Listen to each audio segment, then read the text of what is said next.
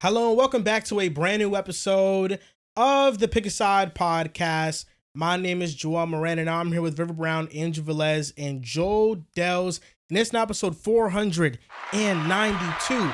In this episode, we're going to talk about Desmond Bane getting traded to the Orlando Magic if that move makes them contenders. NBA Finals Game 5. We got a historic performance from Shea and Jalen Williams, one of the best dual performances of all time. And Halliburton, we recently just had reported that he is dealing with a calf strain in his right leg. We'll talk about that. We'll talk about NFL quarterbacks on the hot seat or not. And Dells is going to rank the teams with the best and worst chances of going worst to first. Fellas, how are we doing? Doing well. A little sleepy, but we move. Can't complain too much. Saw some pretty solid basketball from a certain team, and a certain player moved me. Player that some say may or may not have gotten worse, gotten better. He looked pretty amazing yesterday, and I also think that it was pretty funny to see how far Oklahoma City has come from the end of that third quarter to where we are right now, talking the end of that third quarter in Game 4, because Lord knows, conversations were being had. Right, Dells? Conversations were being had. Shit was crazy. So I'm interested to see where all of our heads are at after Game 5. Excited to talk some ball. Riv, I got a question, bro. Hey. You always, comment when I wear a sweatshirt and shorts. I feel like Joel does it all the time. You don't He's say in the anything. house. It's a little different. He is in his own It's house. definitely 100% different in the house. Okay, no, that's fair. In the house, Trust me, I Fitz felt is like different. I saw where this was going, and he does do it a lot, actually, He does. now that you brought it up. Yeah, But he's in the crib. It's a little different. he can wear whatever. yeah, he he's can wear in the nothing. crib. You could. I would love for him to wear nothing. I want to see that personally. Naked I podcast. wouldn't say no either. Yeah, I would love that. But nah, it's different. Can I be You know? transparent with you? Talk to me. I'm a huge advocate of a sweatshirt and shorts. Oh, cool. You do it sometimes, too. I do. What's your problem with it? I don't know. I just comment on when Dells does it. Might just be a Dells problem. I think it is just a me Because I don't problem. say nothing when Drew does it. You just do it. It might really just be a Dells problem. He's 6'6". He's noticeable. He's profiling your clothing. Hey, I don't know. I don't know if this. I'll be asking him, like, yo, you How cold? the tides have turned. Sometimes there's days I don't want to wear sweats. You know what I mean? Sometimes I throw some shorts on, but it's still a little chilly out like today. So I'm put the hoodie on. Sometimes it's a bad decision, though, because then you warm up top, but then your legs are cold, and you're like, wish I had some sweats. Yo. Now, honestly, I'm just a little warm up top and my legs feel good. Could just take sweatshirt okay. off. I respect that. It's a little, a little muggy down here. Type shit. There's something I want to start off the show with. Hey. You have to cut one of these players. It's something I saw on Twitter, just scrolling through it. It is Nikola Jokic, Joel Embiid, Anthony Davis, and Dwight Howard. You have to cut one of those players. I'm cutting Dwight. It's probably Dwight. With all due respect. Why wouldn't you? He's Jokic, the least talented player. Jokic is super safe. AD is super safe. It's really Embiid and Dwight. Wait, can I be honest, though? Embiid is better Why than AD, is- though. Why is Embiid the auto keep, though? Because of the MVP? Well, I think he's just better than the other two. I think pure talent-wise, agreed 100%. It's just we saw at his peak 3 defensive player of the years in a row and went to finals. Yeah, no, Beat Dwight's LeBron tough. James. Yeah, I think he's the best, second best, arguably first 1A, 1B You think defender. Though. Anthony Davis is better than Joel Embiid? It's close. I don't think it's close. I mean, AD at his best is giving you depoy defense. You don't think it's and close, 28 a meaning you night. think it's Embiid? I think you Embiid's it's- like comfortably top 3 in the world. I don't think AD's close to that conversation. I just think that the happy medium of between Embiid and Joel Embiid probably is AD, and I say that because available and a two-way demon. Yeah. Available and a two-way demon. Embiid, when he is on the court, unquestionable. He's the only one of these guys that's anywhere near Jokic. Jokic, obviously, we're not even talking about it. That's an auto keep. It's an all-time great. I think Joel Embiid, when he is healthy, is the auto keep. But again, you never see it when it matters. I think Dwight lacks in the offensive game here. I think that's For sure. the big issue. He's probably, like I said, 1A, 1B defense with him and AD. Comfortably a better defender than Embiid. Like, it's not even close. But Embiid's a good defender he still. is. I just like Dwight's like all time. Yeah, You know, yeah. and I think the offensive game, Dwight didn't have that. Like Embiid had. Like Embiid is outside. He's the best scorer out the bunch comfortably. And then you got the Joker. Better than Jokic. As a scorer, I think Embiid is better as a I scorer. feel like it wasn't too long ago where Dwight Howard got left off the 75th anniversary Sure team. did. That was fucked up. And people were making arguments for him over Anthony Davis to be on the team. That's an all-time conversation. I think that's different. Like, I think when you put in their accolades and what they've accomplished, Dwight Howard probably So you has think more. resume-wise, Dwight Howard has a better resume than Anthony Davis? Probably Embiid, too. I was gonna say the only one he doesn't have a better resume than is Jokic. Yeah, probably. Like, Embiid got the MVP over him, but Dwight probably has more NBAs, probably. Definitely. Defensive And 3 yeah. Defensive Player of the Years So, in like, a if row. you just stack the resume, then his numbers are good. Like, they're not terrible numbers. Like, 22 and 14, like 3 blocks a game. And he went to a finals without LeBron James. That matters. Yeah, and the team was built around him. Like, it was. Like, you had the 4-out, 1-in system. So if you like talking accolades and stuff, yeah, AD just got the ring and B has the MVP. But we just talking like basketball on the court, like roll it out. Who's better out these 4? I'm cutting Dwight. I don't disagree. That's respectable. I think, the lack of offensive skill It's unfortunate. is definitely something that Dwight Howard, he doesn't have. He has a bit of a post game, but nothing that was too I refined. mean, Dwight for when he was playing, it was perfect. You put Dwight in today's NBA, like he'd obviously still be fantastic, but you look at what he does offensively, it's like, It's a juiced up. Who? I don't think. Gobert. Didn't want to be disrespectful. No way. I'm crying. Nah, he's a lot That's better. not the worst thing I ever No, said. I just wanted to find a better name. He Dwight was said a lot- some bad stuff before. That wasn't the worst. Dwight I wanted to was a find much a better better name. offensive Disrespectful to Gobert. What? Dwight, I mean, my bad. It's disrespectful I was about to say, what? compare him I was to like, Gobert. wow. Oh, yeah. Dwight Howard Rick is a said much juiced better up. offensive I player. know, He but said I didn't want to juiced up. say Rudy. That's why I was like, The poor man's. It's like Sabonis and Jokic. Will Sabonis ever be Jokic? No. Listen, Dwight is so much better than Gobert. Yeah. But I mean, they're both defensive demons. Dwight is just fucking. I just wish we You could said find a better juiced name. up. compared to You him. cooked. Yeah, I wish we could find a better name. Dels, honestly. Like a way better offensive version. Yeah, like that's all it valid. is. I think what he said is good. Don't overthink it. I think Dwight today is a top 3 center in the league Okay. when he's at his Top best. 3? So Yeah. he's better than AD. Jokic and Embiid. AD wouldn't. Yeah. Oh, yeah. AD At his best we do right now, classify AD as a yeah. center. I would say no. Me personally, I wouldn't. That's close. I wouldn't because AD's in conversation for best in the world defensively. I would take Wemby, but he's top 3. Dwight's a And better then- defender than AD.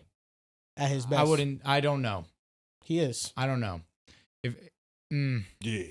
It's close, but I think the gap offensively is is more larger than versatile. defensively. that's why, especially for going out there on the perimeter, he's gonna get toasted if But it's a give guard. me Dwight as a rim protector, help side defender. Give me Dwight. Like Dwight was an insane easy- athlete. He wasn't. He didn't lack easy. mobility. Oh God, I've seen Anthony Davis anchor a terrible defense in the Lakers and make us look like we have a decent defense. Now, why'd your defense get better when he left this year? It didn't. It was best in the world with Luka, no? It was, but the numbers lie. The Magic Numbers do lie. team was Jameer They played the Charlotte Nelson, Hornets like twice. Rashard Lewis, Hito Michael Turkoglu. Beatrice, and Hito Turkoglu, Jameer and Nelson. Courtney Lee. Shout out to Jameer Nelson.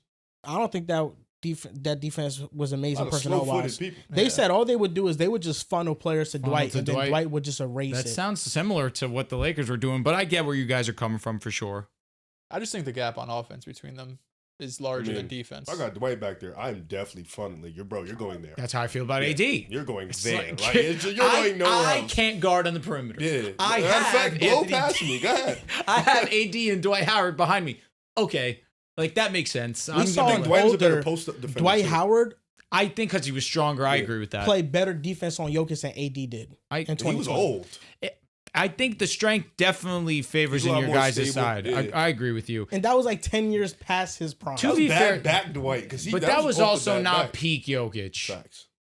AD had to go up against peak Jokic 2 years in a row. I think Dwight. I is think Dwight probably also better, just though. better. I think so too because defending he is Jokic. stronger. The only player that Anthony Davis legitimately struggles with is Jokic because Jokic is so much stronger than Sabonis. he is. The last couple of times it has not been what it The was. team has been shitty though.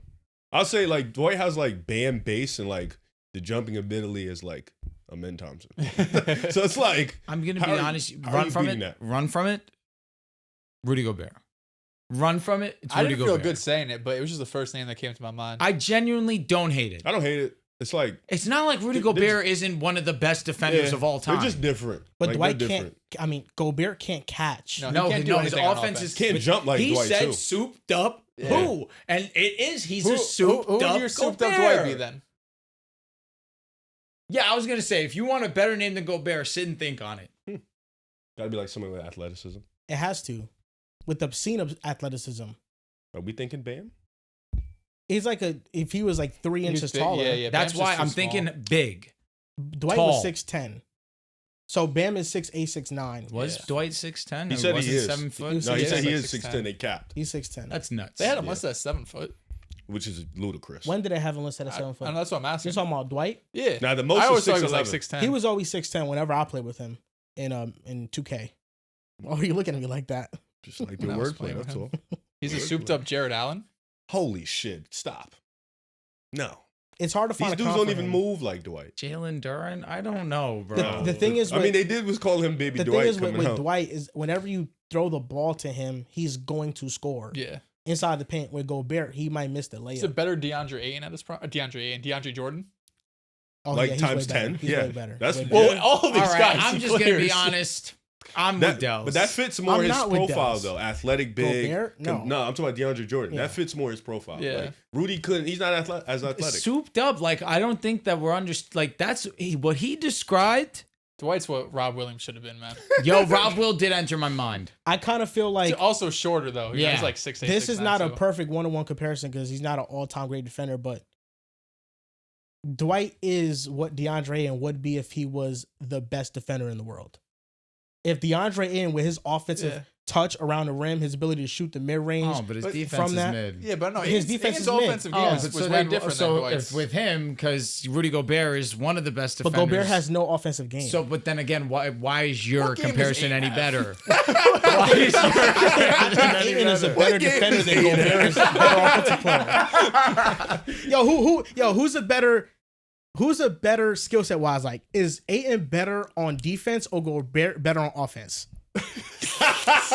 Probably ain't no defense. Rudy has no it's nothing. like It's like terrible. It's bad. Like he's Like, I think Gobert souped up isn't even half of what Dwight is offensively. Oh, thank you for clarifying Yeah, I mean, that. I'm not sitting here and arguing with you, but I don't know if DeAndre Ayton's any closer. I don't know. I feel like if he's souped up, yeah, he's Dwight. that was a pull. Dwight was averaging what, 22? I just feel like But Ayton's I'm not offensive looking at the game's points. more than just More so back I'm you looking down, at back his- you down, dunk on you. If How you, he dominated. so It was essentially, it was a wild if pull. you gave Rudy Gobert the ability to catch the ball, he would not average 19 points. Like, And his finish. if you finishing gave ability. him the ability to catch, he would average 19. I feel like, what has he averaged in his career once already? What, 17, 18? Nah, I don't think he's ever. He does- averaged no 17. way. like No. 14. At his peak on the Might Jazz? be like 12. No, his peak might have been No. 16. 16 might have been his I peak. don't think it was 16. 16 might have been his You peak for cooked. sure. 16. Yeah, 16, 16 for flat? Sure. 16. Is it 1 year? 15.9. I rounded. 15. That's fair. How many times was that? He had twice. If he can 15.6. catch, that's just 2 more That's buckets. what I'm That's 2 more buckets. saying. That's doable. I'm not saying anything A nuts. 1 year peak. A 1 year peak at 19. peak. He was like the worst layup. He had the worst layup percentage in the You don't playoffs. have Yeah, it to was tell like me, 37% pal. or I some know shit. he's mid. It might have been Nah. 29%. Yeah, you might be right. It might have been lower than It was that. even worse. That's insane. Because he's like, obviously, some other dudes doing these crazy layups. He's just at the damn rim. Shit. Rudy Gobert, man. Shout out to Dwight Howard. Ben man. Simmons? No way. There's two different positions. I'm trying to Ben- think. Ben's Well, a Ben fucking Simmons is a point guard. He's 6'10". That brother was down there at the 5 sometimes. He was. Imagine Dwight bringing the ball up. Yuck. Man. Yeah, Dwight did it uglier, but he definitely had post moves. Yeah. He had a hook. He had a He did, short he did. mid-range shot. Like, he had that little shot off the backboard he Yeah, would shoot. Very He'll short. just get the rebound. I remember watching him in 2011. He had 30 points in the first half. It was one of the best Oh, yeah. offensive first halves I've seen from a big man He's at awesome. that time. So I think he definitely has like an offensive Magic were ahead package. of the, you know what I mean? Ahead of the grain there. 4 shooters, 1 big man. Yeah, Have that's it- why have they were at it. able to make the finals. So we got to give a shout out to PrizePicks. You can use code PAS, play $5 and get $50. Now for Game 6, this might be disrespectful to some people because Take it, Terrence, Jalen it's Williams under. had 40 points in Game 5, and his Game 6 points is at 23 and a half. So what's disrespectful about it? It's too low. JDub It should coming be off a 40 and a half. 40-point performance last 3 games. Okay. JDub is averaging 26 points. I thought you were going to be disrespectful and say that you think that he's going to have less than that. Oh, I think he's going to have more. I think he's going to, with his performance in Game 6, make it more of a conversation if he's going to be the Finals MVP or not. I mean, he's had He has another 40 ball. No, He no. might. SGA has Shea is the Finals MVP. yeah, without a doubt. But I'm saying JDub last night with Game 5, he made it more of a conversation. Games 3, 4, and 5. He's been If SGA had 30 last night, Close. like SGA SGA played had well. 4. He did. He had 35. 0 assists. Now that's not a flex if you watch the You game. definitely said it like a flex. You did. The way you said it, just though. can't But game 5, he had 30 and 10. Yeah, Shea was Game still 5, he great was amazing in game 5. Yeah. But Just JDub was. But in game 4, back against the wall, 2 players saved their ass. But you got to give credit to JDub because without him, they're not even in that position to make a run to come Yeah, back. because when SGA was stinking up the first 3 quarters, JDub was right there saying, "That's that. I got it, man." But SGA has been huge for them down the stretch in almost every single game. Game 1, unfortunately, he missed with 1 shot. And that could be the difference between them already celebrating a championship or not. That's a fact. Shit happens all I think the time last for 3 Indiana, games, bro. JDub has made the case because you can argue with Shea's finish to game 4. He played a better overall game than JDub, It's close. but I don't know. I think you can also make the argument JDub was better in that game. Well, what about game 1 when JDub was pretty awful for Games Well, I'm 1 and saying last 2? 3 games. Yeah, I games feel 3, like 4, and last 5. game- JDub But has made if a conversation. SGA had been objectively bad like JDub was, then I'm with you. I shake your hand right now. thought- Say, yeah, nah, the window's open. I There's thought a SGA chance. was better last game. I think so. SGA was better In game last game in 5? game 5. Yeah, game 5. I thought he was better. He dictated the He was tempo and he awesome. playmaked at a high level. And that's not even to say JDub was just JDub more of didn't a play. scorer. But I thought SGA was better. But the difference from game 4 to game 5 from SGA to go from straight Completely different. tunnel vision, I see nothing but getting a bucket, and they were able to scrape away with the W. But to game 2, to understand, I got to get my guys involved. I know what this offense can be, what it should be when I'm actually facilitating, getting my guys involved. And the result was yesterday. I think Shea went from minus 1,000 to an MVP to minus 500 to an MVP. I seen you chatting. He's still the favorite, but I mean, JDub has another like 40 ball. JDub He made would it have a to have, conversation. he would have 40 to ball. have an amazing He game was 6. An amazing game 6. 40, I don't know if he'll do again. No, I don't think he It will. seems unlikely. I don't No, think but he will, it's but interesting. 40 40. for a guy 40. who some thought didn't improve. He got better throughout the playoffs. he's gotten better yet, for sure. Can we be Shit, in the transparent? series If he's not gotten for better. the, First be 2 honest, games if he not was for the mid. Nuggets, take away that Nugget series. We're talking about Take away the series that won 7 games. no hardest agreed. series? No agreed. Take away the series that went 7 games, and in first game 6 7, what did games. he do? So can we take away the Grizzlies series? I guess we shouldn't take it. Why would we do that? Well, why do we keep All right, that? no, take it away. Fine. So take away two series. You have Minnesota, where he was objectively, unbelievably amazing, and then so far in the finals, where apparently there's a conversation for him to be the best player. I mean, his first 2 games were up and down. His last 3 been great. It's been awesome. It's like he's basically telling you But the exactly what I've been saying. He's up and down. What have you been telling us? He's up Hey, and down. if game 6 he goes That's out and hoops, what it's not you've up and down. told That's us? 4 straight games of him. You can't take He's away been an awesome entire on playoff defense, series. too. You also can't take away an entire season. Nobody's taking that away. Nobody's taking that away. Up and down. I don't think you're up and down in your all NBA. I don't In think all you're up defense. and down in your all defense. I don't think you're up and down and you drop 40. Yeah, I just don't think You this don't is- drop the last 2 games. He was automatic, too, Because bro. up and My down means God. to me good game, bad game, good game. Back to back. What is he averaging these last 2 games? 30. I mean, like, 26, last 3. He wasn't good at home. He's been good on the road. He was good game 5. More impressive to me, if you ask me. I mean, we can do that. Yeah, it would fit your On the agenda road for sure. in Indiana, some say it's the best advantage that any home team has. You go in there and you dog. I just don't think this is the playoff run for you to take a victory lap Why is that? because he wasn't good against Denver. On JDub? He wasn't good against. I mean, as we stand right now, the game he just came off of, this is the best game of the finals. I we've seen. 1000% am going to No. take a victory lap on JDub. No, Jalen Williams silenced a lot of the doubt with this playoff run. Yes and no. Game 7 against no. OKC. He's on the team. People were talking nasty about him after Denver. I never talked nasty on him though. I mean, you have in the past, not specifically yeah, against I Denver. didn't really talk but I like- mean, I the didn't talk internet, nasty the on him. basketball world, there was a tweet that went definitely viral, went viral. saying that he's the guy that the dynasty starts after. Like, you had all of these shits saying that you can't I win didn't as know Simmons people were number saying 2. that, to be honest. Yeah, like Just after trust the who they've shown Denver you to series, be. it was nasty. Trust who they've shown you to be. And He's awesome. what JDub has shown me to trust Nice. is that he's going to go out there and he's going to ball. He's still- taking a leap offensively in the playoffs. That's why you can't remove the Denver series because the Denver series Right. A big moment. It Arguably shined- the biggest moment in his career. it shined a outside lot of 40. of light on the stuff that he struggled with. I think what he's doing a better job at in the conference finals and the NBA finals is attacking downhill and getting to his left hand better. Definitely. Indiana's not been able to stop him from getting to his left hand, and that's where he's most comfortable. And his free throw rate has skyrocketed in the NBA finals. If they're getting that version of him, I mean, I don't think it's a debate on who the second most important player on OKC is. I know that there's been a lot of debate on JDub and Chet. Oh, that ain't got nothing to do with it. Chet getting healthier and having more offensive consistency is going to elevate him in the conversation, because in this run, he's been elite defensively. You cannot take anything away from what he's done defensively. But on the offensive side of the ball, he's been very inefficient. He's shooting 37% in the finals, 22% from three. He's just not had his rhythm offensively, just in moments. Where JDub has made that impact on both ways. And him and Shea, I think, is only the third time where teammates have had a 40-point game and a 30-point game in the NBA Finals. And there have been some caveats, like there have been teammates that have 40 in the same game. Yeah. LeBron and Kyrie did it before. But I think just the specific of 40-point and 30-point game, sometimes so they're like top three. Terrible. 40 and 30 to 39. Only three players have done it. I think it was Elgin Baylor and Jerry West. Elgin had 60, and I think Jerry had like 39. And then it was LeBron and Kyrie who had a 40 and 30 game, and then it's JDub and Shea. But it was one of the best duo performances that we've seen in the NBA Finals. Yeah, I'm stat watching, so if I don't remember the game, you feel good about that? No. Are you looking at JDub? Yeah, we're just having a regular conversation. 2 games out this finals. He shot on 2. He shot on 35% from the field. Was that games 1 and 2? Yes. Yeah. Against Minnesota, he had 2 games where he shot under 35%. No.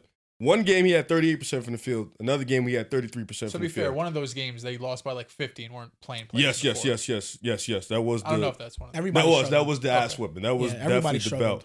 Against Denver, it was a game he shot 18%. Another game we shot 35%.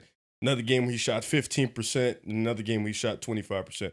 And then against Memphis, he was. Oh, so you're not going to be objective and read what he did in Game 7? I did. Yeah, it was awesome. No, you didn't say 27. Well, what did he do in Game 7? I'm curious. Oh, Game 7, he was amazing.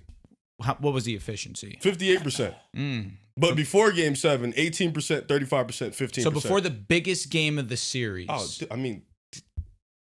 Yeah? Yeah. All right. That cuts everything. I think for your 23, 24-year-old second option, first time in the finals, first time making a deep playoff run, you're taking what J-Dub's giving you. Hey, listen. He's had some poor performances, but Game 7 he's had some ridiculous highs. If you want to say it cuts off Game 6, 5, and 4. I mean, it's hard to even find, like, outside the top superstars, how many dudes, if you have a 7-game series, really have 5 really efficient games? You're just not going to find it. Probably not. Jalen Williams is just the 5th player over the last 40 seasons to score 25-plus points in 3 straight finals games. Other players have been Kyrie, KD, Dwayne Wade, and Shaquille O'Neal. Decent company. I think it's under a certain age bracket as well. And then this other one, youngest with 40-plus points in the NBA Finals in the last 50 years. Devin Booker is on this list, right? Magic Johnson was 20 years old. Oh, wow, it's that Russell young. Westbrook was 23 years old. And J-Dub, 24 years old. Youngest players with 40-plus Devin points Booker's not on the list? He was 26, I think. He was older when he made the playoffs for the first time. So, I mean, he's been incredible. I don't think that this playoff run, there's any blemish on J-Dub after how he's finished it right now. Nah. It's not totally finished just yet, but we're on the brink of the complete might not play. Playoff run. It's just probably over. That calf strain's scary, man. Yeah, you got to let that heal. So, on PrizePicks, you can take J-Dub, 23.5 points for Game 6 if you feel comfortable with that. But also, they have a bunch of NFL season plays, passing, rushing, receiving yards, passing touchdowns, rushing touchdowns, receiving touchdowns. If you guys want to help support the show, use code PAS on PrizePicks, play $5 and get $50. And before we move on to the first segment of the show, just going to quickly plug in a survey that Mr. Joe Dels has created. Now, we created this survey because we want to hear your guys' opinions on how to make Pick a Side the show better. We're going to drop the link in the description. If you guys would be so kind to take 5 to 10 minutes of your day to fill it out and let us know where we can improve. What do you like? What don't you like? It would mean a lot to us in helping us understand what you guys want to see and how to improve the show as a whole. Sir. Mr. Dels, great job on that. Thank you, bro. Did you actually complete it? I have it. I have like showed me a first draft done. I was going to get everyone's opinion before I post it. He told me on the porch he did it. He was going to do it, and then after that, we didn't have a conversation. I did. Yeah. I was going to show you guys before I post it. Mr. Dels. Now, top NBA stories. OKC leads the Pacers 3-2 in the NBA Finals. That's the biggest one right now in the NBA. Shea and Jalen Williams scored or assisted on 103 points in Game 5. That's the most by duo in the NBA Finals game in the last 50 years per ESPN. And Steven Adams reached a 3-year agreement with the Rockets, 3 years, $39 million. In the playoffs, he was really good for Shout out them. to Steve. Awesome. And this was a potential Lakers option at center that now is not on the market anymore. Yeah. They need a starting center. He would have started. For 80 games. He would have been their best You center. can't start Steven Adams for 80 No, games. but Walker Kessler will be a Laker. at necessity, he would have started. Everybody wants Walker Kessler. The Magic want Walker Kessler too. Everyone's been wanting Walker Kessler for like 2 years now. The Jazz don't want to do anything. I don't know. Yeah. They don't want to keep him. They don't want to trade him. They just want to. The Jazz hate fun. Well, I don't know. They Hasn't extended been fun Laurie. I there think in a they while. thought that was going to be fun, but shit. I don't think that the Jazz are gonna do any business with the Lakers Why? because they feel like they got snaked with the Luka trade. They didn't know they were helping LA get Luka, So what? and they would have not done it if that was the case. You know Danny think Ainge. so? If it wasn't Danny Ainge, Danny Ainge is a lot smarter than I feel like he showed in that moment. Let's be honest. I mean, Can we be honest? to be- Like, if to you be believe, fair. you believe that Danny Ainge didn't know that Luka was going to the Lakers, you're as oblivious as a regular dude. And you're From not. all the reports, all it the says he reports, did yeah. not. It's Danny Ainge. but why would Come on. But also, it's Danny Ainge. Why would he help the Lakers get Luka? I don't know if it's a helping him get How did them it get even help Luka. the Jazz? I don't know. They got Jalen Hood. Yeah, they got Shafino. Didn't they cut him? JHS. Probably. They got something. He like went to. a He was pick or playing with the something. Sixers. Yeah. Listen, I don't know. I just know Danny Ainge, after being the Celtics GM for how many years, isn't going to go and be like, "Oh, Lakers, let me get you your next superstar for the next decade." We were trading Anthony Davis. It's not like we traded a bum. True. Traded a first ballot Hall of Famer. It gave the Lakers a 75? future. 75. The Lakers had zero future before that move. Okay. It gave them a lifeline. We had Anthony Davis. That was our lifeline. The Lakers have had lucky moments throughout NBA history. There was this story I Name heard one. about Jeff Perlman, the Kobe Bryant trade. Why is that lucky? It's lucky because he was going to get drafted to the Nets. John Calipari and John Nash, the GM, they wanted Kobe Bryant. Mm-hmm. But Kobe's agent played hardball. And John Calipari, because he had final personnel decisions, Mm-hmm. he decided to take Kerry Kittles over Kobe because Kobe's agent threatened to play overseas had the Nets drafted him. Kerry Kittle's a good player. But John Nash told Calipari, don't buy the bluff. But because Calipari was a new young head coach in NBA, he fell for it. Sounds like a Nets problem. And- okay. That deal, there was already a deal in place with the Hornets and Lakers because Kobe had went to work out with the Lakers. And the Lakers had a place with the Hornets at pick 13 that if Kobe is there at that spot, the Hornets will draft him and they'll trade Vlade Divac to go get Kobe Bryant because the Hornets were in a win now mode and Vlade Divac would help them win now better than, well, I wouldn't say better than Kobe, but at the time that was their thought process. And that's how the Lakers wound up with Kobe. But Kobe, even to the Nets GM, John Nash thought that Kobe Bryant was the best player in the draft. And the Lakers basically had little to no shot at getting him. Had the Nets pick Kobe. One pick before him. No, it was You said 12, right? 8 to 13. Oh, I thought you said pick 12. 8 to 13. The Nets had the 8th overall pick, and that's where they picked Kerry Kittles at. Oh, But okay. John Nash, he wanted Kobe. And at a personnel dinner meeting, Calipari basically stood up and he said that, listen, if Kerry Kittles is there at 8, we're going to take Kerry Kittles. Doesn't sound lucky to me. It sounds like the Nets sold. But I mean, yeah, there is luck involved in that, of course. I mean, the draft is luck, I guess, Did right? the Chiefs So, get like, lucky getting Mahomes? Yeah, for real. With the yes. trade? Absolutely. I mean, yeah. All right, so I guess luck. But yeah, absolutely. Every good pick is kind of. I Right? mean, kind of luck. Every draft pick is Yeah. luck. Well, yeah, it is luck that the GM of the team wanted Kobe, but Calipari stood up at that meeting and said, if Kerry Kittles is there, we're going to take him. If he's not there, we'll take Kobe. And John Nash already knew it was a death sentence because Kerry Kittles was going to be there at 8. And he was a good player. He had a really good NBA career. Mhm. He's just not Kobe. But you think about it, Kobe Bryant gets drafted to the Nets because Kobe wanted to go to the Nets and his parents wanted him to go as well. It was just Kobe's agent because he had an Adidas deal in place and you could sell more sneakers going to LA than you can going to New Jersey. So it was ultimately a business decision for his agent to kind of tell the Nets, like, we're not going to play for you. And Calipari bought the bluff, but Nash didn't. And if John Nash had final personnel decisions on it, Kobe would have been on the Nets. All that to say, Danny Ainge wouldn't have helped the Lakers, man. Right. And if Kobe was on the Nets, Here we go. Vlade Divac never gets traded to the Hornets, and the Lakers never get Shaquille O'Neal. Because the only reason they got Shaq was because they had no center after they traded Vlade Divac. He was a really good center Clearly, they were in the business of shopping Vladdy. for the pick. for Kobe. You could do this for damn near every franchise, for damn near every No, superstar. 1000%. It's lucky as hell that Jason Tatum was there at pick 3. It was lucky as hell that they decided to trade back to pick 3. Yeah. Lucky, I guess, that Jaylen Brown. Well, that's was not there lucky at pick 3. because the Celtics traded back with the Sixers. The Sixers won and Markelle Fultz at 1. And Lonzo was the pick at 2. Well, the Celtics are lucky that the Sixers are dumb. Well, again, Calipari wanted Kittles. He wanted Kobe. He was just spooked by the agent talk.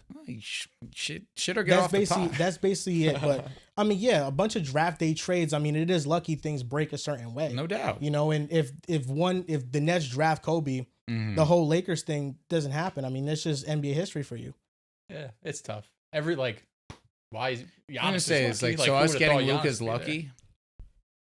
No, I mean, lucky for the Lakers fans, yeah, because Yeah, I was gonna say for you fans. never thought in a million years Anthony Davis would get you Luka. I also never thought in a million years Luka would be on a different team, let alone the Lakers. Yeah, Not I mean, 25 it's at due. least. Yeah, it is lucky. At the same time, is there logic behind the decision? Yeah, there's Nico Harrison's Well, incompetence. it's lucky for me as a fan. It's not lucky for the Lakers. They knew what they were doing. No, I Took mean, it advantage is of a lucky for the Poor Lakers. decision. If it fell in their lap, they got lucky at the right time. Well, they got Yes. lucky, but you also have a relationship built between Yeah. Pelinka and Nico Nico Harrison. Harrison, I don't like, blame you for getting you know what his I mean? name. Yeah, That's was someone it that's very been there for fortunate that years and years?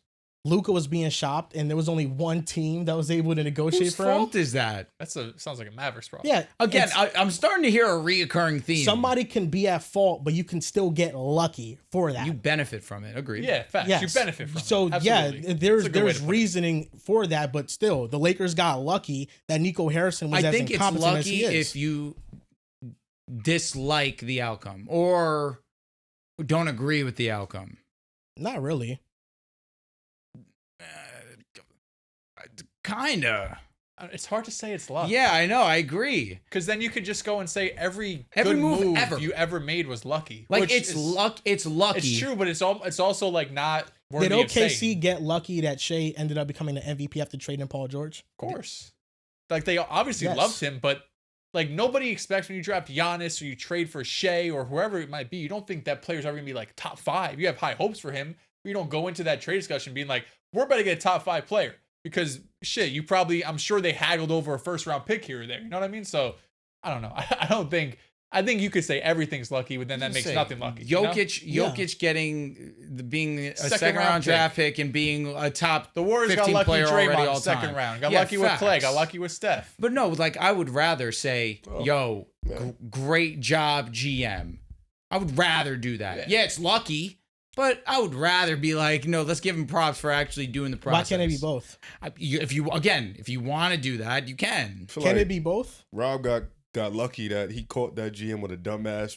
Right. I guess, you know downward, what? yeah. I will happily live in that world of Rob got lucky that Nico Harrison is a dumbass, right? I think there's some things that are definitely luck. Like Nikola Jokic is Correct. lucky. That's Giannis luck. is lucky. When you're Yes. drafting these all-time great players and they're like 15th or later or Luka second did fall rounds. into Rob's lap. we traded Anthony Davis for Luka Doncic. Yes, it's a bad trade, but it's not like we traded away a nickel and a dime. I don't think that like the Lakers are lucky, but it just seems stupid It's a stupid deal. I mean, the Lakers are lucky because they got Luka. because they got the call. Yeah, No one it's else like got a Pel- call. nobody The else got the Pelicans call. was more so. I mean, they traded away all their young assets. Who?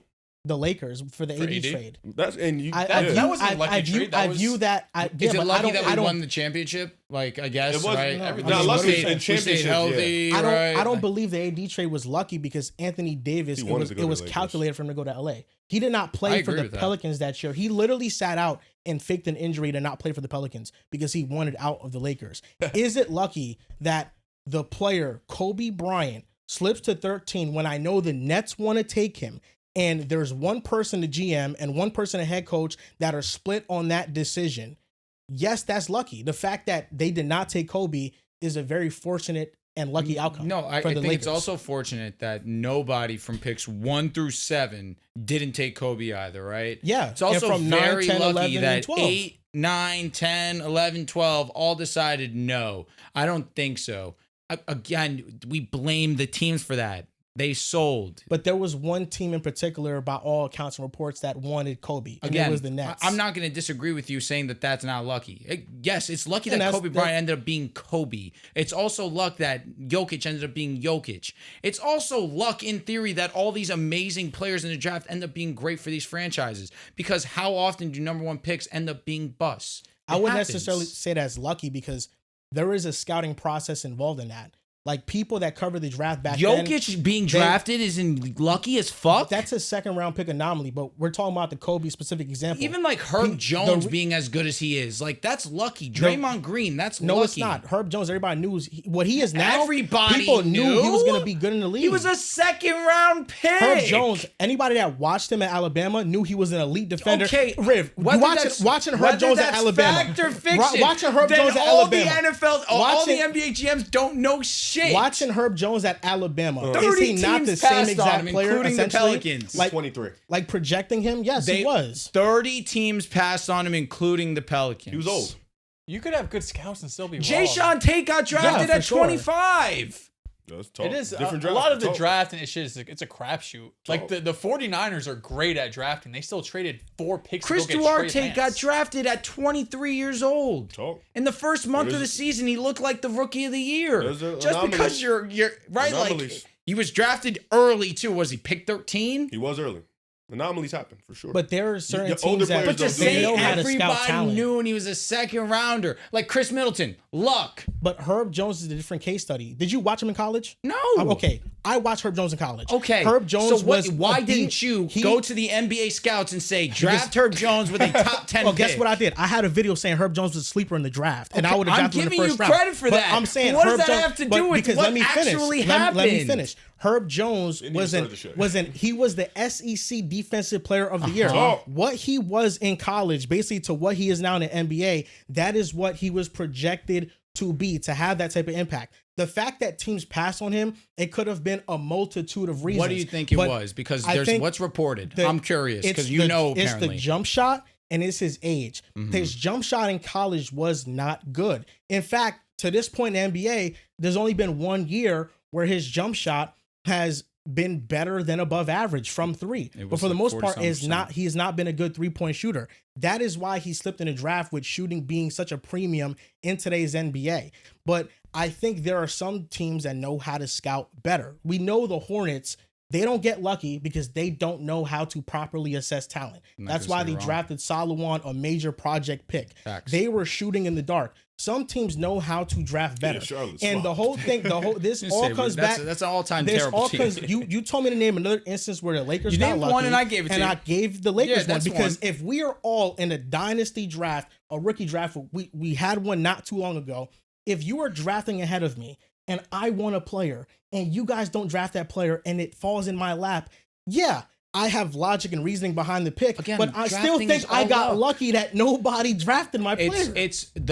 I will give you credit for calling out a draft pick being lucky. That being said, almost all draft picks are luck.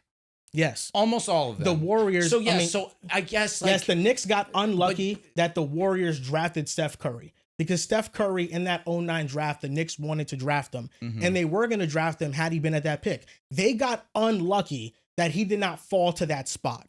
But you said the Lakers catch lucky breaks all the time.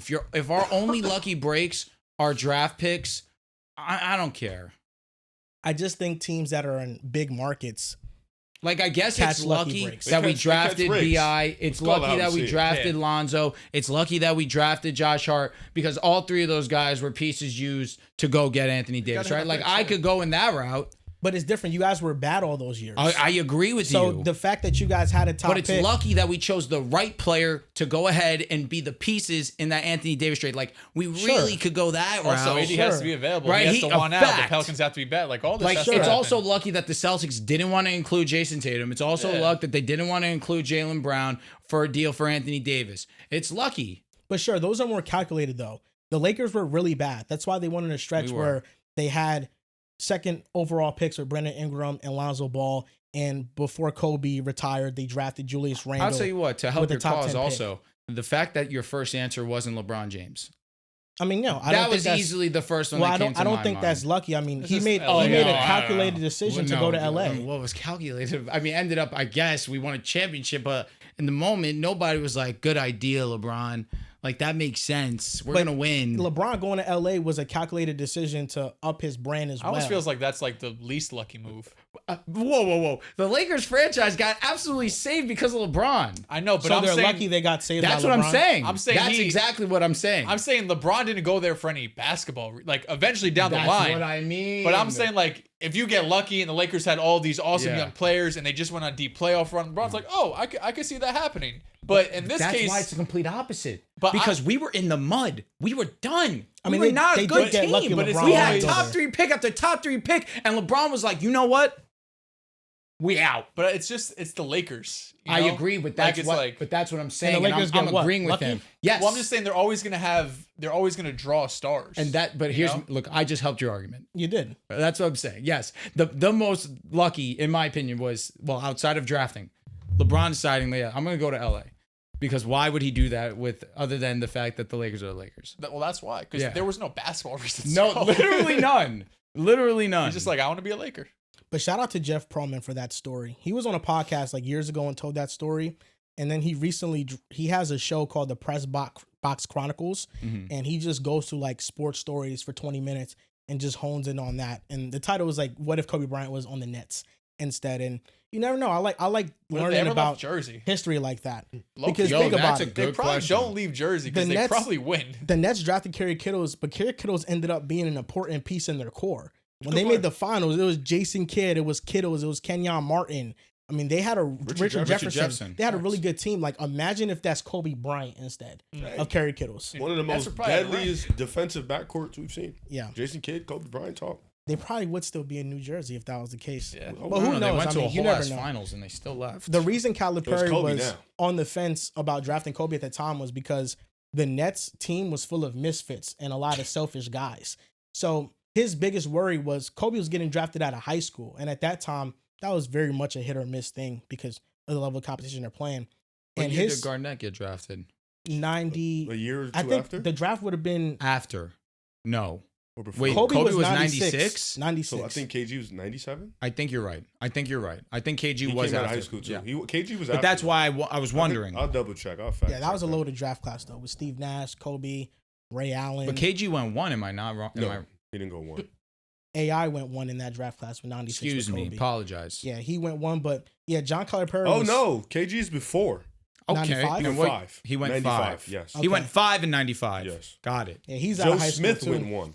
He came with Rasheed Wallace, Jerry Stackhouse, and let me see if any more notable names.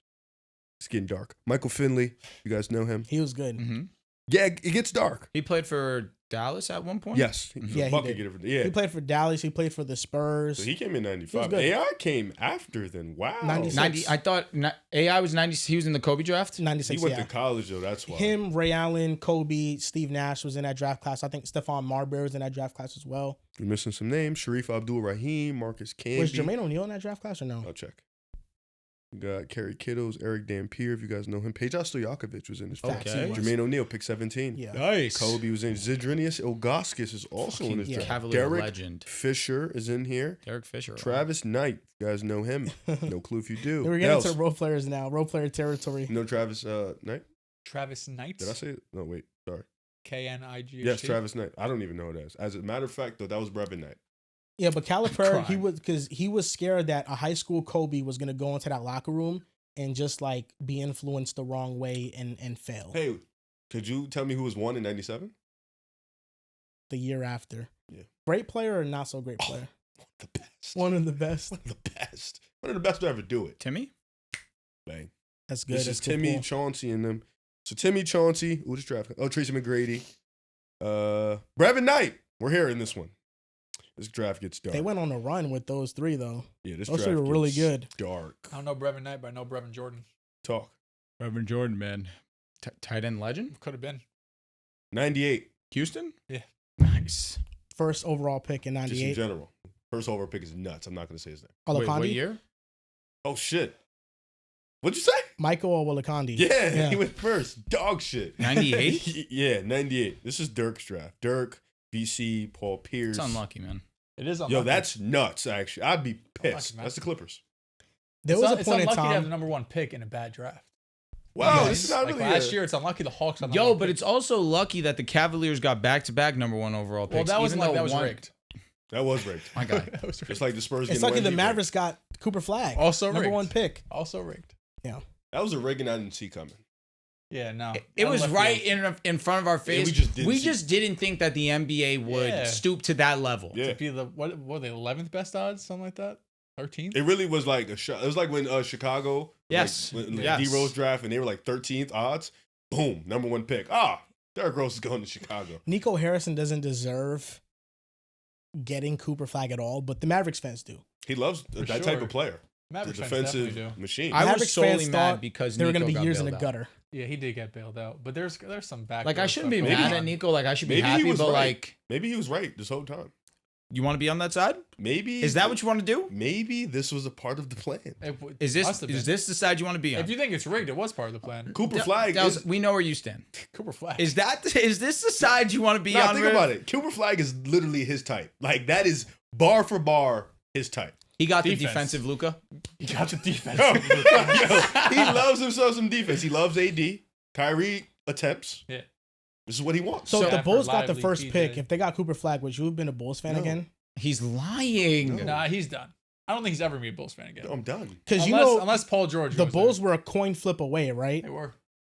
Paul George goes there. You're in. Maybe not Cade him, goes but- there, Oh, yeah. 5 years down the I'm line. good. I'm good. Shameless. Let them be great on their own. They don't need me, man. Why we keep? Am I going to Did take you over ever the miss Bulls it? fandom? Should I just do it?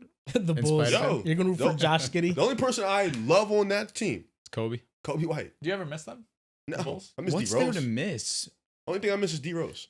Like even though they're ass, they were were Like they Benny? your first favorite Like- NBA team? Like, do you miss Benny the Bull? Yeah. Or so- That's I like don't me know with the if Lakers Nets, and Kobe. When we grew up, when me and my brother was growing up, his dad would heavily put us with the Lakers, Phoenix, because those are his teams. So we watched a lot of that. So we watched a lot of West Coast ball. But when D Rose got there, that's when I like. Yeah, started that's to what I'm really saying. dive Like in, it's you know? your It's it's like- your first favorite team. When I first got NBA 2K, Yeah. 2K10, Mhm. you remember playing a demo. It Yeah. was the Lakers and the Magic. I would always pick the Lakers, and I'd be on their side. Kobe's your favorite player. I mean, You know, why that- would you that's ever how- not? Like, do I want to play with Dwight. Jameer Nelson or I'll do be I honest, want to I play with definitely played Kobe? with the damn That was Magic. NBA Live 10. I think NBA 2K10, the demo was the Celtics and the Lakers. Probably. That makes yeah. You know who was my favorite player to use in NBA Live? Steve Nash. Really? He was fast as hell. He was? I scored 116 points with him in one game. NBA Live 10? I couldn't score. Might have been before that, but I think yes.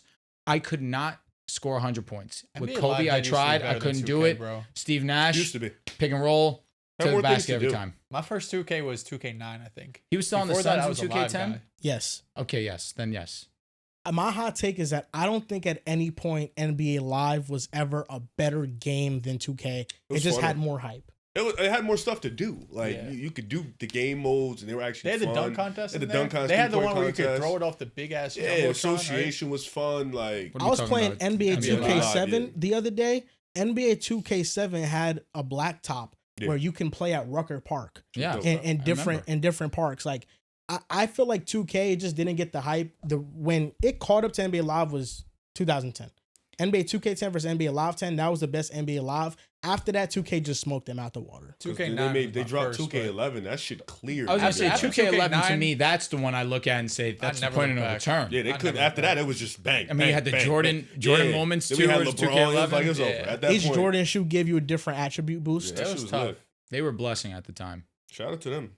Real spilly. Yeah, NBA Live was nice though. What? Yo, why is Dylan Gabriel getting first team reps? He Maybe was because they before drafted him Shador. higher than Shador. Bro, he's not good. It is bothering me. I'm not going to say it's not. It's bothering bothering the me. hell out of me. Like Listen, And if you know I Shador's love good enough, he'll lefties. beat him out. You know I love lefties. I feel like Shador was, but it's I really want to know how that quarterback competition shakes because they out. said Dylan. When I was first reading about it like a week or two ago, they was like Dylan's struggling. Shador's doing all right with the third teamers, but then Dylan gets jumped up to first team reps. Obviously, they'll to both 10. get first team reps eventually. Well, I heard Shador Shador's ain't getting stats I'm saying look it, better. but yeah, At least from what I've seen, the graphics I've seen. Yeah, Shador's that's what I'm stats look saying. better. Yeah, so yo, God, bro, I love what is it? Training camp stats. Shit I've making me never mad. seen Jalen the Hurts had stats. a I've That's never quarterback seen him percentage. either. This is the first time where I've seen 4 quarterback stats just neck and neck with each other's I think it started with Jalen Hurts for me personally. last year wasn't he 100% completion? Bro, he's going nuts. He's going ludicrous, bro. Big That was word. funny. So some other news: Steven Adams did get extended. The Knicks are set for talks with Mike Brown and Taylor who do you want, Jenkins. I want Mike Brown if I had to pick between him and Taylor Jenkins. Is that just because of the offensive upside he's going to bring you? It is. In 2022, the Kings had the best offensive rating in the NBA at the time, the NBA best history. offensive rating in NBA history, exactly. And I think that he's a good coach. And before being known for offense with the Kings, he was known as a defensive coach.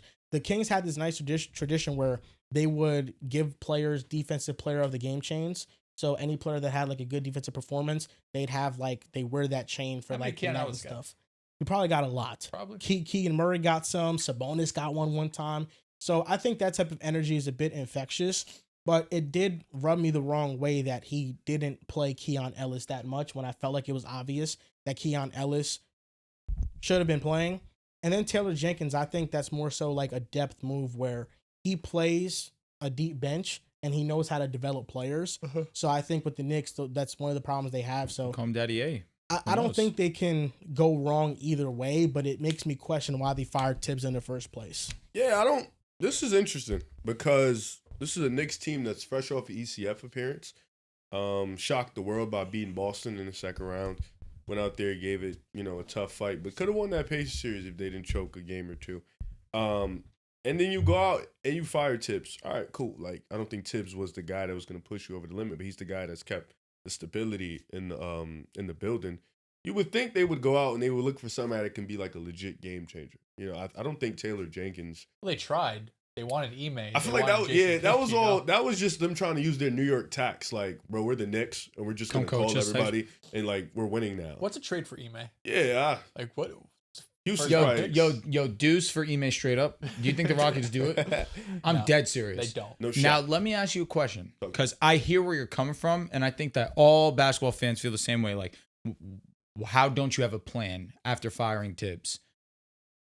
In terms of going ahead and trying to find someone way better, who? Genuinely. Well, I don't think because we Taylor know the Jenkins- Mike Brown experience, and I say that with respect. Yeah, We know what it's gonna be. but I feel like Taylor Jenkins kind of is what Tibbs did. He's a foundation setter. Like he's a guy that builds a foundation, but he doesn't take you over the top. Here's the thing. I agree with you. Is there a significant upgrade that's not on a team already? The answer is no. So I feel like that's when you go somewhere new. Yeah. And that's where I agree. Go ahead and find one of these young assistants on one of these stacked teams. Go ahead and maybe you find an assistant coach on OKC. You see all the people that have been glamoring over the Cavaliers assistant head coaches. Why isn't that an option for you? You should have had a plan. And that is where I agree. However, you can't right now look at the landscape of available free agent coaches and think that there's a better option than Tibbs right now. And I think that's where it's on the. I agree. They should never They fired made a him so mistake fast. right You think now. they thought they had a real chance to get Ime or one of these other guys? I think they thought they really had a chance to use that Knicks tax. Like, yo, we are in New York. We just went to the ECF. We can lure a coach to the spot. But like, I feel like you didn't have to fire him a week after you lost or whatever it was. It was so fast. You could have waited, played it out, see what the vibe was, or even then, like, have a plan. You didn't have a plan. They for had this no shit. This plan. They shit was just lit. knew. We it just knew wasn't Tibbs Tibbs. wasn't the guy. Like, Fact. we don't want Tibbs no more. Whatever he did was great. He built us back to where we needed to be. He is a good coach. I would never deny that Tibbs is a good coach. Great. They thought they would get better. Now you're looking like you're going to get guys that are probably on the same level as Tibbs or same tier as Tibbs. I don't, Yeah, no, it's tough. I think what you're saying about not having a plan is really what it feels like, because even when we first heard the rumors of them reaching out to all of these other head coaches, like, what are you doing? It feels like you show up to school, no homework done, and you just went up there and just started winging it because you didn't really know what was going on in class. Because I don't know, I don't think it wasn't too long ago that Taylor Jenkins we thought was like a top 10 coach, pretty comfortably, right? When he was overachieving with Memphis, where we thought he was one of the better offense or better basketball minds in the NBA. But then overachieving, you're gonna get hype, but once you start underachieving or start not being able to progress, then people start seeing for, kind of the chinks that you have in your armor. And I don't think Taylor Jenkins was the reason necessarily why Memphis has struggled the last couple of years. Of course, all the injuries they've dealt with, John Moran off the court stuff is just stuff that, what can a head coach really do about that? But I also feel the same way as you guys. Like, if you bring in Taylor Jenkins or a Mike Brown, or we're looking at the Knicks, like, holy shit, they just went from a B coach to an A coach. Realistically, they're probably isn't an A coach out there, right? Like if you're a free agent head coach, you're probably not one of the best head coaches in the NBA, right? Like there's a reason why Spoelstra and Ime and all of these guys, like Ime got hired 6 months after he got fired from Boston. It didn't take much time at all for him to get picked up. But I agree with you, Drew. At this point, the one thing I think the NBA severely lags behind the NFL is when it comes to coaching, because coaches in the NBA, it's just wash and repeat. It's just recycling the same coaches over and over again. And sometimes it works out. Like I think Tibbs, for when it's all said and done, it worked out in New York, right? You didn't win a championship, but you set the foundation. But we see in the NFL, if you hire a head coach that was just fired, more often than not, people are looking at you like that's a bad hire, right? There's outliers out there, but for the most part, you want to find, your Shanahan, you want to find your McVay, you want to find these hot up and coming assistants to try to take you over the top. So if I was a Knicks, that's the route I would go. At least both, right? Like interview Taylor Jenkins, interview Mike Malone, whoever you want to, but also interview, Johnny Bryant from Cleveland or one of these other coaches on, some of the teams you mentioned. So I'd be interested to see what they do. I think Mike Brown gives you some real offensive upside. Can you figure this? Can you really unlock something with Cat and Jalen Brunson? Can you be the best offense in basketball? Because you sure have the talent to do so. But at the end of the day, I think the Knicks roster is still going to be, just flawed enough to whatever coach you bring in, you're not going to all of a sudden be championship favorites. I feel like the NFL is much easier to identify those guys. That's fair. At least when it comes to the average fan, because we know that there are some head coaches that they don't coach or call plays for their side of the ball. Mm-hmm. Like we know Ben Johnson is a hot candidate because the Lions offense is elite and he calls the plays for the offense. I think the last time that I could think of an assistant that NBA fans were universally high on was when Jordi Fernandez got signed to the Nets. I felt like everybody kind of thought Jordi Fernandez is a really damn good head coach. We know he's an assistant with the Kings, but he's going to be something. And with the Nets, they just don't have the talent yet, so we're not able to see that fully pan out. But still, even without their talent, he looks like a good hire. Yeah, he looks like he knows what he's doing. And with the NBA, I feel like there's just a lot of PR backlash when you go out and you sign an assistant. Like if they fired Tibbs, a coach that just took the team to the conference finals, and they hired Johnny Bryant, which I know within the Knicks fan base, they want him and they'd be fine with that hire. To everybody else, they'd say, Johnny Bryant, really? You fired Tibbs, a coach of the year, for a guy who's never coached? It's kind of looked more, it's frowned upon in the NBA, where in the NFL, you get applauded for taking those types of risks, even if they don't necessarily work. Now, sometimes you do hire old coaches and they do work, like the Commanders with Dan Quinn. 100%. Everybody thought that was a bad hire, and then he ended up changing Washington, and he was good for them. So I don't know. Lucky they got Jane Daniels. They did. Maybe Mike Brown.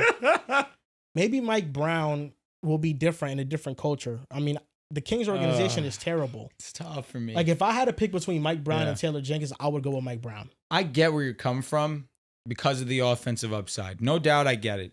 I think Taylor Jenkins, I think that it's fascinating to me when I think about his trajectory in the league from when I started on the show to where I'm at right now. Because when I started at the show, Taylor Jenkins was a hot commodity. People and fans love Taylor Jenkins. He knew how to develop young players. He took this young Memphis team and he made them a top 3 team, or he played a part in making them a top 3 seed in the Western Conference. And as time's gone on and as his guys have gotten less available, he has become less attractive to the NBA fan. I wonder why that is. I just don't think it's the situation. He lost control of Memphis. He didn't have any say and power at the end. And that's why this past season... I think front office had a plan already, so I understand what you're saying. That's exactly what it was. Yeah. The assistants that they hired before this season, basically, they told Taylor Jenkins, fire all your assistants. We're going to hire these assistants. And the assistants that the Grizzlies hired were the highest paid assistant coaches in NBA. And they said, Taylor Jenkins, you're going to run their offense. And that's what he had to do. And I'll give credit to Memphis. That's called having a plan. Shout out to them. Might not be a great plan. But I definitely just... something they stuck to. But I do wonder... And they hired the guy that... No, facts. They had a plan. 100% they had a plan. But I do wonder if it's wrong for the Knicks to take a shot on a guy who was once regarded as one of the premier coaches in the league. Now, a guy that immediately comes to mind of all the coaches that the Knicks tried to target, Ime, Jason Kidd, of course, there's one head coach that is respected and acknowledged by NBA fans across, and it's Will Hardy. But Will Hardy coaches arguably the worst team in the league in the Utah Jazz. He just signed an extension. But there's one piece on that team that you know for sure is not going anywhere, and that's Will Hardy. Now, what do the Knicks have to do to try and bring a guy like Will Hardy over to New York? Because that's a piece that genuinely seems where what is the Jazz's direction is, because you look at the Rockets, obviously they're trending up with Ime. You look at Dallas, they're not going to move Kidd. Obviously, Kidd has put such a foundation for them defensively. And then, of course, with Cooper Flag, Anthony Davis, God willing, being healthy next season. That'd be if Kidd wants to leave. That's a fact. Does Ime want to leave? Does Jason Kidd want to leave? Now, if I'm the Knicks, I have an opportunity to go ahead and get a guy like Will Hardy. What's the price on that? To me, that's something that I would have at least entertained, and at least I would have understood.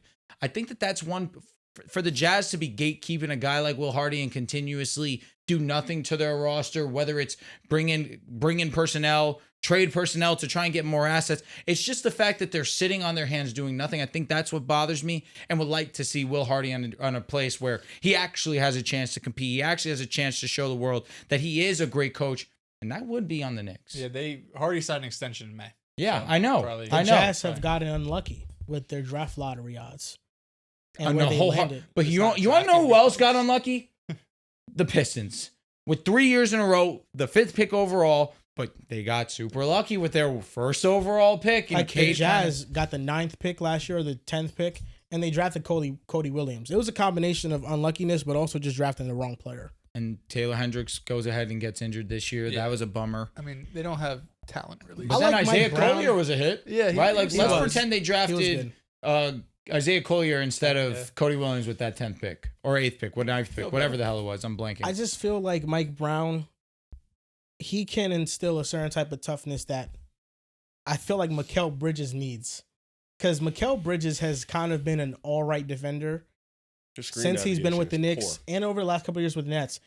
Mikal has not been an elite defender in a long time. A lot. But if Tibbs can't bring it out, you think Mike Brown, like Tibbs is that kind of coach too. I don't feel that. He was complaining about playing too much with Tibbs. I don't think that Mikal Bridges. Let's start there. My assumption is he didn't like Tibbs all that much because for sure. Dolan, what he did is that he got it. There was a meeting, exit meetings, where it was the coach, it was the front office, and Dolan was sitting in on these meetings, and they would have some players come in and air grievances about the season. I don't think Tibbs attended this. I think it was just the front office and Dolan.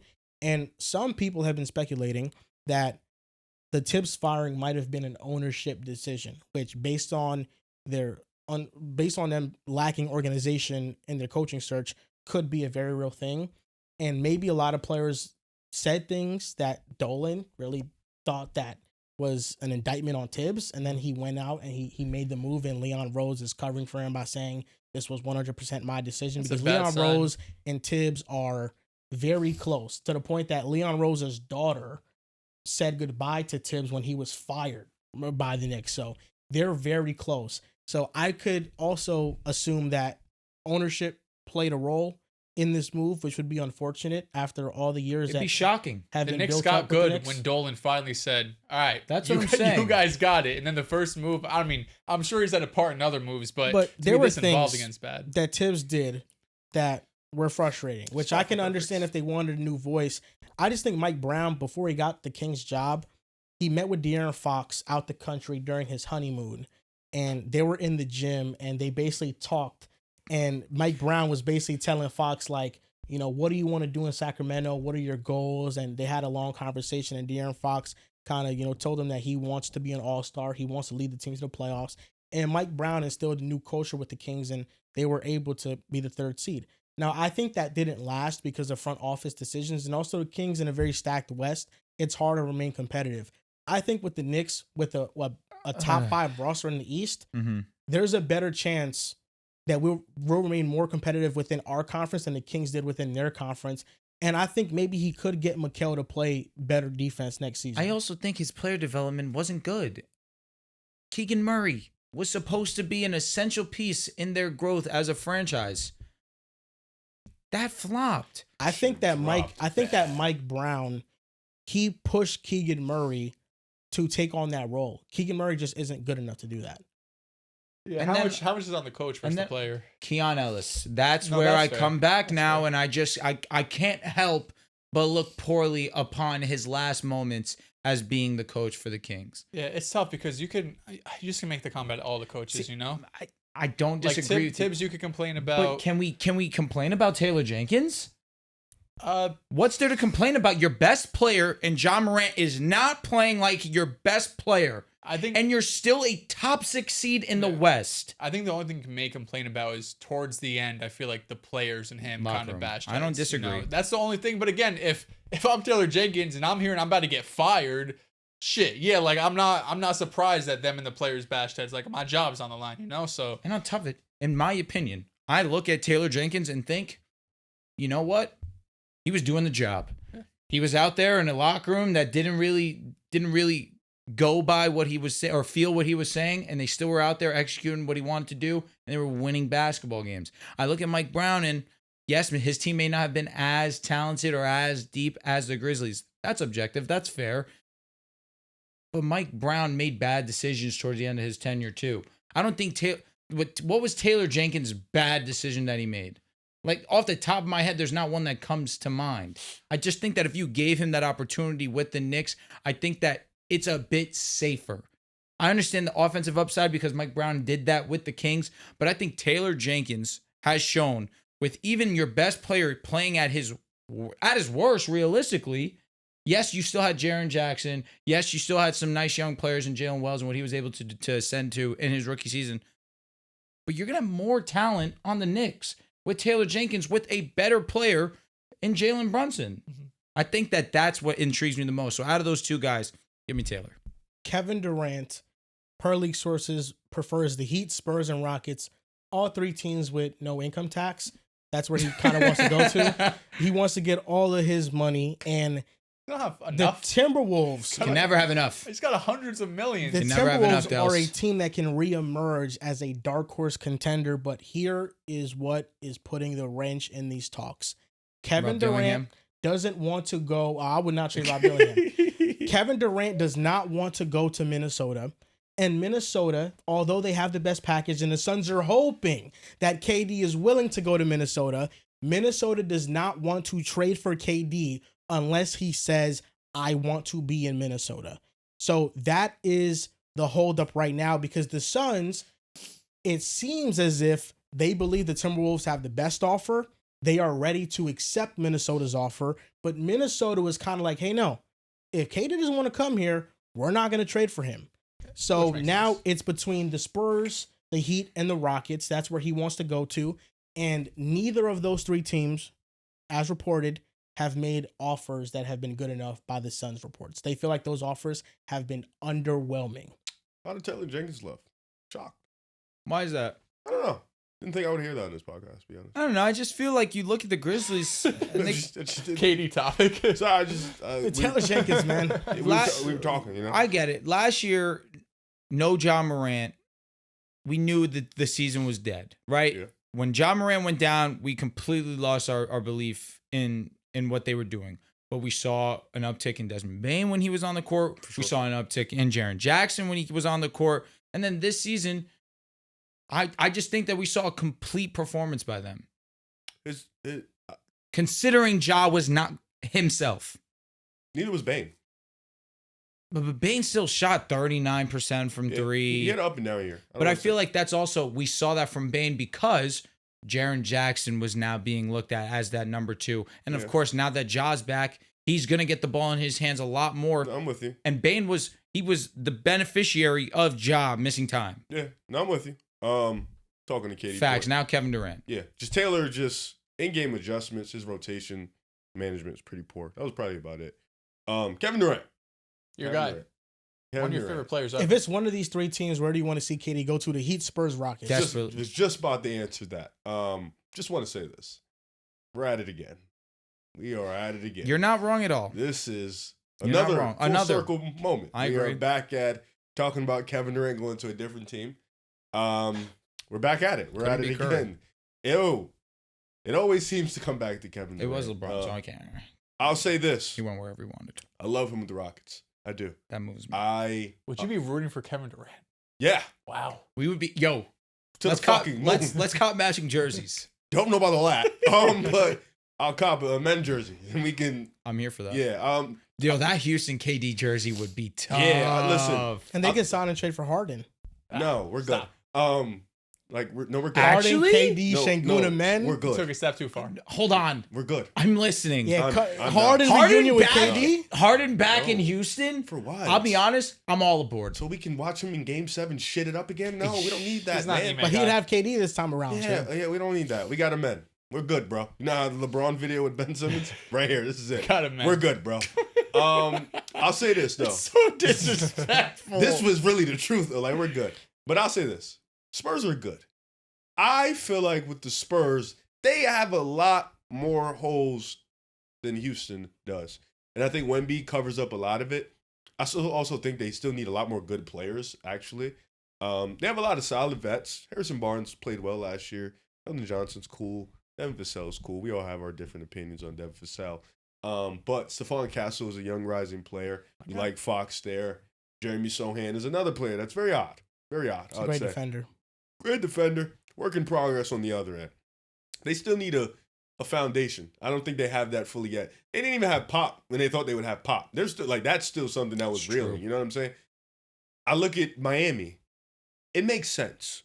Miami, tax, you don't have to pay Does that. it make sense from basketball perspective? Yes and no. I say no because I don't think he's going to win a championship. I also don't think he's in a mode where he's sitting there, he really cares too much about a Right championship. about that. I think Kevin Durant has always cared about competitive basketball. And I think if he goes to Miami, he can get competitive basketball. And the glow of all of that none of these teams have, he's going to play with the best coach in basketball, in Spo. Like, It's playing true. with Spo, if you're Kevin Durant, for a guy that loves basketball the way he does, that's basketball heaven right there. So, but then I look at the Rockets. And of course, it's the East. The East is good. It's getting better. But if you get Kevin Durant in your Miami, you don't have to give up Bam and Tyler Hero. You're sitting there like, all right, we may not be a top-end team, but shake some shit up. You know what I'm saying? But when you look at the Rockets, man, I just believe in the process. I believe in the process. I believe in what they're building.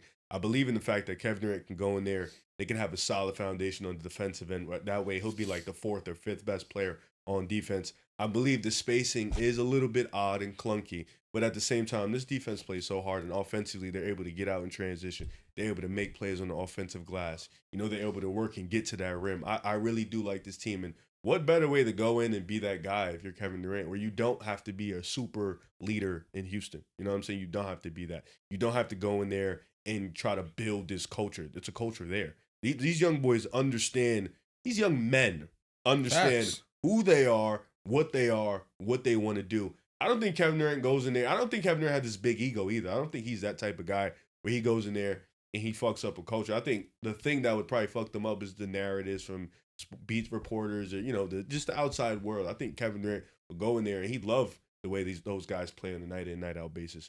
I love Houston. I think they don't have to give up too much for him. I don't think a ton of young players they will have to give up to get him. I think that's a perfect place where he can ride off into the sunset, be extremely competitive, and Houston won't have to give up none of their prize players to go get him. I think that's the spot I want him to see him at. This one's an interesting one because I'm with you, Riv. I think the Rockets would be my number one pick. That being said, if Miami had a legitimate one, if they had a legitimate one, I think my answer would 100% be the Miami Heat. Because you have that foundational piece in the back when you have not just Bam Adebayo, of course, but then on top of it, Khalil Ware and what he was able to bring this rookie season for them. So they have their front court set up as well. And then you just add the fact that Kevin Durant is just going to give you 27, 28 points on the most efficient thing and in the most efficient basketball possible. Tyler Hero took a huge step in his game. They need a true point guard. To me, it would not be Phoenix all over again because I think Phoenix had a lot more problems than just not having a real point guard. But having Spo there, it's just such an intriguing destination for me. Well, probably assuming Andrew Wiggins would have to be included in this trade. Who knows what other young pieces would be involved in the trade. But regardless, that foundation right there, Riv, I get where you're saying, where you're coming from. But with the Rockets, my only thing that I don't know if I fully agree with would be the leadership aspect. Because in terms of players, I feel as if, yes, that still would be him. I understand what you mean, though. Ime Udoka he's is the obviously the leader of the group. He was that in Boston, but it kind of was him that initiated it on to Jason Tatum to be the leader of the group. Hey, Jason, this is your team. You need to go out there and be the guy. Yeah, Ime instilled that, but it also was on Tatum to be that on the court and be that with the guys in the locker room. It's different from hearing it from a coach, but hearing it from one of your teammates. That's one thing that I would disagree with. But other than that, you're spot on. You have such a strong foundation there defensively. The one thing that they're missing is a consistent score on a night in, night out basis. And Kevin Durant answers that 1,000%. Now, James Harden coming to the mix. It's a nice story. It's a nice narrative. I just don't know if I see Houston going all in on that regard, because what they've gone all in on is having this young core and having these foundational pieces. But Kevin Durant, it doesn't wash away the timeline too much, because I don't know if you're going to have to give away an arm and a leg to get this version of Kevin Durant, who, by the way, is still a top 10 player in the league. Yeah, I think Houston needs him the most out of these three teams. If we're talking about a team that can take an actual leap from being, they're just a damn 2 seed, but take a leap to be like a respected semi-serious contender, right? I don't think, obviously, we're not going to have them above like a Thunder or anything like that, but a team that could, at a minimum, win a playoff series, if not multiple. It feels like Houston definitely needs him the most, just someone that can be a go-to scorer, that can get a bucket at any time during the game. That was, of course, the number one thing they were missing, because they were relying mostly on guys like Jalen Green, Şengün, Fred to do that, Amen Thompson here and there. They don't really have a guy that can go consistently get a bucket for them, especially in the playoffs.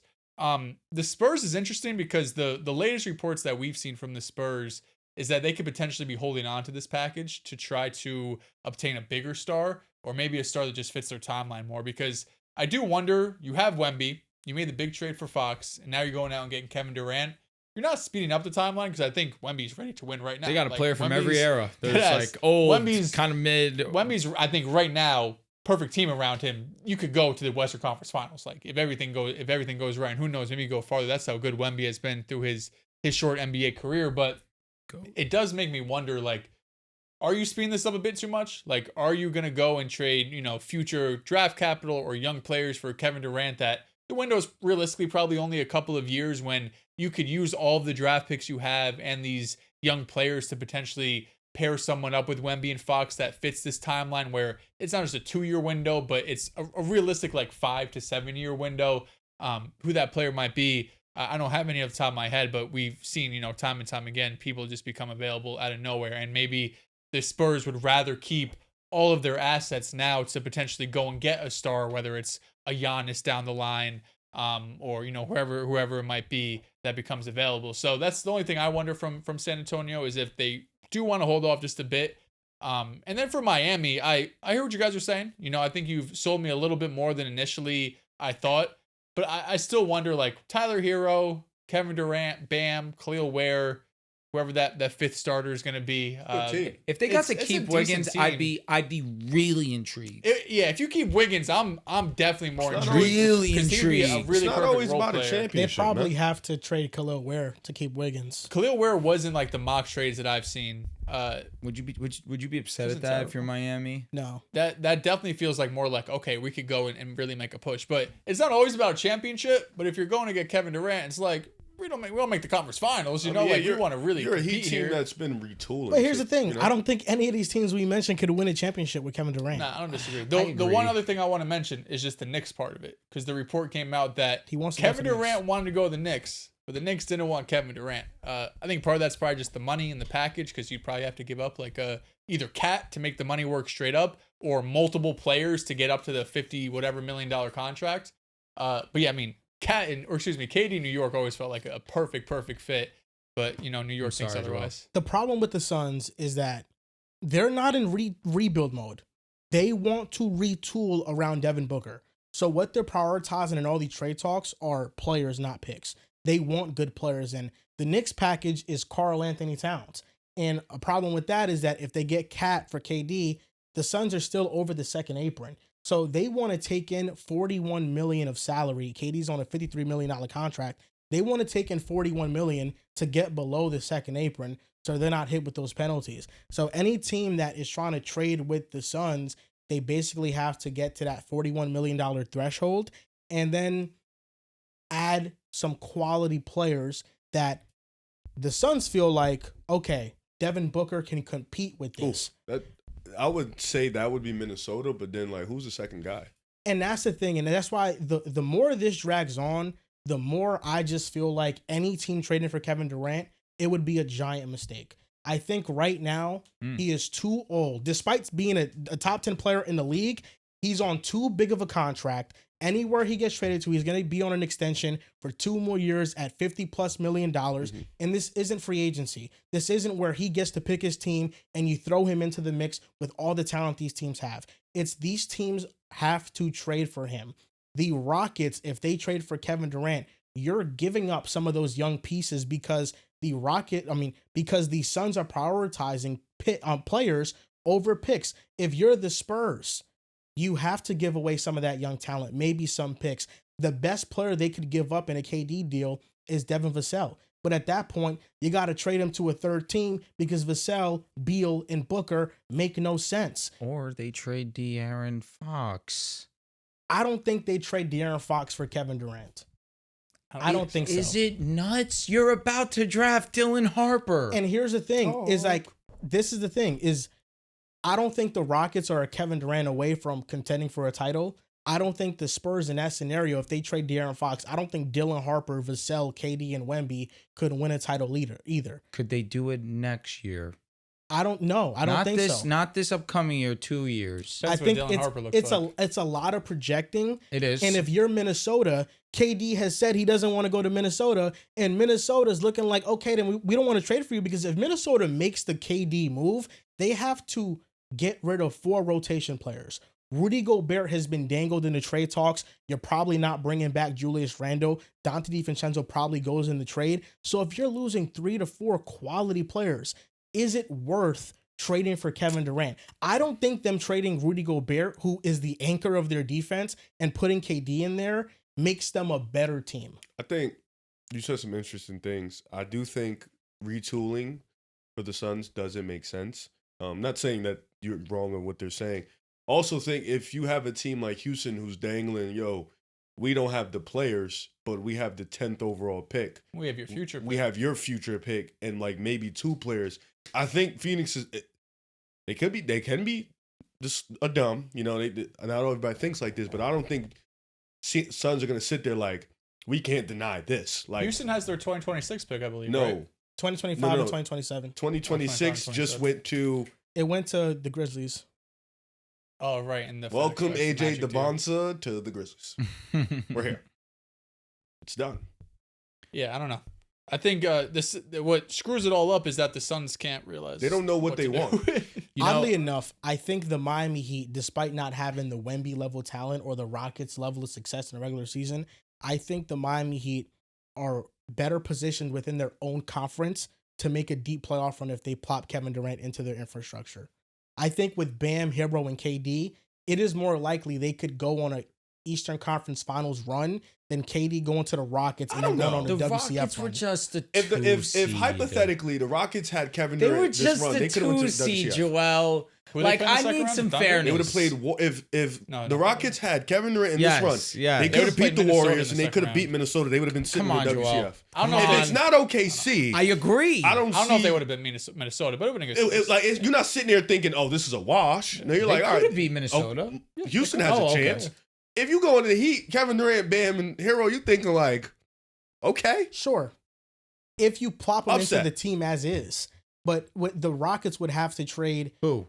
Jabari Smith would have to probably be in that deal. He missed the majority of the season. Dylan Brooks, yes. I'm hearing you. I'm just saying to be in that deal. Yes. That would sting. Probably, yes. That would sting because of what he means for them defensively. But defensively, I think they'll still be fine. It's KD. So, it's KD. But I say Jabari missed already majority of the season. And I don't think you have to give up Jabari and Tari. I don't think you'll have to give up. But you have to give up one of them. I'd rather give up Tari. And I think the Suns right now. I like Jabari's skill set. hate it. That's the holdup with the trade. I think they've been underwhelmed with offers because the Rockets are saying, we can give you back your picks, but the Suns are saying, we want the players. We want Jabari. So we dumb. want Reed Shepherd. Dumb. I don't think so, because I don't think Houston has a lot of players to even give up. Like if they Cam want, Whitmore would if they have to want, go. if they want, no, because if they want good players, Yes. like good legitimate players to Jalen retool around Devin Booker, how many does Jalen Houston and D Book legitimately have? backcourt.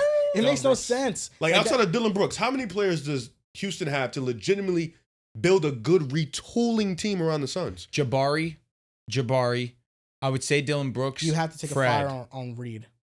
And that's what I'm saying. You That's have not. to That's still a wait. A wait and see. You But don't have that's many. a good retool.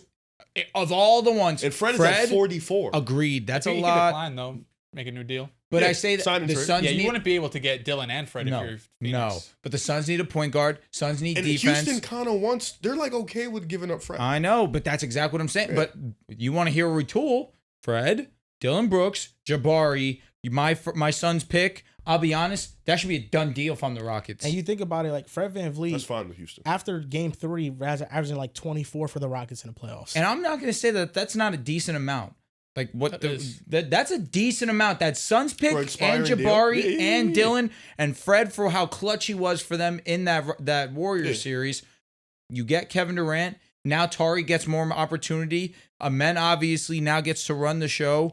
You still have Jalen Green, which God willing, he could learn some things from my brother Kevin Durant. Or get traded. What's tough about it is just the Not to fact do that Rick. the Suns want a starting center. They need one desperately. Maybe that's why they It's Steven Adams. signed Steven Adams. Wait, but now is I don't there know a if deal you that should he trade can't get Richards. traded until He's older. I so I have don't no know. idea, but He's older. I because don't know. that is a terrible rule too. Nick by the way, Richards was a starting center last year when they got him, and he was just wasn't- god awful. was he? He was terrible when he was on Well- the court. They let like a 127 defensive rating. Oh, Is that his outside fault of mainly, or The just whole team sucks. how many? Of the, well, Center plays a huge role in it. I don't Miami disagree. doesn't have a starting center to give them. Kalo? No. Oh, to retool. Like, are you relying on Kalel 82 games in the West No. without Bam on your But if you hip could side? get Ware and you could get Wiggins, But that's Now why you the got a Wolves are couple kind of players. saying Like the Rudy Wolves are the only Gobert- team with a center. Yeah, Rudy Gobert's the best player. If they don't get a center from the Rockets or the Spurs, they need to trade with a team like the Nets that maybe could offer Nick Claxton, so then he could go to. Is the Nas Suns. immovable? I don't think the Him and Wolves Desmond want to Bane. move for No. Nas. The Wolves don't want to move him. That makes sense to me.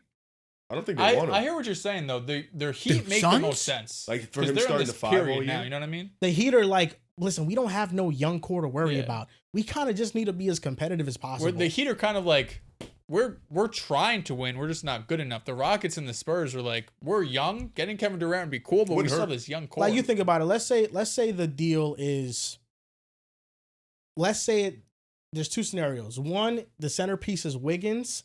One, the centerpiece is Ware. The Wiggins deal, the Suns might want Khalil Ware in both, but if you're getting Wiggins, I don't think you're also getting Khalil Ware. So if you get Wiggins, you Why is probably that a one-off deal? I don't because think it is, I sadly. think they're together. I think regardless how you shake it, they are. let's play by those rules then. Okay. Let's say the Sorry, Suns get Andrew Wiggins and Khalil Ware and somebody else like Duncan Yeah, let's throw Robinson his 19 in there. because they'd have to do that. Getting paid The that much Heat is now nuts. have Davion Mitchell, Hero, KD, Haywood Highsmith, Bam. Off the bench, Hawkes, Ooh, Jovic. yeah. Hawkins, man. Rozier would still be on the team. Jesus and he was Christ. awful last year. That bench is dog shit. But that would be the Heat's squad. It's a Essentially. decent team. That's a top 5 team. I mean, the starting 5 is, I like it. The Forget bench, about the Magic. God bless. 6. Thank you. God bless that bench. Yeah, the bench is dog shit. Maybe Jaime has a bounce back. I like what Jovic we has could done. definitely Terry hope for it. Rozier. God willing. I have no comments Maybe on he that. Oh, they also remembers have- to be good at basketball. Kyle Anderson Yikes. is on the team. All right. Slow-mo's a solid And role Kevin player. Love is No still buckets there. off the bench. He could No, be their sixth never. man. Not gonna lie. Kevin Love is still there. Oh, dude, we're just. He's hanging him up. He has to. No offense to him. Yo, Hall of Fame. Legend. Legend. Hall of Champion. Famer? Guessing? Okay. We put some other guys in there. That's You're why not if it was me, I DeMar probably DeRozan, would. Hall of Famer? I would Put rather some guys in say there. I'll give you Khalil Ware, I'll give you Duncan Robinson, and I'll give you like Jovic or Hawkes, The money doesn't work though. and I'd give you a pick. They probably would have to throw in Rozier in there for the contract. Yo, if the Suns accept that, you deserve to be back. Yo, bro, the backcourt of Rozier and Devin Booker doesn't move. Devin Booker's definitely gonna have to Rozier trade. and Bradley next day. Beal on the same team is cool. Because right. I think Davion with Hero, with Wiggins, Davion KD, fits and well Bam, with that Yo, starting that's on five. me. I forgot about They Davion. just have That's to re-sign on him. me. That's all. Davion played pretty solid He minutes did. for them He's down the going back. stretch. He'd be Let a me perfect role player. Let me also say this. I know we talk about the Luka deal being the worst deal in NBA history. Still is. Is the Bradley Beal deal not up there? Yeah, by far. But it wasn't a much. No, they didn't give up much, but how It's they what they constrained done to their team roster. by No, they getting gave up a Bradley lot. Beal. They gave up like 5 years worth of first round They, pick so swaps. they gave up a lot of swaps. Yeah. Painful. First round? Swaps. First? Yeah. They gave up maybe like This must have 3 been him fresh first off the round third pick round. swaps. Suns? I thought it Yes. was a ton of seconds. They Might gave have up been a ton of seconds too. I think it was like First? Yeah. I yeah. only remember 5 No, seconds. They gave up a ton of first round No pick I also remember way. seconds, yeah. Yeah.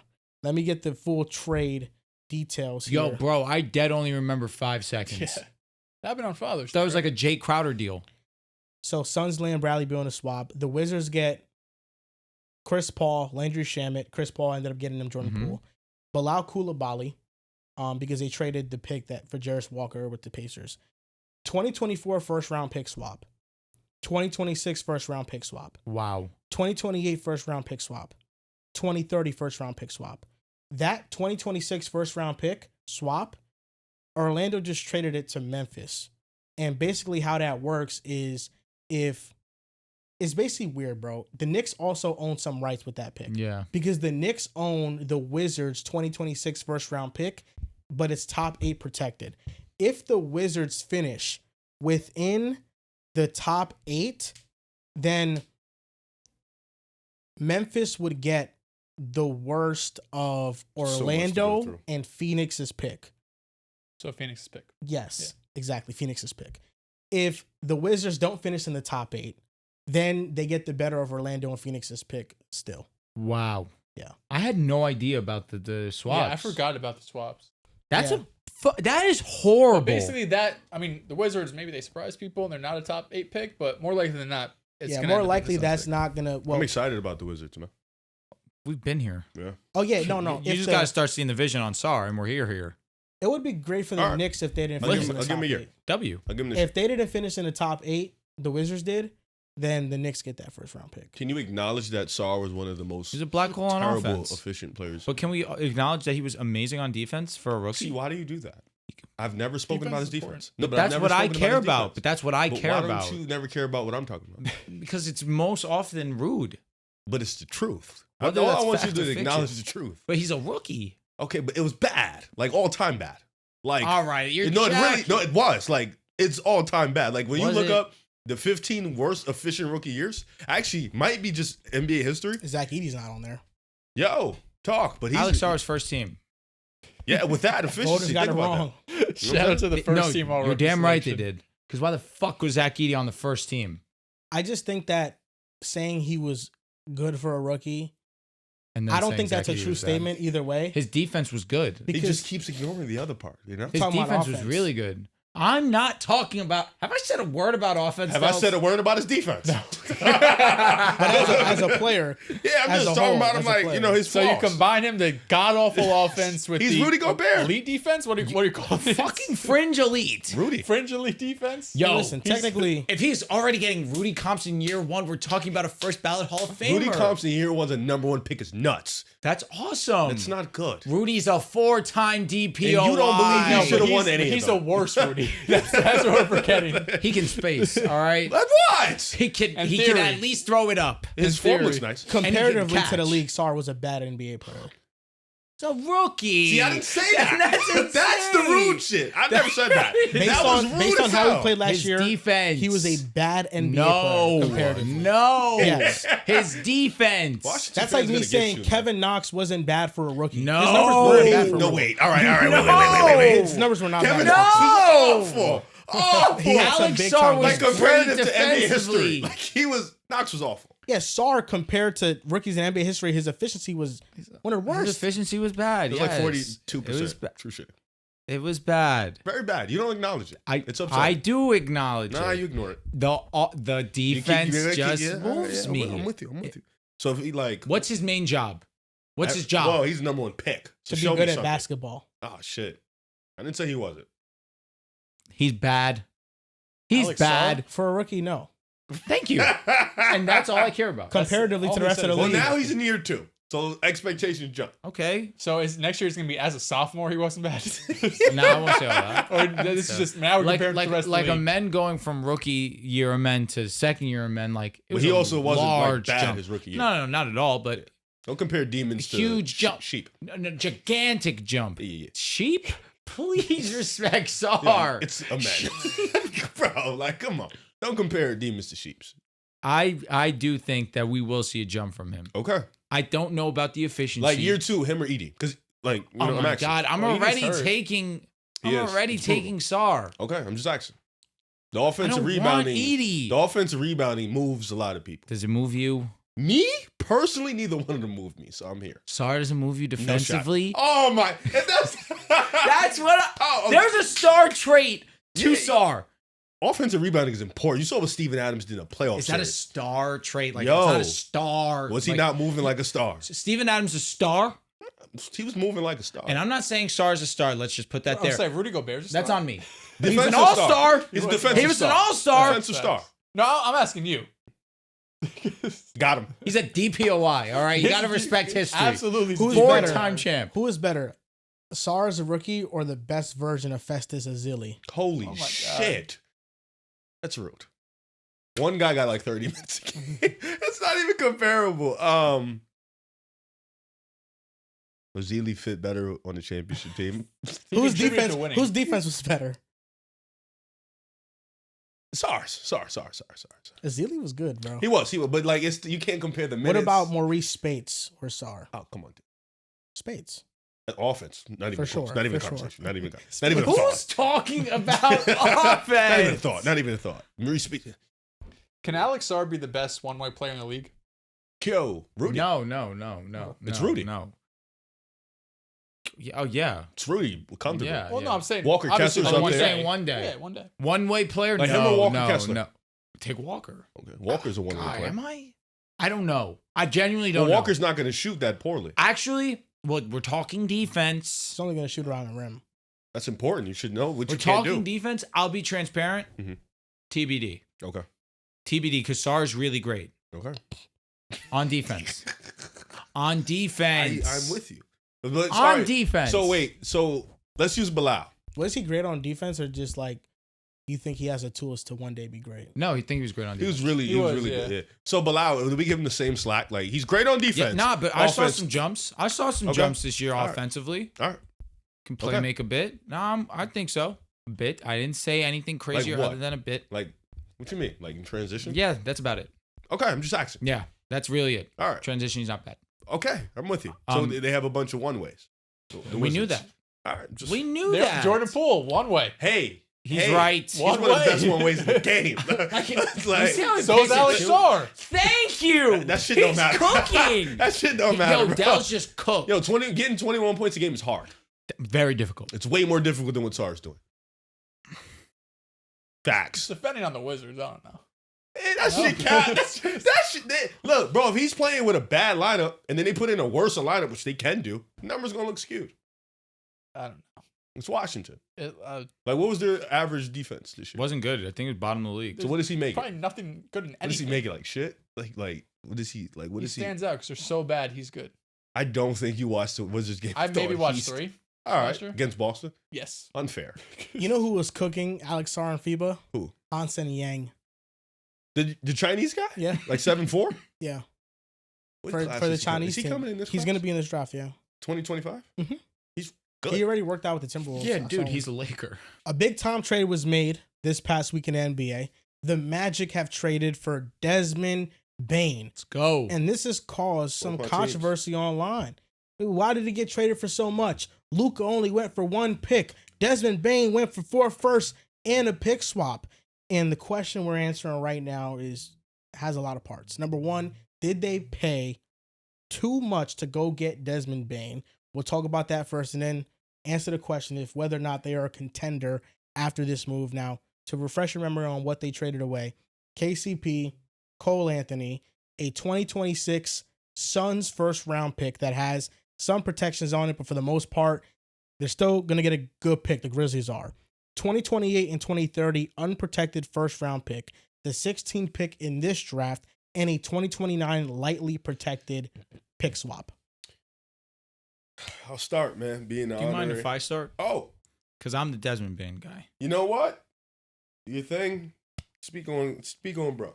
Desmond Bane's better than Mikal Bridges. Let's just put that there. Oh, you saw a lot He's of that. better than Mikal Bridges. Okay. I don't want to hear another shit. comparison to the Mikal Bridges trade because Bane's better than him. It's that simple to me. Now, KCP, Cole Anthony, don't let the door hit you where the good Lord split you. It's that simple. Jersey. KCP was a wash. It was a terrible signing by them. He was a Jokic merchant. And I've been saying since I came onto the show in 2021 that Cole Anthony is not good at basketball on an NBA level. When it comes to these draft picks, if the Magic just be who we think they're going to be next season, it is okay that they gave them unprotected picks because they should be back end of the first regardless. What was the one thing they desperately needed? Shooting. You just got a guy who shoots 8 threes a game and shoots 39%, averaged 19 points per game, showed that he can play without the basketball in his hands.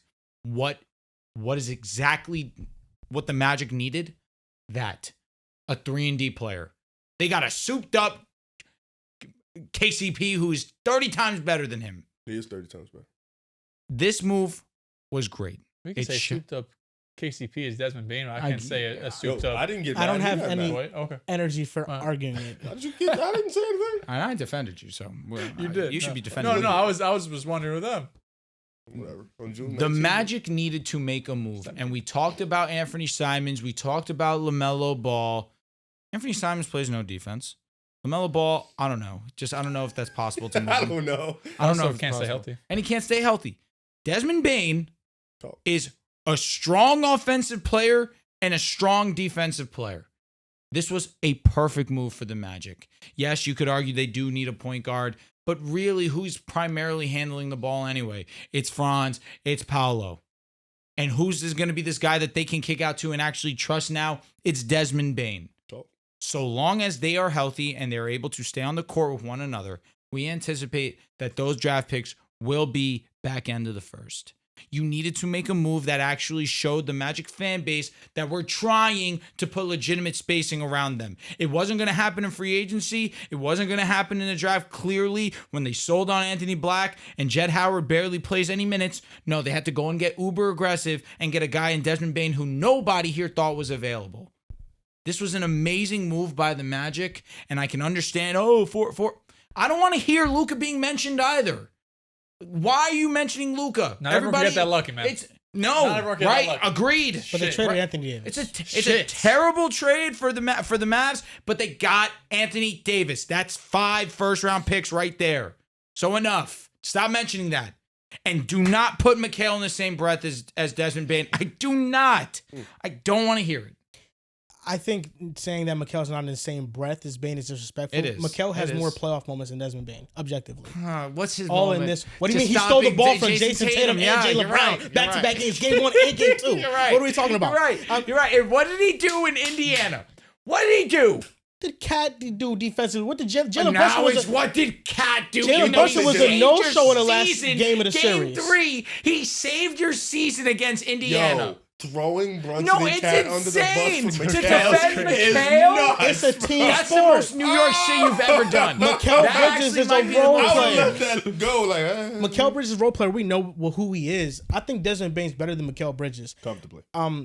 I think Bane's a good player. I think Desmond I go to Bane- sleep at night. I know Desmond Bane's better. Desmond than Bane Mikal. is a better playmaker. He's a better shooter. He's a better offensive player. Name it. Mikel's still a better defender, although I think Bane has caught up because of the slip that Mikel has been on defensively in the last couple of years. Overall, I don't think it was an overpay because the way I view it is, number one, I think this is a win-win for both sides. I think the Grizzlies got a lot of value back for Desmond Bane, the 16th pick in the draft, and I think this draft has some nice gems in that area. And they also are pretty much kind of guaranteed a lottery pick next year.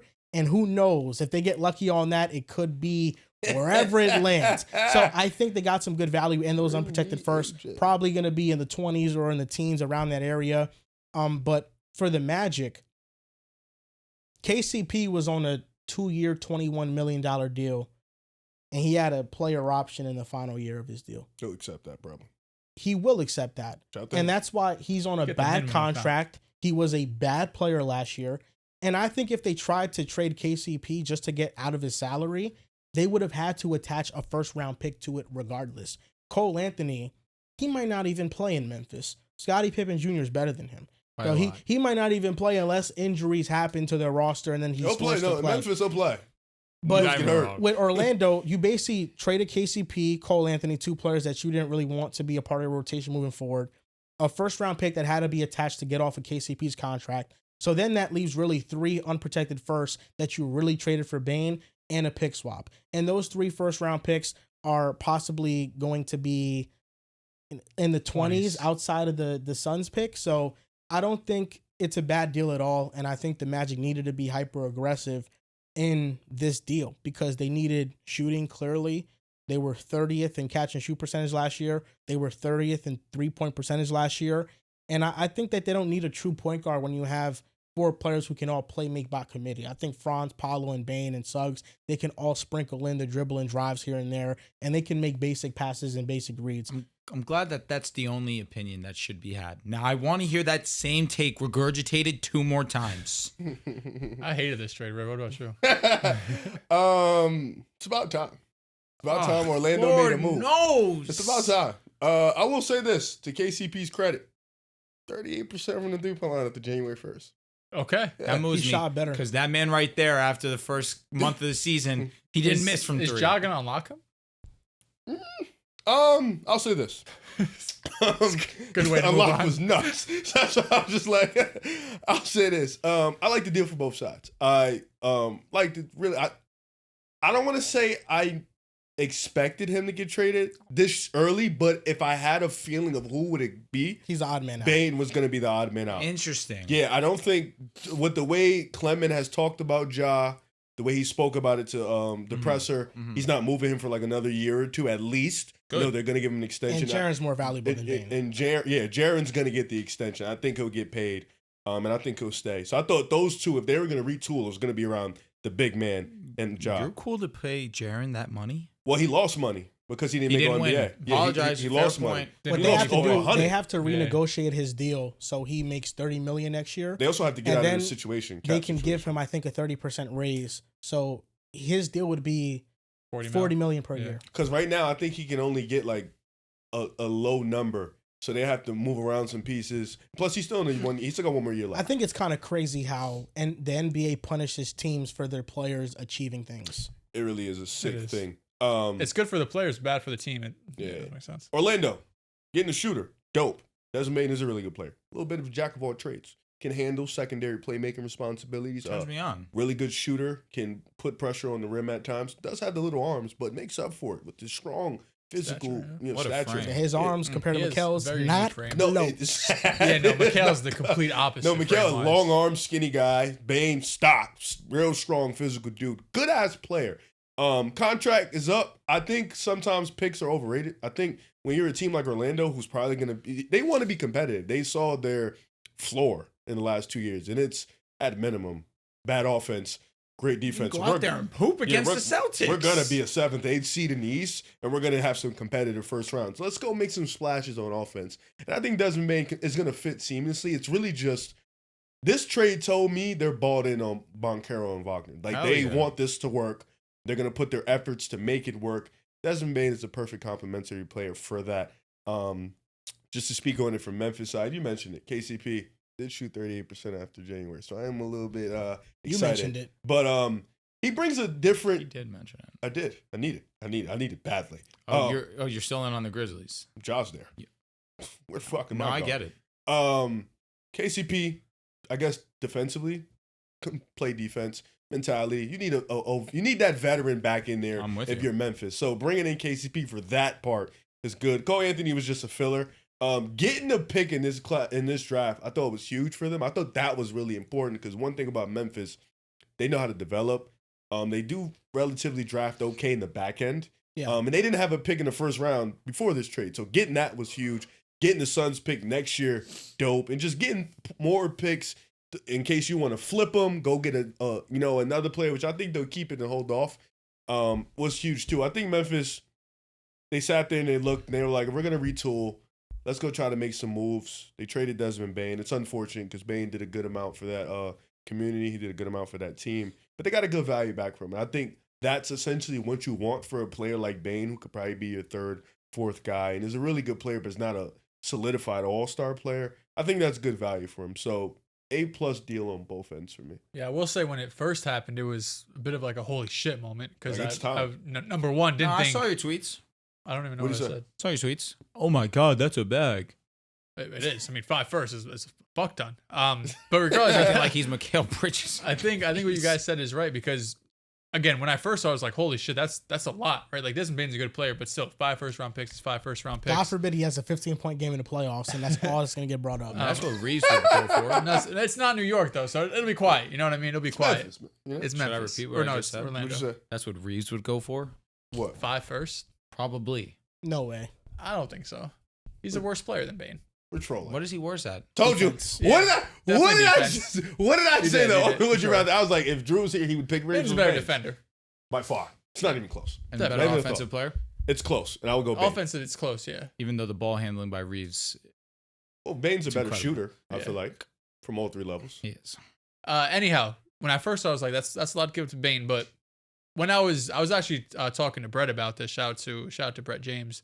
All the people that Magic fans wanted, you're taking the ball out of Paulo and Franz's hands, right? Whether it was Trae Young, LaMelo, Simons, like most of these guys are players that are going to be ball dominant. They're more natural point guards, and the offense is more or less going to run through them. When I think what the Magic want, what they just showed this trade is we Get the want to ball in run through hands. Paulo and we want to run through Franz. Like this is how we want this thing to go. And I think Desmond Bane fits off ball a lot better compared to those other guys, right? Just because that's what they've been throughout their career, just more of a higher usage, especially when we're talking about Trae. We're talking about LaMelo Ball, 2 of the higher usage guys in the NBA, let alone just the deficiencies they bring on defense, right? Like Desmond Bane comes in and you still have one of the best defenses in the league. We saw throughout these playoffs that if you have a bad defender out on the court, he's going to get exposed. If you would have got a Trae or LaMelo, they would have got exposed. Doesn't really matter how good the rest of your defense is going to be. Offenses are so good that they're going to be able to manipulate, the spacing, get guys in action, that it's just going to be a disadvantage for you if you're the Orlando Magic. So getting Desmond Bane, it's a seamless fit. He's someone that, like you guys mentioned, is going to be able to off ball, be able to be a spacer for them, but also on ball, be a really solid secondary creator. And I think the combination of playmaking you have, that I think that you mentioned, is you have Paulo, Franz, Suggs, and now Desmond Bane. None of them are like elite high level playmakers, but you have 4 guys that you feel really comfortable, I think, with the ball in their hands and just making decisions. So I think everything, what you gave up, sure was a lot, but it was more so, I think, the flexibility in the future that I look at, because the picks are the picks, right? You got an awesome player, whatever. You got an awesome player. The only, I think, downside to it, and I don't think it's even a downside, but just the way I'm looking at it, is the flexibility in the future is definitely, of course, less than what you had, because you're going to be staring at the second apron one way or another, because you're going to be paying. Get a bag too. Exactly. Paulo's about to get a bag. Franz, Suggs, Bane, all those dudes are getting paid. You're going to be getting a second apron. And you give up a good amount of draft picks, not to the point that you don't have any untradeable first. You could do, swaps and whatnot. But you do, in a few years down the line, are going to be looking at a second apron with not as many draft picks. So that's really the only negative I have. But if this score is good enough, it doesn't matter. If this score is good enough to reach an NBA Finals, to reach a conference finals, that might still be a couple of years away. It was worth it. And I think above all else, it shows Magic fans that this ownership and this front office, they're ready to win, right? Like how many times did we make fun of them because they hadn't made a trade in like 2 years, right?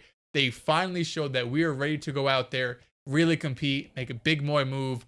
And, the Eastern Conference, the Cavs just went out kind of sorry in the second round. Boston, of course, is going to be out of it. The Knicks are not an insurmountable team. The Pacers are really good, but they're not a God squad. So this team, as soon as next season, can realistically compete in the East. Like, they could compete to come out of the Eastern Conference. The Magic team, I don't think, is complete yet, right? You still have a full offseason ahead.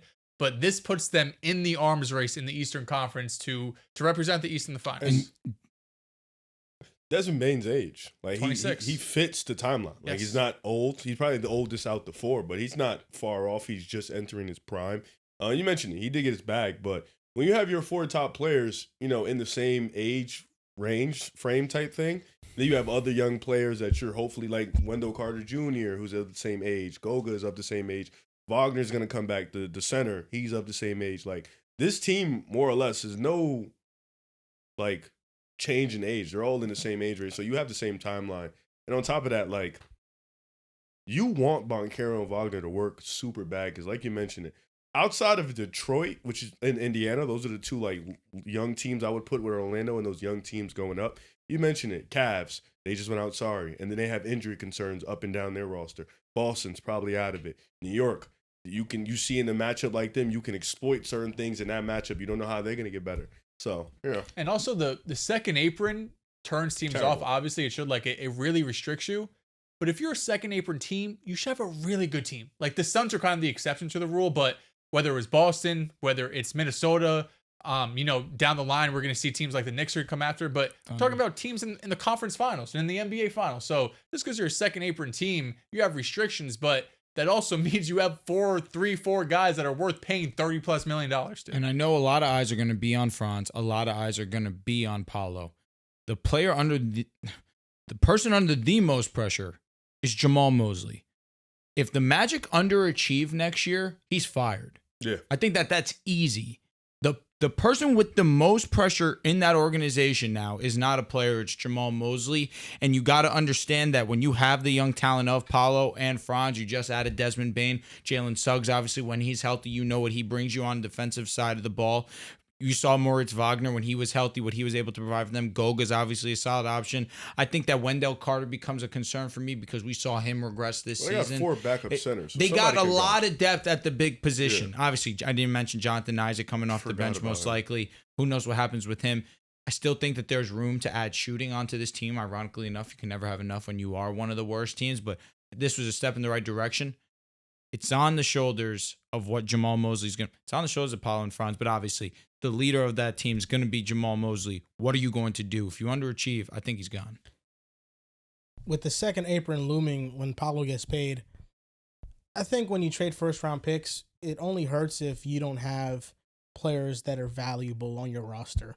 They can turn their heads and trade one of the four after a disappointing year and still get a lot of value back. Of course, Franz and Paolo would be the most valuable, but they could always do that if they wanted to pivot, but they're in this window right now.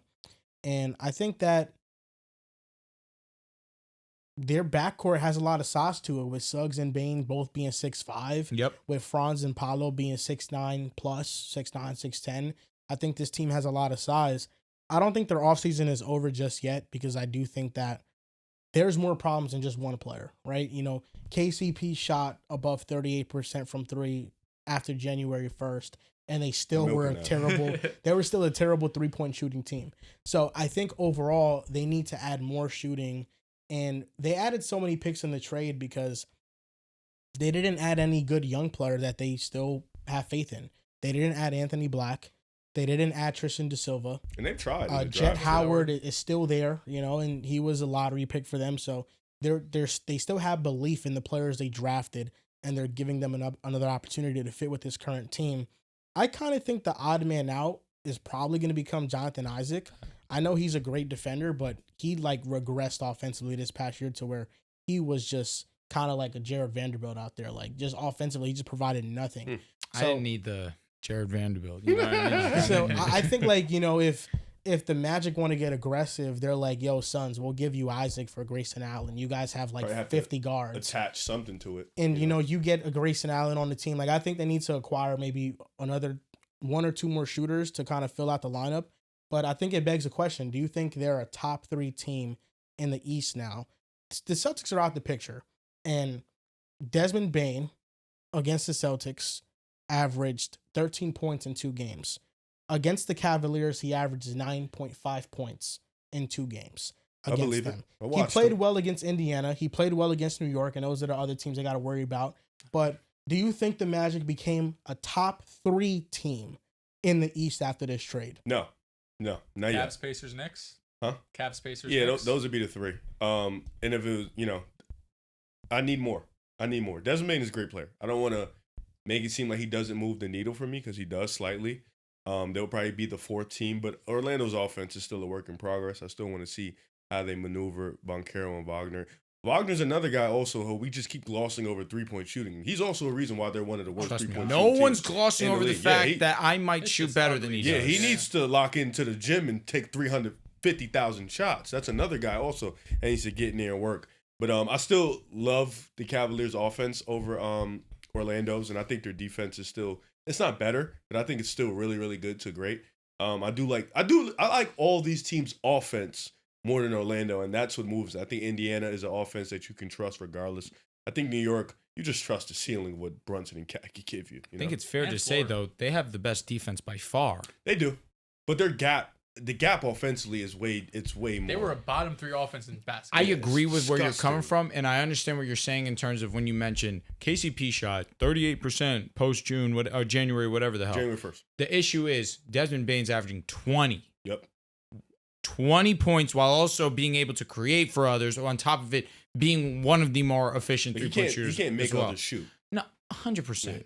But the whole point is he can play off ball and still score at such a high volume, at such an efficient clip. And on top of it, he's not a guy that's just going to have the ball glued to his hands. Correct. No, he's still going to go and get others involved. That'll be beneficial to, of course, Franz and Paulo. Top 3, I think that this question was formulated perfectly. Because now it becomes in question of whether do you believe in this team more than a team like the Pacers who are just in the finals. That's tough. I don't know if I could do that. I can't do that yet. The Knicks, it's pulling at heartstrings because we know I love the New York Knicks. But in a series, Knicks versus Orlando, I'm not ruling out Orlando. Yeah. Genuinely. Like, if there was a case for Orlando to be over any team, and as much as it pains me to say, you can argue it's the Knicks because they have such a strong deficiency that you can take advantage of. And we even saw the Pistons, who I thought that the Knicks were a better team than them just flat out. Every single game, it was a really strong game right down to the wire where it could have gone either which way. Shout out to them having the clutch player of the year in Jalen Brunson, who was able to get it done more often than not for them. But that was the difference between a very close series between them and the Pistons. They went and they handled business against the Celtics, and I give them credit for that. But again, that was them having clutch play after clutch play, and they got exposed in the Pacers series, which it hurt. But you saw what they did on a consistent basis. Come on, Brunson, come guard. Karl Anthony Towns, you're going to have to pick. Are you going to go and drop? Or are you going to try and switch? What are you going to do? And now the paint's wide open. It was constant mismatch, constant exploitation.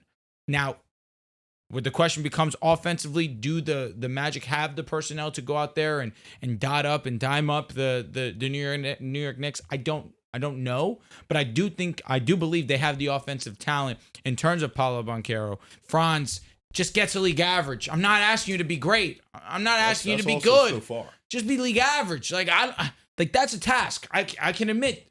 But Desmond Bane's a huge addition. Yep. That's a real conversation for me, and I think that if we get that leap from Paolo Banchero that we saw towards the back end of the season, if that's just over an entire length of a season, I think they are a top 3 team. I think you can choose them over the Knicks. I just feel like the Cavaliers, we kind of are looking at them, the version of that they were in the regular season. Rose-colored lenses, I agree. Because in the playoffs, they were injured. But this is a Magic team that with worse personnel took that team to 7, and the Cavaliers had similar personnel. The worst Cavs team. Different coaching. Different coaching. Mobley. Who's the wasn't as addition? good. DeAndre Hunter? Yeah. Ty Jerome. That matters. Yeah. In the playoffs, he wasn't good at all, though. Mobley is much better. Mobley is much better. I think the Cavaliers. Those are the Cavs at their worst. I just need to see them healthy. The Orlando Magic, I think, in the Knicks is a conversation because I think with the Knicks, there's just no depth. I think the Magic have better depth, and I think they play much like Detroit with a lot of heart, passion, in their defensive first. I've always felt like the Magic have played the Knicks tough, even when they weren't that good. So I think the Magic just have a big advantage with their size, with Franz and Paolo being able to just dictate matchups with Cat or Brunson guarding them. I just think the Knicks defense was just so bad that you can argue that even a team that doesn't have offensive firepower can get the better of them in a series because of how bad they are defensively. But overall, I think when it comes to Orlando, they have to find a way to play together in order to maximize themselves. I think that Bane is a clean fit. And he's probably the cleanest fit that they could have found. Hell yeah. Because I think we mocked other guards to Orlando, like Malik Monk, like Anthony Simons, and Desmond Bane is better than all of them. And I don't think a LaMelo Ball or a Trae Young made sense because of how ball dominant they are. He would have been good. He would have been good. It would have been good. I like him off ball. But not like this. No, because Bane is this the Bane most perfect addition? Yeah, because of what they need, of the shooting. We also didn't think they'd be able to get him. No, you're not wrong, dude. But also, what I'm looking forward to is just Desmond Bane. In Memphis, he could play on the ball more because Memphis had better shooting. In Orlando, I think his touches on the ball will come mostly from like attacking closeouts, but like him initiating offense. Yes, him initiating offense over Paolo and Franz. I think that's where it gets dicey, and they'll have to find like a perfect balance with that. You can have him in, because now you finally have a good pick and roll partner with him and Banchero. So I think that the staggering of certain combinations is going to work wonders. Yeah. I think the best combination, in my personal opinion, is Franz and Bane because of how well Bane can space the floor and because of how elite of a driver Franz is. Like, I think Paolo is their best mismatch player. I think Franz is their best downhill finisher attacker, and they both need to improve from three, Franz even more so. But this is where it starts. And I think much like the Wolves, when they made the trade for Rudy Gobert, they believed Anthony Edwards was a star. And I think the Magic are in a place right now where they believe Paolo and Franz are stars. And both of them can take major leaps in their game year to year because of how young they are. And if Paolo takes a major leap in his game next year, is there an argument over Jalen Brunson? Does Paolo Banchero become top 15 in that category? If he takes a major jump, we're talking like all NBA player. No, you go from Franz talks to Jalen Brunson talks. You did that. Shit. You that MVP. Goes and crazy. Franz Wagner, I think Franz Wagner next year, could we have would you rathers and we're saying would you rather Franz or Cat and we go with Franz? I think that's a possibility too. I think Cat is respect. He's an all-NBA player multiple times. What? Playoff riser. We didn't give respect with Brunson, but I got to give respect to Cat. You know what? You talk all this nonsense about being two-way. Pick a side. What are you doing? Pick a side. I'm confused. No, because it's shocking. So we're out on Karl Anthony Towns. No, I think because his defense sucks. No, I think if we all ranked him in the NBA, I don't think he's as high as jumping to Brunson. He's a top 30 player. No. Yeah, I'm talking about Karl Anthony Towns. Yeah, I'm saying Franz catching Cat is a lot more likely than Banchero catching Brunson in a season. Okay. That's what I was saying. All right. That's all I was saying. Okay, I agree. I could see both. I could see both. The first Brunson's like top 10. Here's the thing. Paolo would have to go crazy. Yeah. If that happens, Paolo. Fair. I won't be shocked. Paolo is treated like it's the love I have for Brunson. I feel that. I love Brunson. Fair. And it's not gonna be consensus. It'll never be consensus. It would not be the most shocking thing. Didn't you have Cade over Brunson this year? Yeah, I think Cade's levels above. But last year Paolo was over Cade. Levels. Ooh. He's levels above Paolo? No, we're talking about friends. I thought you were going to get crazy. We are talking about friends. I thought you were going to get crazy. But I thought Cade was better last year. It's just team was dog shit. Than Paolo. Yeah.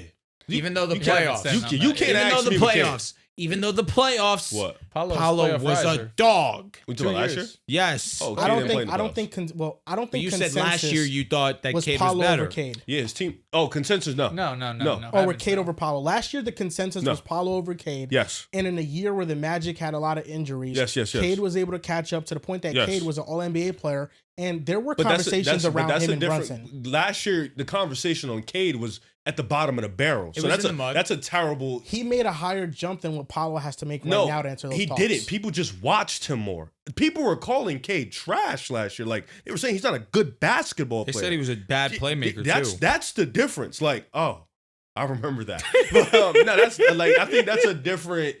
Like, they said Cade was trash, and they started watching. And they're like, oh, now Cade is in these conversations. No, I've always hovered in the same area for Cade. Cade is 2021 first overall pick. Some shit like that. Paolo is 2022. Mm-hmm. Yeah. Which means that next year, I think Paolo, if he's on one of the All-NBA teams, he performed at a top 15 level in the league. Yeah, he could. And I think that leads where do we have him now? That's top 30? That's the expectation for Paolo next year. Banchero. Easy. Top 30, right? Easy. Top 30, yeah. Well, like at the back end? Is he better than Siakam? No, not right now. Tough. The roles are different. No, not right now. It's no end of the year. Is Probably. he better than JDub? The roles are different. I don't know. It's tough. The answer right now, whether you like it or not, is no. Probably JDub. Whether you like it or not, it's no. It's tough. The Magic this past season was just such a wash. Like The in a shooting was terrible, vacuum, the injuries. who do you think is going to be the better player? Paolo. Yeah, you go Paolo. You probably say that But with like Paulo right a lot now, of times. first So team, I feel about him first and team, Siakam. all NBA, all defense. I'm sorry, that shit doesn't grow on trees. Is Paulo better than Cat? Not right Not now. right now. He can be. Definitely. He could be better than next year. If he's not better than these guys, I guess we're naming top 30 guys. These are top 30 guys. He's back end 30. He's not top 20, I don't think. He's closer to 30 than 20 to me. Is he better than Zion? No. Okay, I agree. Both healthy, no. That's what I'm saying. Is he really top 30? Is he better than Jaren Jackson? I'll take him. Jair ain't top 30. I'm asking. I'll take him a over que- Jaren. Are you just taking him over Jaren for the idea of what Paolo can be? And I'm not saying that I think that's it's- wrong. I think One it's side both. is a wash. And I'm also Yeah, not for saying sure. that Paolo didn't play amazing down did. the stretch and Nah. in the playoffs. I'm not saying that. I like Because Jaren was amazing this year. I like Boncaro's skill set. Considering. Jaren's peak was this year probably not. Let me let me mean, it rephrase. was- Jaren's best this year was what 22-7. Yeah. I don't But- know. Jaren's weird. Defensive player of the year. Yeah. Like that was the peak. Is he better than Evan Mobley? No. No. I would take Paolo. I would take Paolo. I mean I would take Paolo. I don't know. Personally, Let's I would take take. Jaren over I would Mobley? take Paolo over Jaren. Take Jaren over Oh, okay. I would take Paolo over both. Over both? But I'm saying it wouldn't be You're a crazy. is two-way what I'm guy. saying. Yeah. I've been a two-way guy. So why are you not taking Mobley? Or Jaren? Because the two-way from Mobley is still a work in progress. At what? The scoring. What about Jaren? Jaren's too Jaren's a scorer. No, he is. No, that's why Jaren moved me. Yeah. Would you say you take Paolo? But over I Jaren? don't I would take But Paolo's two-way. Evan Mobley isn't like 13 like a Jaren. night. He's like he's 19. not. He's like 19. Yeah. Yeah, he's 19. He's also a 26 playing with scorer, Donovan pretty Mitchell much. and Darius Garland too. You're Talk. not wrong. You're Talk. not wrong. Jaren did play with. I mean, he played with And Bane Mobley can Ja, to handle be the fair, ball but- too. It's Yeah. Well, just most of Jaren's buckets is him, like isolation. Yeah. how hurt was Mobley in the playoffs? We're saying he was hurt. He wasn't the hurtist. Like He looked like a different He just player than didn't the get regular the ball. season. That's what it was. He just didn't get the ball. His touches went down significantly. nuts. That's what I say to that. I'll say this. Because I feel like what's lost in this conversation is that really was a nasty fart. I feel like what's lost in this conversation is what does Detroit and Miami do this offseason? Because if Miami does go get Kevin Durant, right? Them in Orlando, now we're looking at it like that's a conversation. What if Detroit does go make some moves in the offseason? Now we're looking like, all right, like are they solidified a top 4 team in the East? And then what we're like Atlanta's also a sneaky team to You love Atlanta. I just like how they built their little rotation. It's real nice, little long The athletic Magic builds. is we're just doing a lot of projecting. Yeah. This was a bottom 3 offense in basketball. They haven't had a positive relative offensive rating in 15 years. That's not good. Like, so this is beyond like with Apollo Dwight and Howard. Franz things. 2010, 2011 was the last time they had a positive Dwight, relative You know what, offensive Dels? rating. And I'm also surprised that you're not dying on this hill because as I sit here and I think about it, if you get the Boston Celtics, and I'm assuming that Jaylen Brown goes into the season healthy, you have Derek White. Who knows what happens with either Drew Holiday or KP? We're assuming that one of them gets traded. We're just assuming that the Boston Celtics aren't going to be a playoff Last team. season they weren't good when Tatum was off the I floor. mean, They'll- Jason Tatum, they'll I'm be not a- surprised, but you're going into the season knowing no JT, new game plan. No, They're next like a year, 6 next year's seed, a I wash think. for the Celtics. brother, you have no primary I'm playmaker. not They're looking losing at- every single. No, I'm they're not they're gonna looking be the at next Warriors year I as think a they're like playoff 6, team. 7. Nah, wait, what do you mean the I think they're Warriors? The playing. Warriors in I don't think they 20, wanna be. the No, they year don't that wanna they be, but I got think they'll be. I think if Wiseman. you trade Drew and Oh, KP, I oh, think is oh, a I know what realistic you're talking possibility. You guys aren't. But we have to compete with like the Bulls. You know what I mean? Like, Nah, I the think they'll be 10 a seed play- is they'll be a really playing not team. that hard. They're not. What the fuck? No, I think we undervalue how important Tatum is. No, I'm not. I'm I not. think the Not. Celtics are Jaylen going to. Brown's The running the Celtics, offense? No, I the understand Celtics that. are missing They the still- playoffs next year. I don't even look at them as a playoff team. I can't hear that. I'll be I don't. honest. I hope you're right, but I don't think I you don't are. look at them. Tatum's out for the year. Porzingis or Drew Holiday, one, if not both of them, have to be moved. I'll say this. Because there's been a lot of conversations about Derek White at this fucking table. So I'll say this, Joel. Jaylen Brown props up to the number 1 now. We love Jaylen Brown, not us. These other guys love Jaylen Brown at this table. Derek White, they love Derek White at this table. How could you not? So now Derek White's is number 2, Jaylen Brown's the number 1. I will, and I tell you this, Dels, be super locked in on Boston game this year. I'm talking about I'm going to watch 60 plus fucking games. And I better see some good things out of them two. I really do. When has Derek White ever left you thinking, wow, he's No. mid?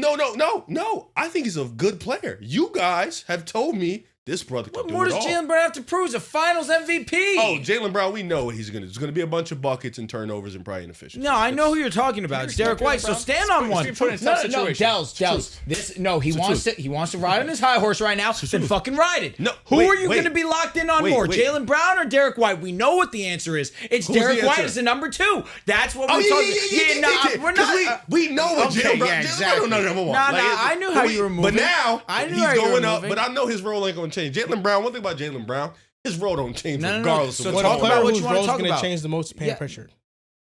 He's going to get an uptick. He's going to start with Drew Holiday. But now we I don't get think he's Derek gonna White be there. primary No, ball talk handling what you wanna talk about. responsibilities. We get Derek We White know what he running the wants to pick talk and about is roll. Derek White. We get Derek White in the pick and roll now in the actions. He's Okay. an idiot. Oh, no, we gonna see sleep who's an on idiot. Derek White. Derek White's done some of that action, but he's not. He's I gonna think be we're much more on underselling ball next year. I'm The excited, financial Dels. situation the Ooh. Celtics are in, the amount of money they got to pay that they don't want to pay. Al Horford's a free agent. Luke Cornett's He a free should agent. retire. Those are two players that come probably back. might not come back. Hashtag retool. Get rid of fucking KP and Drew Holiday. Retool. Chris Get some Porzingis players. doesn't have enough value Drew on has his a expiring market, deal though. to where Drew he's going to Holiday get has some a market. market. I think the Celtics, they just need to get under the second apron by basically next offseason. So they could go into this season with KP still on the going books, with even one if they of them. want Drew on the books. But I Not think both it's of a them. You'll go with long one. shot. But But my I don't guess think is that's they smart. keep KP. I don't think, and this is the thing, I don't think the Celtics are making the playoffs because I think they're going to lose players this offseason, whether that be Drew, KP, or both. I also don't think with how forward-thinking Brad Stevens is in that front office, they're going to want Jalen Brown and Derek White to play all 82 games next year. Take their time. Next year, Jalen Brown's got next the year, meniscus surgery. next Take year your is time, about brother. Jalen Be out to Brown. December. Jalen Brown. This what next year is about. AJ. Jalen Brown. If you got a toe Yeah. injury, you're out a month. He's That's what an next year is But about. if he doesn't play, then I agree. I don't But think. I started my I think my Jalen statement by Brown's gonna saying play. thinking Jalen Brown They said is he's going to healthy be healthy and for the playing. regular season. Like, to me, I'm looking at the Celtics next year as a complete wash. I'm not even looking at them in I'm like a locked in. playoff landscape at No, all. I think they'll can't be in, do I think they'll that. be in the play-in. How can you do If they're, that? if they're relatively healthy, they'll be in the play-in. If they're relatively healthy, They'll be in the yes, they're a playoff team. play-in playoff. because yes, I don't think I'm with they're you. a serious threat to anybody. But that is Nah, not they're not a doing serious threat to anything. win the title. Nah. and I think if you're not a serious threat to anybody, any front office is just going to want to hang it up for the season. That's not how Interesting. basketball works. Interesting. I don't. Nah. Are they going Hey. to be? Because if that's the case, most teams would do that. Gonna Most say the teams do Jazz do that. don't do it. Not necessarily. The Like, Jazz a lot do of do teams it. don't do Atlanta that. would do that, and they're not doing that. When? Detroit would do that. They're I not think a doing lot that. of teams don't do that because they don't want to be the worst team in the league and get Did the fired. Sixers not do that this year? Oh, they knew it was a wash, though. Well, Like, they Sixers tried. are notorious for being But dirtbags. The Sixers just gave Paul George $280 million. They didn't try to. And they They're realized right. they realized the season was going off the rails, and they say, you know what, Quentin Grimes, Yes. go out there, drop 40. But they also were banged up a shit ton. And Jalen Brown's going to have surgery on his knee before the So season. okay, so They said Atlanta, he's gonna be ready for training Atlanta's a camp. good example. Jalen Johnson went down. They didn't just give up. They traded DeAndre Hunter. They wanted that deal. I just don't know if Boston can really be bad enough to be like an 11 seed. That seems like a long shot. And they Well, East don't they don't got have to five be. bad They teams. just have to be the 9 seed. Okay, yeah. But it's And like you're lose the the 9 play-in. seed. You lose the play-in They game. could win a play-in They game. could you know what I lose mean? the Like, play-in too. No, they could. Listen, I'm hoping. Hey. Listen, I want a tank. AJ Give and- me a top 5 pick. I would AJ love and that. Tatum. You're But better than this. I just don't think they're gonna be good enough. You're better. They than want to this. ring. We just have now. to root balls to the fucking wall for Derek White Has he ever been and that? Jalen Brown masterclasses. Has he ever been that? a rider? I hope Balls they- to the wall. I hope they Balls hold to the only wall? for one. I want to No, lose. never. I just think it's Look at a him. it's a I season. I want to tank. He's so quick. It was so fast. It's Like, it's a season. What do you want? What should I root for? Jalen Brown. Can you I root sh- for your guys? Of course, I'm rooting for Tatum's them. down. But He's fucked. I Dels know is rooting and for he's his back. back. He's Yeah, back. he's back, and that's it. He's exposed. He's exposed. Tatum's he's out. exposed. He's like, nah, He's this shit exposed over. because when it was the championship run, Oh, he and cared Jason about Tatum was the- mid. yeah, we hey, got it's him. just it's we. It's we not got him. one. It's got him. we. We got him. And that was Dels- the year that's after. always how it's Dels is a been. real Now fan. it's always been like that.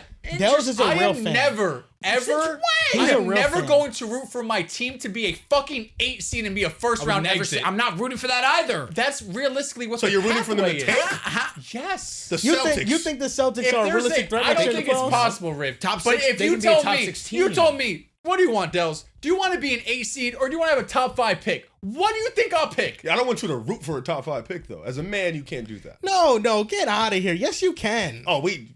You right message, wrong message. No, you can definitely root for a top pick if you know your team is Fresh not going to off a compete for a championship. championship. All right. I'll admit it. Yes. No, because when the Broncos were dog shit, I was rooting for us to always lose. Yes, I agree. Yes. Those just top players out for the season. Okay, your top players out. You have fucking Derek White, Jalen Brown, not enough. Joe Drew. Mazzulla, Drew Holiday, Kristaps Porzingis. Holiday's not going to be there. Porzingis probably won't be there. You just said that you can have them for the whole season, and then until as the long as deadline. No, if they have them, they got to pay the bill. all right, and then retool. You can retool. Their GM will pay that This money, is by how the way. I view the Celtics. I view the Celtics in the lens of every team in the East is looking to get better because they know you're out of it, while the Celtics are looking to shed salary. That's why I'm looking at the teams right now in the trade East. KP, that's okay. It really is. I think That's they're keeping KP because okay. his value is in the fucking Who's going to mud. play center for them, Drew? Whoever they get They'll back. bring back It Luke might be. It's Cornett. going to be Keita. He might be the day one setter. We're here. I'm looking at the East. Al Horford will sign a 1 year. I He think needs to- right he now comes over the back. He second needs to give apron, it they up. cannot sign him. They KP's can sign him to like a minimum. I'm looking They at the bird East right right now. The Cavaliers will be better. The Knicks will be better. The Pacers will be better. The Magic, I think, now will be better. If That's it. the Objectively, Miami that's Heat the get end of it. KD, they're Okay, better. we're not living in that world. I think the Pistons will still be better next year. Who? The Pistons. No. I got the Pistons. How many I games don't. do the Celtics win next year? 47. I think the Raptors got a chance to be better than them. 47 a lot? I do think so. 47 is like Wait, how are The Sixers got a chance to be better. if they're healthy? But If they're let's- healthy, they have how a are the chance. Magic the comfortably? Pacers yes, won but the 50 Pistons last aren't? year. They have 3 guys. 2 of them didn't play much last year. What are you talking about? With Paolo and Orlando. Franz. Yeah, And Bane. They have 3 guys. I'm saying 2 That's of them what I'm didn't play. saying. Jaden Ivey's coming back, It's fair. and Duran made it lead. But this all right, year. but the Orlando's an 3 injury prone and a team. Sarr, What do you too. mean Sarr. the 2 guys didn't play? Franz and Paolo- Paolo played. They they didn't play that were much. hurt for stretches, but they pretty Yeah. much played They a They lot. played like 50 Majority- games. That's a decent amount. But you missed 30. That's a You lot. missed- that's- you they're missed not- I'm not, awards. but I don't think they missed 30. I could be capping. It felt like 30. Paolo and Franz, you Yeah. said? Yeah, they felt like that. that. Paulo probably did miss that much. Double check that, Drew. Paolo did play 46 games. Oh, Yeah. shit. Missed, half the season. Yeah, for sure. No, I- he did miss a ton of time. I just Franz think played that- 60. Okay. It We're felt gonna- like they But missed no, Paolo missed a ton. Jalen Suggs missed know a that lot. for a Yes, fact. he See, did. but I didn't say 4 guys. I said 3, and I disrespected Suggs realistically. Well, he missed damn near. He missed a ton. Yeah, He missed a all- I just Almost the think whole every season. team in the East right now is going to be ultra aggressive. Even the Raptors are going to be aggressive. The Raptors are looking You're to... gonna straight face me and take the Raptors over the Celtics right now. That's where Right no- with now. no Drew and Yels, KP? you're gonna do the same shit. I wouldn't say the Raptors. Wait, No, no. and you took Miami with the assumption they had Kevin Durant. Nah, You're assumption moving is gross. nuts. Assumption is nuts. You're moving With- gross. with no Outside Drew of Holiday those and 4 KP? teams, outside of those 4 teams you listed, no, there's Can we- no other The team you can disconnect objectively here, the take disconnect them. here is Yes. that I don't believe Drew and KP will be And on this this- team. I believe the starting definitely five. don't think Drew will be I there. believe the starting 5 next year for the Celtics is Yes. going to be Peyton Pritchard, Okay. Jalen Brown, With Derek No, White. Derek White. Uh-huh. Yeah, Okay. Jordan Walsh, and Kata. Like No, this is what if- we're getting if to we right really now. look Why at are we the assuming rotation. And Drew's Drew's getting gonna go nothing for back fucking from them? Like they're gonna get Snicklefritz? things back. What are we doing? Yeah, I mean, they'll get a rotation. Drew Drew's has getting some value. Drew's getting nothing. They're not No. getting a starter for Drew. I think you get a Cap. couple. You get a role player. You're Cap. not gonna get a Cap. starter. Cap. You're getting They're a starter probably for getting Drew a good Holiday. role player, but not a starter. You're getting a starter Like for a Drew real Holiday. But you're getting a starting low-end caliber starter. player. I don't Fair. think you're not getting. All a right, good- you're I'm getting a dying on that role hill. player. You're getting a I don't starter. think we understand how bad Drew Holiday's contract is given his age moving forward. He 30, still has 35 that. M's. You know what? That's like the third option on the team when he's like clearly the Celtics 5th, 4th most nights. Listen, if they weren't in And the he was second regressing last if they year. weren't in the second apron, they'd be smiling ear to ear knowing they had Drew Holiday on their team. But they are in the second apron. I understand that, but my point being is just because a team or just because he's getting a high contract on the Celtics doesn't mean another team wouldn't happily give him that money. The reason why I think Hey. that both of them are gone, The Kings are interested in Drew Holiday. sure. They're gonna have to get a starter back. His Yo, contract is nuts. if the Celtics got Keon Ellis in the trade, What? he wouldn't be moved. They're not getting Keanu. Well, what if They- they they did? might contracts get have to Malik work. Monk. Malik Monk wouldn't be bad. That's a They're starter. going to be solid. Malik and Keon Ellis for Drew. They're not getting both. why would No the way Kings they're do getting that? both. I don't know what the Kings Wait. do. The Kings, we don't know what they're gonna Do do. they Wait, care they're about Keon like that? I don't know Post what- Mike, yeah, they might. I just don't for know why sure. they would do I that mean, trade. I think that with Drew Holiday and KP, like the Celtics right now, their Shit, front hilarious. office, they are operating under the assumption that we got to be good for when Tatum comes back next year. In Do you think the 26. Lakers would make a play out? Drew? No. KP. Oh, sure. come get him. He's available. Jared Vanderbilt. Jesus Christ. You're not about to tell me that a team in the Celtics with no KP and no Drew is better than Quickly, Brandon Ingram, Scotty Barnes, and Jakob Poeltl. You're being unfair. The trade You're package I have seen is with the Clippers, like a Norman Powell. What no. the? Yeah, Can I get that mental back? health. Fire. If they're healthy, the Raptors don't sleep. Or Derek And you Jones. just kept saying, what, Jordan Wall should start next year. Jordan Wall's fake great. What the fuck is might wrong not be with called you? But that who do they have? That's Baylor my We don't thing. Al know yet. Horford Baylor is Shireman. coming back. Okay, Baylor's- instead of Jordan Wall, should be Baylor Shireman. Isn't Sam Hauser still on the squad? He's gonna get traded. But who's He's he getting gonna traded too? Probably. Bro, Oh 10 my mil? God, they're that has to cooked. go. Is he That gonna has to start go. at the 4? Sam Hauser? I don't know. He's still a better Wait, option than all right. Jordan fucking Walls. Joel, here's my question: why are you assuming that Kevin Durant's in Miami? But we That can't was assume yeah, that they get a good player back Yo, to Joel Holiday. Joel, that was This is unfair. insane. Like this KD's is in really Miami. And in Miami gets KD? Yeah, like KD's in Miami. I bet you $1,000 are better than the Celtics next I year. won't accept I'm not that betting $1,000 deal. on shit. Why would I accept that deal? Hey. Why? Because you know you're gonna lose. Yes, you're Yes. right. I just think the Celtics next year is a wash, bro. No. You said 10 seed. You're out of your They're- mind. no, I That's said a they're good not bet. making the playoffs. Did he say 10 seed? He said Regardless nine, if it's yeah. 10th, 9th, whatever, they're not making the playoffs next year. I don't think the Celtics are making the playoffs I'd next love to be year. a lottery team. I gotta listen. I gotta see Shout how out that to looks. Dels. He gonna get a top 10 pick. And when And they're Derek gonna White's an retool. all-star, you're going to run me my money. Derek I'll White's tell you gonna be what. an all-star. Fuck a money. If Derek White makes an All-Star, I'll do 100 push-ups live. Can you do 100? No, but Not it's gonna be straight. funny as fuck. I'll tell you that. You got a package for me, bro? What? You looked at me and said Dells. I thought you had a trade package. Oh no, I had a question. It's gone now. 100 push-ups. I would not. I honestly would. I'd love to see that, truthfully. So yes. I also is it nuts to say Derek White? Insane, Derek White jersey. Is that It's crazy? insane. That wouldn't hurt me as much. but would it hurt me? It's a little insane. Okay. Oh, would it hurt you? I don't know. You love him, I know. You love him. Celtics jersey. It's Lakers. I've It's always been crazy. here. I know. Why don't you just get a Lakers jersey with 4 and white on the back? Or a seems Spurs racial. Derek White jersey. You might have did. Might have to something. pay up for But something I wasn't on there. eBay. I wasn't there on the Spurs. I wasn't there on the Spurs. What's Tatum's contract? 70 million? A lot. 60, I think. 60 plus Jalen Brown's 55? Yeah, they're in, Is it they're in deep 55? shit right now. So But hey, they're taking up a lot of the salary. I mean, deservedly so. They are. But I think it's more likely the I don't feel Celtics. bad. It's more You're likely they gonna trade double down. Derek White than make the playoffs. I'm dead serious. They could get a lot of value back for Derek White. Yeah, they can get an insane amount, but they're not. They're not gonna trade Get him. a Bane package. Exactly. If you get a Bane package right He now makes for Derek less. White, you're not doing that He's trade. older though. Oh no! It's like I'm 5 years running. older. I'm doing the deal. Yeah, It's facts. like 30. If you get 4 picks and a pick I can see swap, 3 strong ones. Are you Yeah. kidding me? I'm doing that in a heartbeat. With respect, and oh my god, I love. I would do that if I was the Lakers. If I had the assets, You would to do do a it, I lot would do if it. you were a Lakers. If I had the assets, I would do it. I bet you fucking would. Yeah, I think the Celtics right now just got a big sign over their head. Sellers. Yeah. They have They're sellers. no. Yes, they are. No. Yes, they They're are. sellers. No. I mean, They're technically, sellers. The yes. only They're reason not they're sellers, fucking yes, buyers. of course not. But I'm not saying it's when you say sellers and you just said Derek White. No, obviously my brain goes to for no. the right price. My brain goes absolutely. to no. That's why it goes to no. Yes, They'd you have to have get Drew, blown you have away. KP. Hey, yes. everybody's available for the right They'd price. have to get blown away. No. To trade Like Derek you would White. need 3 unprotected first plus something else. Derek KP White's a and Drew, player the that Nets you could do want. it. I wish I was exaggerating when I say this. I mean this from my heart and my fucking soul. Mm-hmm. Derek White is the type of player you want with Jason Tatum till the day he fucking retires. He better make that All-Star team.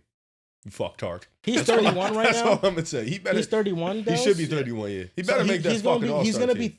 Derek White's gonna be I'm 33 when looking at Tatum you. comes back. Yeah, no, this is war. He better. This is exactly How what the many fuck I All-Star needed. games has Garland made? 2. One. Yes, 2. He does. He Have made to. last year too. Clown face. He better make 1. Yo, this is what Downs. Did he make it last This year? is what I needed, bro. Yes, he better make an All-Star team. Does this sound One was a enticing sub. to you Hold on. for a 33-year-old Derek White to be with Jason Tatum and Jalen Brown? His game on age. I think Bad. his game is just fine. You're He's being not mean. some fucking athletic demon. Are you kidding me? 33 years old. What's wrong with you? I think He his game doesn't- gets better with age. He just stays in the spot, one spot and he shoots. The sure shot does. blocking is We definitely know. going down. Yes, the athleticism But would he's eventually more go. just like Defense is smart. amazing. He's not like jumping. And also, you 15 can't feet there minimize blocking that dudes. because we're talking about one of the greatest guard blockers of all time. Sounded to me like you're. It's just you're with describing the a role player. It's just with the Celtics, dude. He's a role Like player. He is. Yeah. you have So to is take Drew an Holiday. entire And he's a off. Hall of Famer. He might be. So is Darius Garland. what? The role player. No. Fucking Fry. Fucking fraud, because Role that's players don't exactly make what the he All-Star knows. game. Glorified. Drew Holiday, Draymond Green. Drew Holiday was an all-star. As I said what I said. Role player now. Most players in the NBA are role players. Cap. You lost us with Most- that. No, Wait, most yeah. players in the Most NBA players are are role role players. He players. could. Oh, yes, 90%. He could. For There's sure. only a handful of operation DG goons. ain't one of them, bro. Draymond Green, He's a different case. Rudy Gobert. Different case. I'm just You're naming naming dudes with no O. Jaren Jackson, role Who's the player or better not. playoff I'm performer? No, dead All-Star, serious. All-Star. Who's the better player performer, The year- Derek White or Garland? Garland, he's always hurt. So, yeah, probably Derek White. Come on. He's an idiot. How can you fucking say, yo, he better make an all-star team, but you fucking take Derek White over him right now? Because for players like that, 82 games matter. Heavily. Yo, you're moving gross. Heavily. And You're now, moving Derek gross. White, instead of standing there and waiting for Tatum to pass him the ball, That's tighten no the fuck problem. up. Not only does he have to tighten the fuck up, Jaylen Brown's going to lose that ball a lot. So I'm excited in to see this Derek White shit. In Yeah. 2024, in the regular season, who was running the show? No, I'm sorry. In 2020, Derek White's the 2024. point guard. Yes. He's the point guard. So Congrats. calm the fuck down. Tatum was on the court a lot, right? mean, Yeah, okay. Jason All that Tatum. attention is going. It's Run Jason. me. Make that All-Star game, bro. That's all I'm saying to you. I guess I can't say that because when Donovan wasn't on the team, yes, Garland was thriving. He was I know, thriving. idiot. So we're all on different sides. I mean, I don't think they're making the playoffs. So there's no No, chance we in know. hell Derek White's making We an All-Star think game. playing. Do you think playing. Derek I'm White's making an thinking All-Star top game? 6. That's my hot take of the season. We're yes. here. No, we're locked And you in. got no All-Star for Derek White. Nothing. There's not a he chance gets in hell? nothing. No. Not no. even a yo. Yo, the only thing he No, gets but in- he's better Yo, than Garland. I guess that's all you give a fuck about. I guess. Okay, I mean, he that's- doesn't make an All-Star game. that- Oh well, that- but he's better than that's Garland. not really winning I anything. win. I win. You don't win, 'cause that's I not win. objective. You just said That's he's not better. objective. You just told me he's better though. No, whoa, whoa, Is whoa, that whoa, not- whoa, whoa, whoa, whoa, whoa, whoa, whoa. Let's run No, it back. you said he Wait. played better in the playoffs. Yes, let's run it back. Let's run it back. Let's So run the biggest stage what matters the most. Let's. Fucking I mean, dumb. Andrew Garland's been hurt. Nemhard, fact, is better than a lot of niggas in the playoffs. Is he better than Garland in the That's playoffs? my point. I'm asking you a question. No, listen. Are you taking No, taking no, Nemhard or you Garland? wouldn't take Nemhard over DJ. Neither would I. That's why I'm wondering where you're at. Yes, but what I'm saying is, listen. He almost gave me a heart attack. What I'm saying is, Derek White. We've had this argument, us three, Years. for the past 2 or 3 years. Yes. It has never been. It's been in the air. It's never been a fact on either end. I'll agree with that. It's Okay. been 50-50 on both ends. Wow. You have an opportunity here To really take shut me the 100%. fuck up. Because now you have to ride. now you have to ride. I'm- But we ride with You have to. two Yes, things now. you have to. It's got to be And Derek I don't White. wanna hear but shit. because we need the Celtics to be successful. If that's Dallas going to be is the case. rooting for a tank job. I'm rooting for Brown and White and Pritchard to fucking hoop. Yes. And us to lose. And one thing I will say, Pritchard's gonna hoop that fucking So let me ball. ask you a question: If Derek White is on a losing team, but he's averaging 22 points per game, he's averaging 22. He's Okay. you're Cam gonna- Thomas. Are you gonna He'll be efficient. We'll say this. the defense? We'll say this because we are smart enough. Yes. We're smart enough so We we are. can establish a nice baseline. When Yes. Darius Garland was by himself, they were a playing team. He Yes. averaged about 21, 22, and 8. He was the leader of the show. And then he playing choked team. in the plane. They needed to choke in the plane. I won't disagree with you. But Sorry. they That was were a playing unnecessary. team. They Correct. weren't that good. They weren't. He was the number one. Correct. When he was with Donovan, he's been 21-7, 22-8. Mad good. Number 2. This year, you can argue, his best year of his career. Everybody was better when he was on the floor. I agree. If Derek White averages 22 and they're losing, and this is the East, you told me They have to make the playoffs. I'm playing. I ain't even asking for that. No. The playoffs. The playoffs. Just 6 They good got to teams be in a the East. top 6 seed. Oh, now they have to be a top Oh, 6 okay. seed. But I'm Derek telling White's you, who they're you in the think who you 9th are. seed. Oh, that's me, not you. That's my opinion. That's real shit, though. He did. But I'm asking objectively. He averages 22. We understand he's playing good ball. We're not going to give him the benefit of the doubt. He gets my vote. He gets mine. Joel Rax for benefit of the doubt now. He gets no He benefit. gets of the no. doubt. Oh, so I'm supposed to give Garland the benefit did of the it. doubt when he has a did broken it. jaw. You fucking did Exactly. it. You did it. You did it. You did it at all. Now, you didn't even know. You were like, for real? I gave them the Yo, benefit of the you doubt. was like, I what? gave them the Yeah, benefit no, of the doubt you did coming not. into this year. Did You I did not? it. You I did said it. Darius You Garland would be a lot better. Did you I kept not? just saying, I he said needs to I was the bounce back. highest on the He needs to Cavs, was bounce I back. not? That's what you Let's kept not saying. lie. All right. Let's All not right. lie. I Who was the is highest the on the most Cavs coming overrated into the team season. coming into the league? Who's Drew's most It's true. overrated? I said the Cavaliers. It was the Cavs. But then what did I do? I literally 2 weeks after They were the I most was the highest on them. And did I not cook? sicko. Did I not cook? I mean, What round did eventually, they get out on? You were wrong twice. I'm on my 'Cause Joel you were shit. like, you were wrong I'm on my twice. Joel shit right now. You were wrong Stop twice. playing me. I had both takes and both were right. I had both takes and both were right. They were overrated. They were the most overrated, and they were going to be a great team, and Garland was going to be back. I cooked. I cooked. Unlike others, where you have both takes and you're wrong, I had both takes and I was right. Stop Okay. playing with me. Okay. So now, be right on Derek White. I've been right on Derek White. Like, I've been right on Jaylen Brown. Ooh, that's the conversation. Finals MVP. That does, I mean, for that year. The year before I was right. The year before I was right. A lot of dudes ain't peaked that high, brother. Yo, I'm going to say this. 20 points in the finals, MVP. Locked up Luka. You know what? That's why he won it. Statistically, yes. Al Horford he held Luka to worst percentage. Fucking 20. Jaylen Brown did his thing to a lot more possessions. It's not 20. Yeah. JDub would have won that finals MVP. Iggy is holding LeBron to 36. Look at them numbers. 36% from the field. The field goal JDub's percentage guarding is fucking Halliburton. Listen, this is your 1 year to make it right. That's a great guard. Luke Dort is guarding him, really. No, listen, a winning player does not get the benefit of the doubt if he is not winning. That's a fact. That's all he does is win, right? He's a winning He's player. getting Derek White is getting... Garland can have Mitchell and Mobley and Allen and DeAndre Hunter and Ty They won Jerome. games. I'm just saying, I don't got Tatum on my team. But when I was telling him, well, Derek White has That's a little bit Tatum, unfair, Brown, because Porzingis, he was like, it doesn't matter. Garland- See how he's playing this unfair What card? did he just say? I'm not sure. He said a lot of nonsense. Well, we were talking about Derek White. Yes. And we were talking about his role. Yes. And you were telling me how exciting he is as a He player. is. And I was like, well, Tatum's on the team. Of course. Jaylen Brown's on the Yes. team. Porzingis on We the team. acknowledge that. That obviously puts you in a different category. Of course. You said it doesn't matter. Derek White's better than Darius Garland. I said, He okay, is. fine. Cool. Now, because all this shit doesn't matter. You know why it doesn't matter? You better hope they miss the playoffs. Because I'm gonna now- fucking never stop Now talking. we have the opportunity to see what Derek You know White what? looks Fuck like it as a then. number Put Brett two. on it then. How much do I put? How much do you want to put on it? The 100 push-ups? Put a fucking 100 on it. What is it exactly? What is it exactly? The Celtics They make the playoffs. They make the I don't playoffs. think that's his bet. That's my... Yeah, that's... That's not really my bet. No, I was with No, you. no, on no, that What's side. your no. bet? Derek White All-Star? Yes. Fuck it. $100. I would say this though, and we're not talking no sub. Nah, No, that's no, how no, Garland no, got in no, the no. first go-round. Garland last year did not. No, last year Garland did I not said get as a first go sub. round. And All-Star is an All-Star. I don't give a fuck about a sub. I said All-Star's first an go All-Star. round. Did I not say first go round? His first go round, it was a sub. Stop playing. Dude. He gets the benefit of the doubt for being a sub. Nah, you just ain't your bet. He ain't getting that. He gets the benefit of the Fuck doubt. that. Yo, No, he's being... Wait, you don't think he's being an All-Star, but he might be a sub? If he's a sub, he's an I'm talking all-star. about if a nigga get hurt, he can't just. That doesn't count. What the fuck? That's on your resume. That's a not your no. resume. He's not getting that. Garland No, has no. two because of that. That's a lie. Last year he made it because he I made said it. the first one. Fuck the first one. I don't care about the first now one. he's being unfair. You just told me he's a two-time All-Star. Yeah, but we talking about last year. Exactly. So fuck the sub. Yo, Fuck the sub. exactly. All-Star. He made it both ways, bro. How you gonna get mad because he made it both ways? No, bro, I'm giving him his acknowledgement for making it last year. But you're No, talking about you're some not, two-time bro. All-Star Bro. when he's Okay, how about this? If he is an all-star, solidified, baked, he's an all-star. No sub, $100. Yes, if he's a valid. sub, $50. Oh, so he still wins? Yes. Nah, I ain't jacking. You gotta that. get Yo, some credit for I ain't him. feeling that. I ain't feeling that. You're that scared? I ain't feeling He's that. scared. He's I am scared. You I at am least scared know of he's East. a borderline chance to be an All-Star. Because he knows he's already a borderline No, I am All-Star. scared of the fact that Nah, niggas in the Riz, East get I'm hurt. taking this bet. Yeah. Ain't no way he's being a fucking all-star.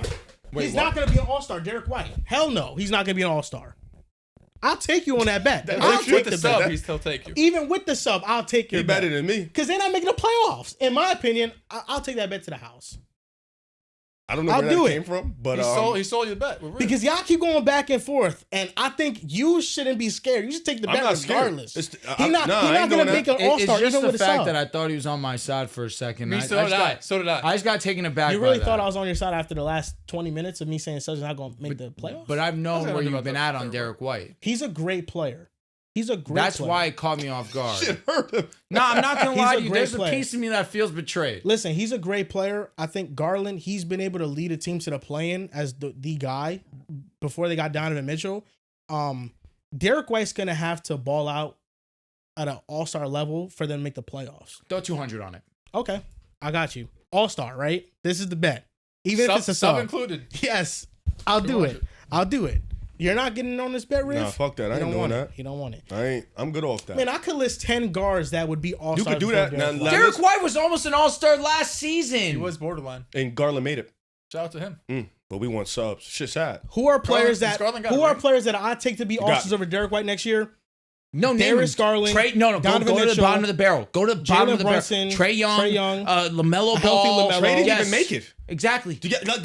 No, I'm not giving. If You wanna niggas know like it's gonna Trey be a Young don't fucking make it, I'm not movie? getting. You know it's Nah. gonna be a fucking movie. When the Celtics get to the halfway point near the All-Star break and they're a top 4 seed, and you're going to be absolutely forced to vote for Derek White. That'd be amazing. That means Joe Mazzulla, coach of the year. And Shit, top 4 seed. And when that happens, he will be an All-Star. Yeah. You talking about Raven, if Trae Young wasn't an All-Star sub, you really think Trae Derek White's Young going to be that? didn't make the All-Star game. LaMelo Ball didn't make Rudy the Gobert's made All-Star All-Star game. games, all right? Sometimes you don't have to be Big super man know what I'm position is saying? different. Like The coaches will put Derek White in. that's like, bro, you fucked up. No, because I he didn't. has The not coaches- only does he have the You wanna reserve, talk about he a- has a sub. So if it's a sub, because if somebody got hurt last year, best believe Derek White would have been that first one to grab up, boom, pull Rev, up. You think I messed up because I made a bet that Derek White won't be an No, All-Star next year? no, I'm with you on the first part. You let him get that sub. If Trae You Young bugging. didn't get in via Young- sub, nobody Derek let- White's not getting in. Brother, I promise you that's not how that goes. Coaches don't like Trae Young. Coaches fucking love Derek They don't White. like LaMelo. Like- and LaMelo Yeah, look was how they leading play. all Come on. scores at And he plays for half. Charlotte. He's not making that. I'm team. just looking at the guards. Garland, Mitchell, Garland's making it over Derek Locke. I'm just naming guards that I think Hey, have a better coaches chance picked to make an All-Star game over him. Right. Garland's in. Mitchell, Garland, Tyrese Halliburton, Cade Cunningham is 4. Tyler Hero made it. Tyler Hero, He had a good Trae year. Young, Exactly. He had a good year. Exactly. And that's no slight to Tyrese Tyler. Maxey, Okay. LaMelo Ball. I would take 8 guards before I take Derek White. Okay, All-Star. and that's just not how coaches see it. Well, they obviously didn't see it in a way that he should have been an All-Star in either of the past 2 seasons. Agreed, He was because borderline. Let's look at the results. Borderline. Borderline. He didn't make it. Let's look at the He results. was close. Now he's got a big role. He's about to average 25. Yo, he averages 23 in the top 4 seed. I need head. He averages 23. That's a fact. Top 4 seed. I'm sorry. I need it. I got no problem Thank you. Thank you. if that happens. Okay. That ain't gonna happen. 23 So you in got top two 4. So now I'm getting the head. Y'all got 2 bets. Dub. 23 top 4 Oh seed. my No, goodness. bro. That is Jordan Poole got a better chance. and you really mean that in your heart? Be serious. Be He dead averaged 20. ass. He averaged 21 serious. on good efficiency. Be dead ass. You mean Well, that? the Wizards might be so bad, but the Celtics not going to be in the playoffs anyway. So, They're gonna be You're so gonna much be better than the triple double Wizards. wrong. well, I'm glad I just made the bet on the Derek White stuff. But Riv, I think this was something that you passed up on, and I think you should have revisited. Bro, Derek White as the 4th option. Derek White got the same amount of votes as Halliburton. As for like fan votes, Player votes. player votes, Halliburton was kind of like people viewed him as mid last year. Yeah, so. he was also ass for the first As the 3 fourth months, season, 2 option. months. Drew Holiday got 24 16.4. votes. He's better than number 2 now. Brother, 4th option. Drew Holiday got 24 votes. Yeah, but you gotta also think about that in a way that Think about what? they were the 2nd seed, so they voted for people who won a lot of games. But Drew? People love Drew. if the Celtics are like the 7th seed, they're not getting that type of praise, bro. Talk. You really think they're going to be the 7th seed? That's the shit that you're holding on to, bro. Because you know that Derek White's going to hoop. If the Celtics are anything less than a top 4 seed, I don't think they get the type of problem. If they're a top 6 seed without Jason Tatum, they're going to get credit regardless. They're going to get credit regardless. I think they're a playing team for sure. because there's people yelling like aside. you. Jalen Brown will. Yeah, the yeah. Hawks over him. But if I thought about it. I don't have him solidify yet. I'll No. let you know. Jalen Brown I like averaged that what, like sneaky, 23 though. this Yeah, year? I like Hawks that. move me. Jalen Brown has to take like a leap to where he's like averaging 27, 28. He's 27. that already. Which I think he will. He's done that He's already. who he is. He will. This is about Derek White. I don't think he's averaged 20. He who he is. is. No, okay, and that's great. He's averaged like All 25. NBA. You're not. I'm All not. right. It's I don't just know, like, you're just he's something gonna with be the you. primary playmaker. No, God he's bless. not. He is. He doesn't know shit about Derek White. I mean, Jalen Brown is going to be the Primary playmaker? I mean, Yeah, Derek yeah, White Dallas. would be I don't know on shit. A1B, I don't like- know shit, but the Primary fucking playmaker? Celtics guy's saying it. No. He's gonna have to be, bro. He's getting he's gonna get a buttload of attention. He's their best scorer. You know what? When you mix the playmaking with the scoring, Well, he's and the gonna get- passing, he's gonna have the highest yes, usage he on is. the team. That's And he's different gonna than have to make playmaking, in my opinion. But yes, I agree. he's gonna have to make plays. He's gonna have to pass to others. He's gonna have to work in the pick. He's gonna have to do shit. Like He is. Tatum's not gonna play, He's not. brother. Tatum mask a lot of his deficiencies. Why do we act like Jalen Brown is this fucking black hole with the ball in his hands? Calm because down. sometimes he is. No, he's not. Sometimes he is. No, he was not. He was playing in that series versus the Knicks with a fucking torn meniscus. He was playing with his I said meniscus. that's why I said sometimes. Not all the time. Sometimes he is. There are That's times a fact. he could be negative sometimes. Was he a sometimes. negative last year? In the playoffs. 24? Yeah. No, he was No. awesome. Was he negative the year before? Young player. All NBA. Oh my fucking If god! Giannis stays No, with think the about Bucks, that All NBA, and it was a black well, hole. it's just the playoffs. Kendrick Perkins is a voter. let me ask you: if Giannis stays with the Bucks, who's gonna have a better record? The Celtics or Bucks? Well, Dame's not playing for the year. I know Yeah, he's no, that's not. close. You know, Be so serious, bro. it's Giannis. They won 48 games last year. The Bucks with They did. Dame, obviously. Brooke Lopez expiring. They might have some. They don't really have anything to like. He was make about to moves. cap and say they got money. They do have He was cap about coming to cap. off of their books. They do. Yeah, they're terrible. They do. But yeah, Giannis, he has a floor. You take Giannis because you respect him. I still will take. Wait, the you Celtics. take the idea? In the regular He season. proved he wasn't an idea this playoffs. He played Type shit. amazing. He Okay. was an idea. He wasn't. Okay, I was. Even though the idea of them making a deep playoff run is that's evaporated. That's not. That That ain't was got never nothing to idea. do with him. No, it doesn't. Oh, It has everything to do with the team. Well, I mean, he is on Fucking the team. idea. But You I gotta mean, be you're kidding me. so like you're pushing back against this Celtics prop and Derek Cap. White. I just don't know why you think that this is a bad deal to take. I'm No, still on that. you capped. I never actually pushed back on no Celtics prop. Actually, we're on the same wavelength. It's just Derek White. I'm Yeah. still confused why you guys don't think it's a good thing for me to root for them to lose. No, I agreed. I'd rather you, Sorry, I went root back silence. and realized that I was wrong. Oh, yeah. I'm Yeah, not I'm- going to come up here and be like, fucking go. The Celtics are Well, I- 15 and 24. Yeah, I felt that was your vibe. I ain't accuse you of nothing. That was kind of my vibe. I He was just giving think, me that vibe. I just think Riv for like all the DG versus Derek White talk. Like I don't think a sub is a deal breaker. No, I didn't. You know, this you want to go back on our deal and I'd make this deal with him? I'll still make the deal with this you. this has been a friendly banter, and I wanted it to keep it. You know, Because I will Friendly. say, if he decides to make the deal, unfortunately, I'm going to have to take my bet away from you. Oh, really? I mean, we could do it. I'll just do it for less money. Well, ours guys was put two. 200. We That's You what I'm guys, saying. you guys can do I'll go 100. That's That's what I'm saying. I will do 100. Just get on his bed. fuck it. All right, so now we're down to 100. Yes. Okay. Head still involved. No. Head is most definitely If the still Celtics the make main the aspect conference of the If he deal. averages 25, he can get the nasty shit I've ever did. Thank you. 25. No, what did I say? 23, and they're a top 4 That seed. kind of implies that you've done it. No. No. You thought too much into it. That's all it was. Nah, he just said that he would go crazy for his bro. like crazy. Nah, Like, He said it's the craziest I've ever done, which if you've only done it, if this would be your first time, you've never done it before. But you know I've what I mean? done craziest things to the other species as Oh. opposed where some freaky nasty shit. This would go Damn, you would above go and even beyond go. that. You know, Now I'm And he's- I'm rooting he's for it's his done son better to than the 20. money, is Yeah, what I'm he's saying. done some crazy shit. You have too. Don't leave me on this island by myself, bro. You're not alone. I'm just stories you tell me, man. Oof. Oh my god. All right, now we're gonna move on Holy to the shit. NFL portion of this show. Worst to first power rankings. Now, Mr. Dales has cultivated a list, and we are going to let him read his list and react Before to it. before he makes this list, scale of 1 to 10, 10 being elite, 1 being dog shit. How do we think his list is gonna go? I'm on a firm 8.5. I think Dales' lists are pretty good, so I'll go 10. I'll be honest, your Okay. quarterback list was fine. I was just trolling with Jaden Daniels. Oh yeah, like I know the Jaden Daniels love was high, but regardless, like I thought your list was Just fine. a little shot to Joe Burrow. Take No, I shit. love that guy. All right, here we go. All right, so this is ranking NFL teams based on who can go worst to first. So the team that is number 1, I think, has the highest chance. The team that is number 8, I think, has the lowest chance. Number 1, and I think they should be favorites maybe to win the division, 49ers. Yes. Got the 49ers. They have one of the easiest schedules in the NFL. I love Robert Saleh being back at defensive coordinator. Brent Ayuk's probably going to be missing the first couple months of the season, though, which is going to be something Couple to monitor. months. I think like midway through the season, they said. What happened to him? Towards ACL. Yeah. So he's going to miss like at least the first month. It seems You know, like. He could start on the pup. Calm down. You know. He got injured. They missed the playoffs. Most valuable. you know. You're welcome. Well, also CMC. You know, Tom Cook. it's something about people. CMC was healthy for some portions of the year. CMC was never healthy this year. He lied to us. It's just something about people who don't give you the credit when they should give you the credit. No, I feel that wholeheartedly. And I just feel like there was a point in our lives where Brandon Ayuk was being talked about as this demon, one would say. This top 5, top 6, top 7 guy. And Brock Purdy was being treated like he just was a Brandon Ayuk A merchant. Jag. Yeah. Just a guy. And now we're sitting here and Brandon Ayuk is injured. You have mentioned previously, like, Brock Purdy had a good year, He was solid. given his circumstances. Still one of the worst quarterbacks from playing from behind last year statistically, but yeah. Yeah, and it's just funny how full circle moment as CMC's been hurt. How often did Jordan Ayuk's Love been win home. those games? He's actually top 5 in those moments. I just can't believe it. That's cap. In EPA per play, absolutely. He is. I hate EPA per play so Top fucking 5 in much. those It moments. kills me.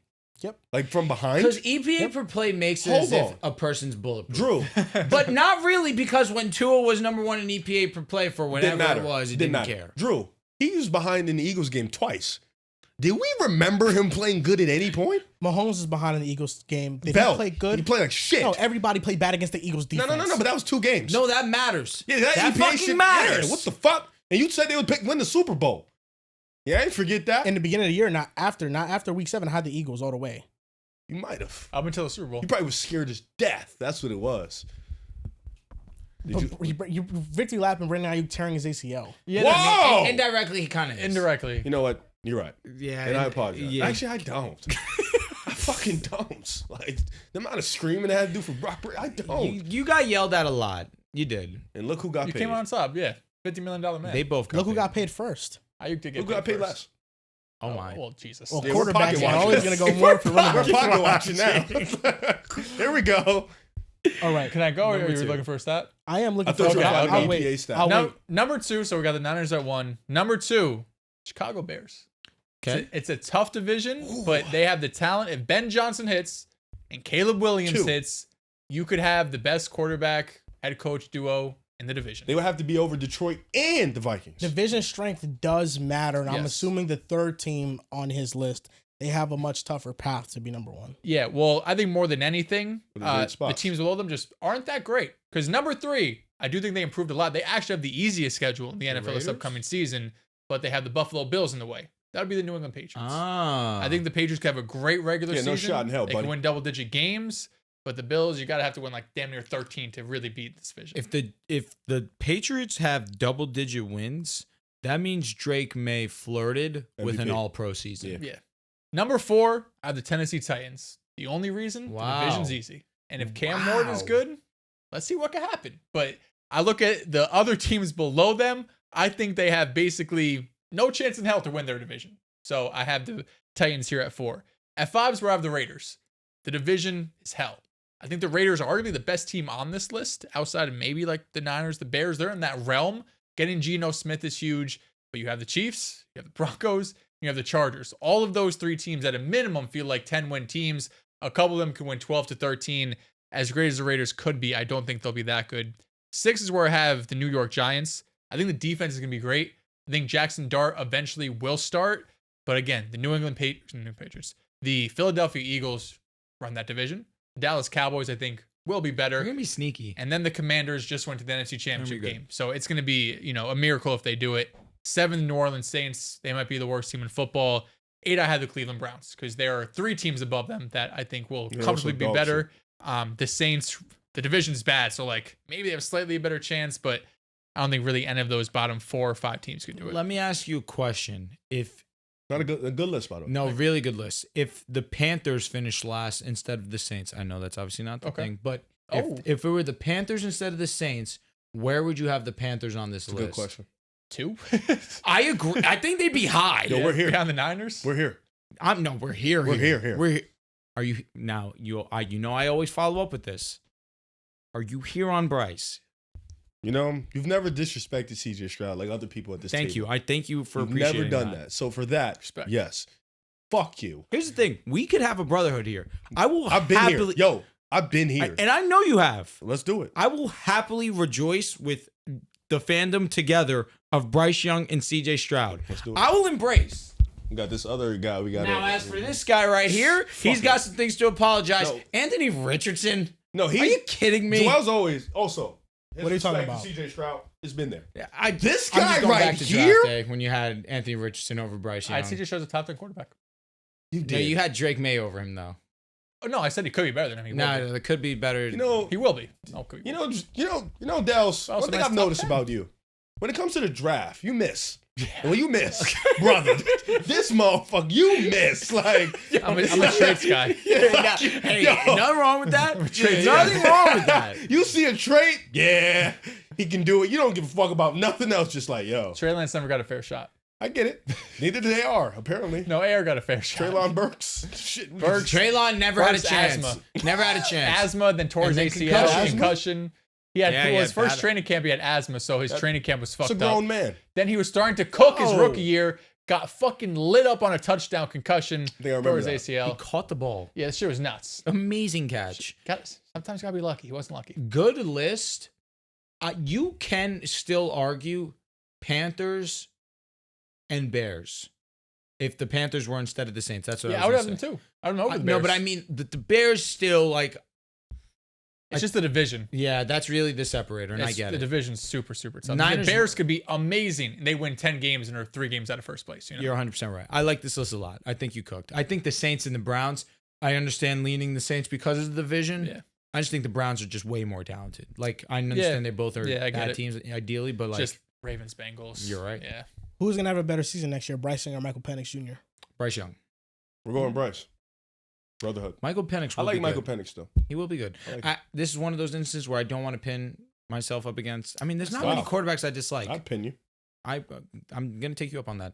There's not many quarterbacks in this league I'm actively rooting against outside of Mahomes.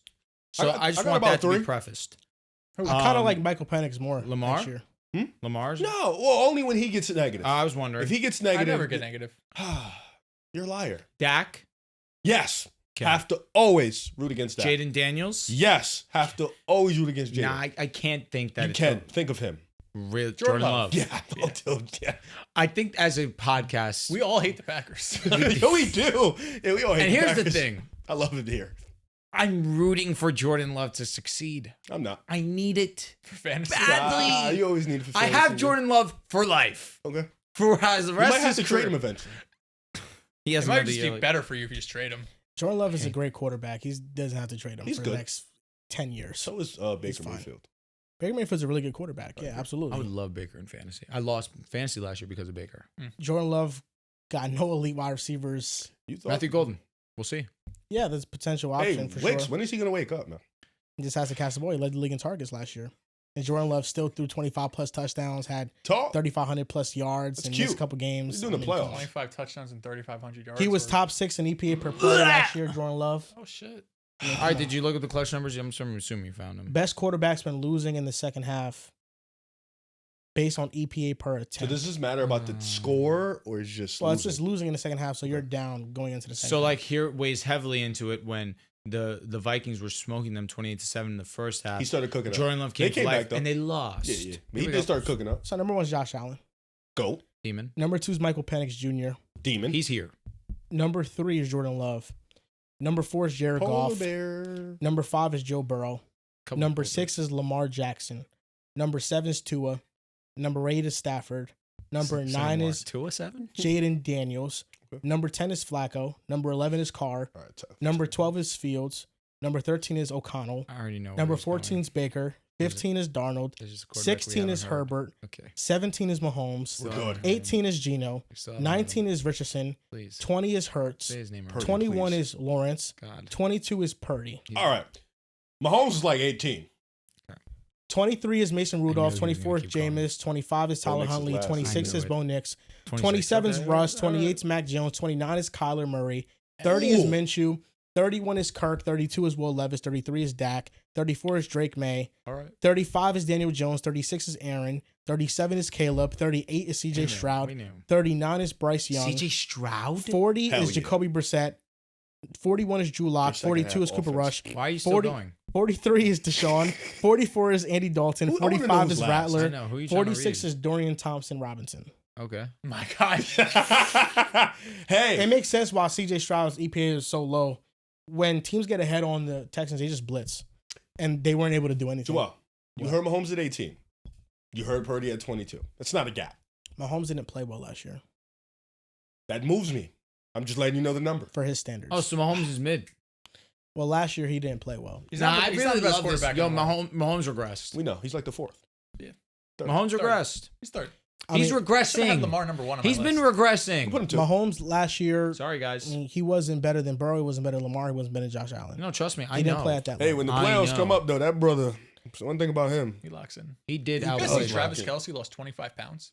Good. He was fat. 25 pounds is nuts. that's a lot of weight. That's a shit ton Yo, of his weight. new hair looks good too. I don't He's see truly embraced this. Like, he used to be hood white. Now he's like white. I'm looking Kissing at the surprise. names that I think are shocking. Michael Penix at 2. That's shocking. In a It sample is. size, I'm not that shocked. Because versus the He also Commanders played and some bad teams. versus the Commanders in primetime, they were down and he threw some lasers in that game. He is a dog. So one game probably inflated him a lot. 2 Burrow of was 7. playing down for most of the year. He was 5th. So No, that's the most impressive in my opinion. yeah. So Lamar's number 6. 2 was number 7. Yeah. Stafford 8. Jaden Daniels 9. It kind of makes sense. Yeah. He's a top quarterback. Herbert, Mahomes, Geno, all of them. I feel like quarterbacks that play with a bad supporting cast or bad offensive line, they're just more prone to be like lower in these rankings because defense is keying on those things. But yeah, I mean, it's not the end all be all. It's just a stat that shows Jordan Love is the 3rd most clutchest quarterback in the NFL. He's not. Who? Niners J game. Love, baby. Niners game, Eagles game, mid Niners game 2 years ago because he played well against them this past year. in the He regular beat them. He season. beat them actually. He cooked them. Promise I don't care. Bad. That moves Yeah. you. Any game that Jordan Love plays moves me. Oh, so the game against Yo, the Niners watch- and the I I Pillars. watch respect every the hell game. out of that comment. I watch every Jordan Love game. I'm glued to this TV screen. So the I Jets know can you were be sick on, versus and the I will Eagles. watch the Packers still. It's a shame you're not in on the Jets this year. Well, the Jets won like 4 games, and there was no reason to watch them at one point. Yeah. Nah, there was a time 5. 2 years ago where I was watching the Dolphins more than I was watching the Broncos. It's I true. get it. Respect the hell out of that. Like for me, I You look had forward to Aaron waking up and Rodgers. saying Jordan Love plays football today. That's what I do. Really? Because when teams I'm not do gonna lie, this, I didn't feel that way. I'm like, fuck, big game. I'm scared. Tua's gonna have teams to step definitely up. woke up. Jordan Love tonight, dog food. They slept well the night Yeah, before. we're good. They probably say that to the receiving core, not to J Love himself. J Well, Love's the Wicks man. for sure. Like, yo, J-Love's he the can man. run any route in the book. He's You gonna know drop what? it. Like, I respect you just dropping Wicks like a bad habit, but it's a stain in your legacy. Dontavian Wicks. You put a lot of eggs in his basket, You did. unfortunately. It could still work out. I just didn't have room for him on my team. So, but here's the thing. And here's the thing. Do you still have stock in him in real life? Yes. Did anyone pick him up? All right. I don't know. Probably not. No. Fantasy and real life for me are separate things. I don't make Respect emotional decisions with fantasy. But you keep saying his receivers. There's one guy who's a part of that. It is Dontavian. Yeah, and he was terrible last But year. are you in or you're out? You're in. Yeah, because he got open. He just needs to catch No, the but ball. I'm saying you're still He in for always gets 2025. That's pretty Yes. insane, All actually. right. I'm in on him being much better than last year. And then That's from not there, hard. we'll go from there. Is Absolutely. he Amari Cooper? No. All right. Amari Cooper's Amari No, Cooper. Amari That was Cooper a couldn't first, catch that a was a cold. first round pick. His early in career. If you're asking me, like, do I think the drop problems could go away? That's exactly what I'm I do asking. think that can go away. I do think he could be better catching the football. And I think he will be moving forward. Can't get much fucking worse. Because he can get open. You could argue he's the worst hands receiver in the league. Because Yes. Matthew Golden is a 4-4 player. Jaden Reed's very fast, but he's that slot guy. Isn't he faster than 4.4? Matthew Golden, he might clock. Thought he He ran might have clocked 4.28. 4.3 or whatever. Yeah. But he's very fast. I think Romeo Dobbs might be the odd man out in that rotation, even though he's very steady. He might be the most consistent receiver. He is, but he just doesn't he doesn't flash or anything. Wicks gets After open. he complained last 14-9. year, he started getting some fucking looks, and he was decent. Wicks, the thing is with him is frustrating because he gets open. Like I watch him and I'm like, yo, this guy, he is really He's going good. to year 3. Yeah. I mean, there's a reason why everybody last year was in on Wicks. Everybody watched the same tape and was like, yo, this guy is really fucking good. Mhm. But you know that I was first on that. And then they everybody, Yeah, no, Thanksgiving 2 years ago. everybody started catching a wave. You knew who he was before I knew the name. Dontavian Wicks. So I still got stock in him because I think he could be incredible if he just catches the ball. And I think if he was better in the Eagles game week 1, they probably beat the Packers Eagles. felt the same way about Devontae Adams, and we see the rest is history. Wait, what? If Dontavian Wicks played better in week 1, the Packers probably beat the Eagles in that game. Yo, brother, there was no way you were winning that He game. dropped crucial plays, like first down, like drive Yo, bro, killers. like you guys played one-on-one It was a coverage one with Jair possession- it Alexander. was a and one Jordan AJ Love possession was Brown. also mid in that game. It was a one. Yeah, so was Jalen Hurts. He Both won. of them were mid. He won. Yeah, that doesn't mean he wasn't mid. He was good in the second and third quarter. He threw a near interception, 1-0. but that was dropped. Jordan fourth Love quarter. also threw an interception that got dropped. Did I ever say he wasn't good? Oh, I enough? had to Oh, he make was sure bad in you that game. remember I said he Quarter was mid. 1, Jalen was mid. Quarters 2 and 3, Jalen was look really at that. good. Jalen had a pick 6 dropped in the red zone. That shit was broke my heart. Catch a damn ball. That's a And then I defender's. think they called Yo, it. the drop pick shit will never move me personally. They it's play a bad defense play, for a reason. but it's a bad play still. Though. You know what I mean? Like It is a negative play. they are literally on defense for a reason. If they could catch, they would be on offense. I know, but it's still a bad decision for a quarterback to make. I'm not going to disagree, but at the same time, defenders don't have hands. They're there for a reason. They're amazing athletes. They can tackle. They can't catch. But some of those plays do get caught. Yeah, they do. They do. By good ball hawks, which they don't. There aren't many of them. And sometimes even the players that can catch drop it. Like I think the player who dropped that pick was Keyshawn Nixon. Think so, And yeah. he's a returner. He is. He just all he does is catch. Diggs, what do you drop that? Trayvon Diggs? I was about to say Probably Quandre Diggs. You know the ball hawks. Shit, Good ball hawks. Deron Bland wasn't dropping. Deron Bland's probably catching. McKinney. If he do it to McKinney, it's a pick. He did throw a pick. He to McKinney did. that game. Exactly. Yeah. That's exactly what I'm saying. It was a terrible play. Yeah, it was bad. It was Okay. bad. That throw was bad. I'm just saying both didn't play well in that game. I think the conditions were pretty awful. Let's look at the next And one. the Eagles just have such an advantage running the football that it's just, I mean, you can't even stop them. Dude, you Advantage. should be excited for the Jets. Partially, I am. Oh, that's better than Wow, what it's been. way better. Yeah, partially. I'm I love excited. that. I can't wait to get that notification, Sauce and Garrett extension. Can't wait. Waste your money on one of them. Neither. They're going to both be Hall of Famers. One of them guaranteed. Both. One of them 1,000%. Both Hall of Famers. One of them will be first ballot Hall of Fame, be in the conversation with the greats. The Yes. other, I think Garrett Wilson is one of 9 players in NFL history to have 1,000 yards in his first 3 seasons starting in the NFL. He's a amazing. Legend. Really What good. is he, a Jet legend? Definitely. Yeah, I was going to say. All right, so we're going to play this game. Which quarterbacks are on the hot seat in 2025? 1 being cold, 10 being scorching hot. Let's do it. Kyler Murray. 7. 5.5. I'm right between y'all. 6. You want to be between Not the us. first time. His contract saves him because he got a bag. So even if he's terrible, he's going to have a job. And what other option do they have? It's a They five. also had an opportunity to be a lot more competitive last year than what they were, and Kyler fumbled a couple of those games. I'm not going to say it wrong. I love Kyler. Defense is going to be good this year. I'm excited for the Cards, man. Hopefully Marvin Harris and him could get some more chemistry. Trey McBride is a dog. James Conner's a dog. Michael Wilson. Solid. Yo, he really is. Solid. You know, I've been He here. slept on. It's my He talk. slept on.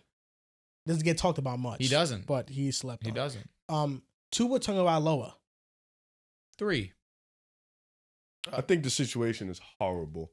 Why is he on the hot seat? Can't stay healthy. Okay. I think Tua's under a lot of pressure. But- If he has another season where he's banged up, how do you go into the following season like, oh yeah, I'm just gonna do this again? I'll go 5. You know what? That's on me. I'm like thinking. an 8. I get where you come from now, Dels. I was going more so off play. Oh yeah.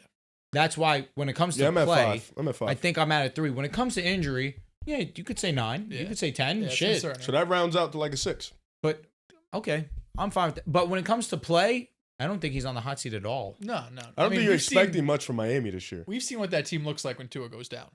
That it goes from an elite offense to maybe the worst. I in football probably I've should ever have said seen. 0 if I was talking about play realistically. Yeah, but his play is against great teams. it's That's true. where it gets It's true. nasty. It's true. This time around, if he does get hurt, they do got a backup quarterback that's capable of stepping in Good old Zachy Poo. and running the I show. can't believe they have Zach Wilson. I'm telling you, Zach Wilson, he's mentioned it's his first time where he feels like the coaches are correcting him on his mistakes. He's a great backup. What did he say? He said, "This is the first time anyone's told me I've been late on my throws." Yeah. It's like, what the fuck? Yeah, in that type of offense, you need to anticipate every route. So you need to throw it before the breaks. I believe that though. That no coach told him he's been late on his throws. But in this, it's super timing. I get it, but Jesus Christ, 90% of his throws with the Jets were bad. You're right. He's talking shit. Okay, next name up. Dak Prescott. 10. 10. I'll Tua go. is a 3? I'll say this, Because there's way different expectation on Tua than Dak. and I agree. Easily. And I'm gonna put my haterade aside, and I'll speak vividly. Ooh, Ah. I'll say 7.5. Impossible. And the reason why I say 7.5 because I do think there is expectations for this Dallas team to be competitive, to win some games, make the playoffs, maybe win a playoff game. But I also think they haven't put Dak in the greatest situation. Like, I do firmly believe that. I think Jerry Jones hasn't. You know, I think he's let players walk. You know, he doesn't pay all his guys. I do think they draft well. But defense, questionable. Offensive line, work in progress. Dak, for a know? majority of his career, am I wrong, has had I'm just speaking a of this year. good offensive line, at least one elite weapon. One isn't good enough. I agree with that. Because when you go from one to then you drop off. Okay, you know? one elite weapon no and a running bunch back of room. strong mid. Here's the thing. I'm just speaking this year. Michael Gallup, strong mid. Tony Pollard, better than mid. Better years than ago. mid. Zeke when he was at his peak. So long ago. But I'm just naming for his whole career. I'm not talking about his career though. But I am. Oh, I'm talking about right now. And I even think right now, do you Dak got? has gotten terrible coaching. you have CD Lamb. That's it. And I agree. The coaching but has even been still, bad. Mike McCarthy, he had his best season with. You're and right. he's an average coach to most people. McCarthy. To you? Definitely. He's an elite Yes, coach to you. he's average. I think Dak's Mike McCarthy? Jason Garrett is like bottom barrel yeah. awful. And now Schottenheimer, we'll see. That being said, it's 10 because of who he is and who he plays for. And 10's unfair. and who else has accomplished more in his division. He just got paid $60 million now. Dak's 100%. at like a 4 to me. I don't think there's expect much pressure from at all. Dallas. Like, How much? All right. Is hot seat and pressure not the same? yes. Yeah. Okay. Is there no quarterback with greater pressure than Dak Prescott this upcoming season? Hot There is seat a is quarterback hot greater. seat is like if you don't play that well, you might get replaced. All right. 7. All right. Then I'm at like a 0. Yeah, I don't think Jerry Jones loves him. He I don't got think they paid. can't replace him because they don't have nothing else to replace So him if we're with. going off getting replaced, I'm at a 0. Dak's irreplaceable with the Cowboys. But if we're going off, that's on me.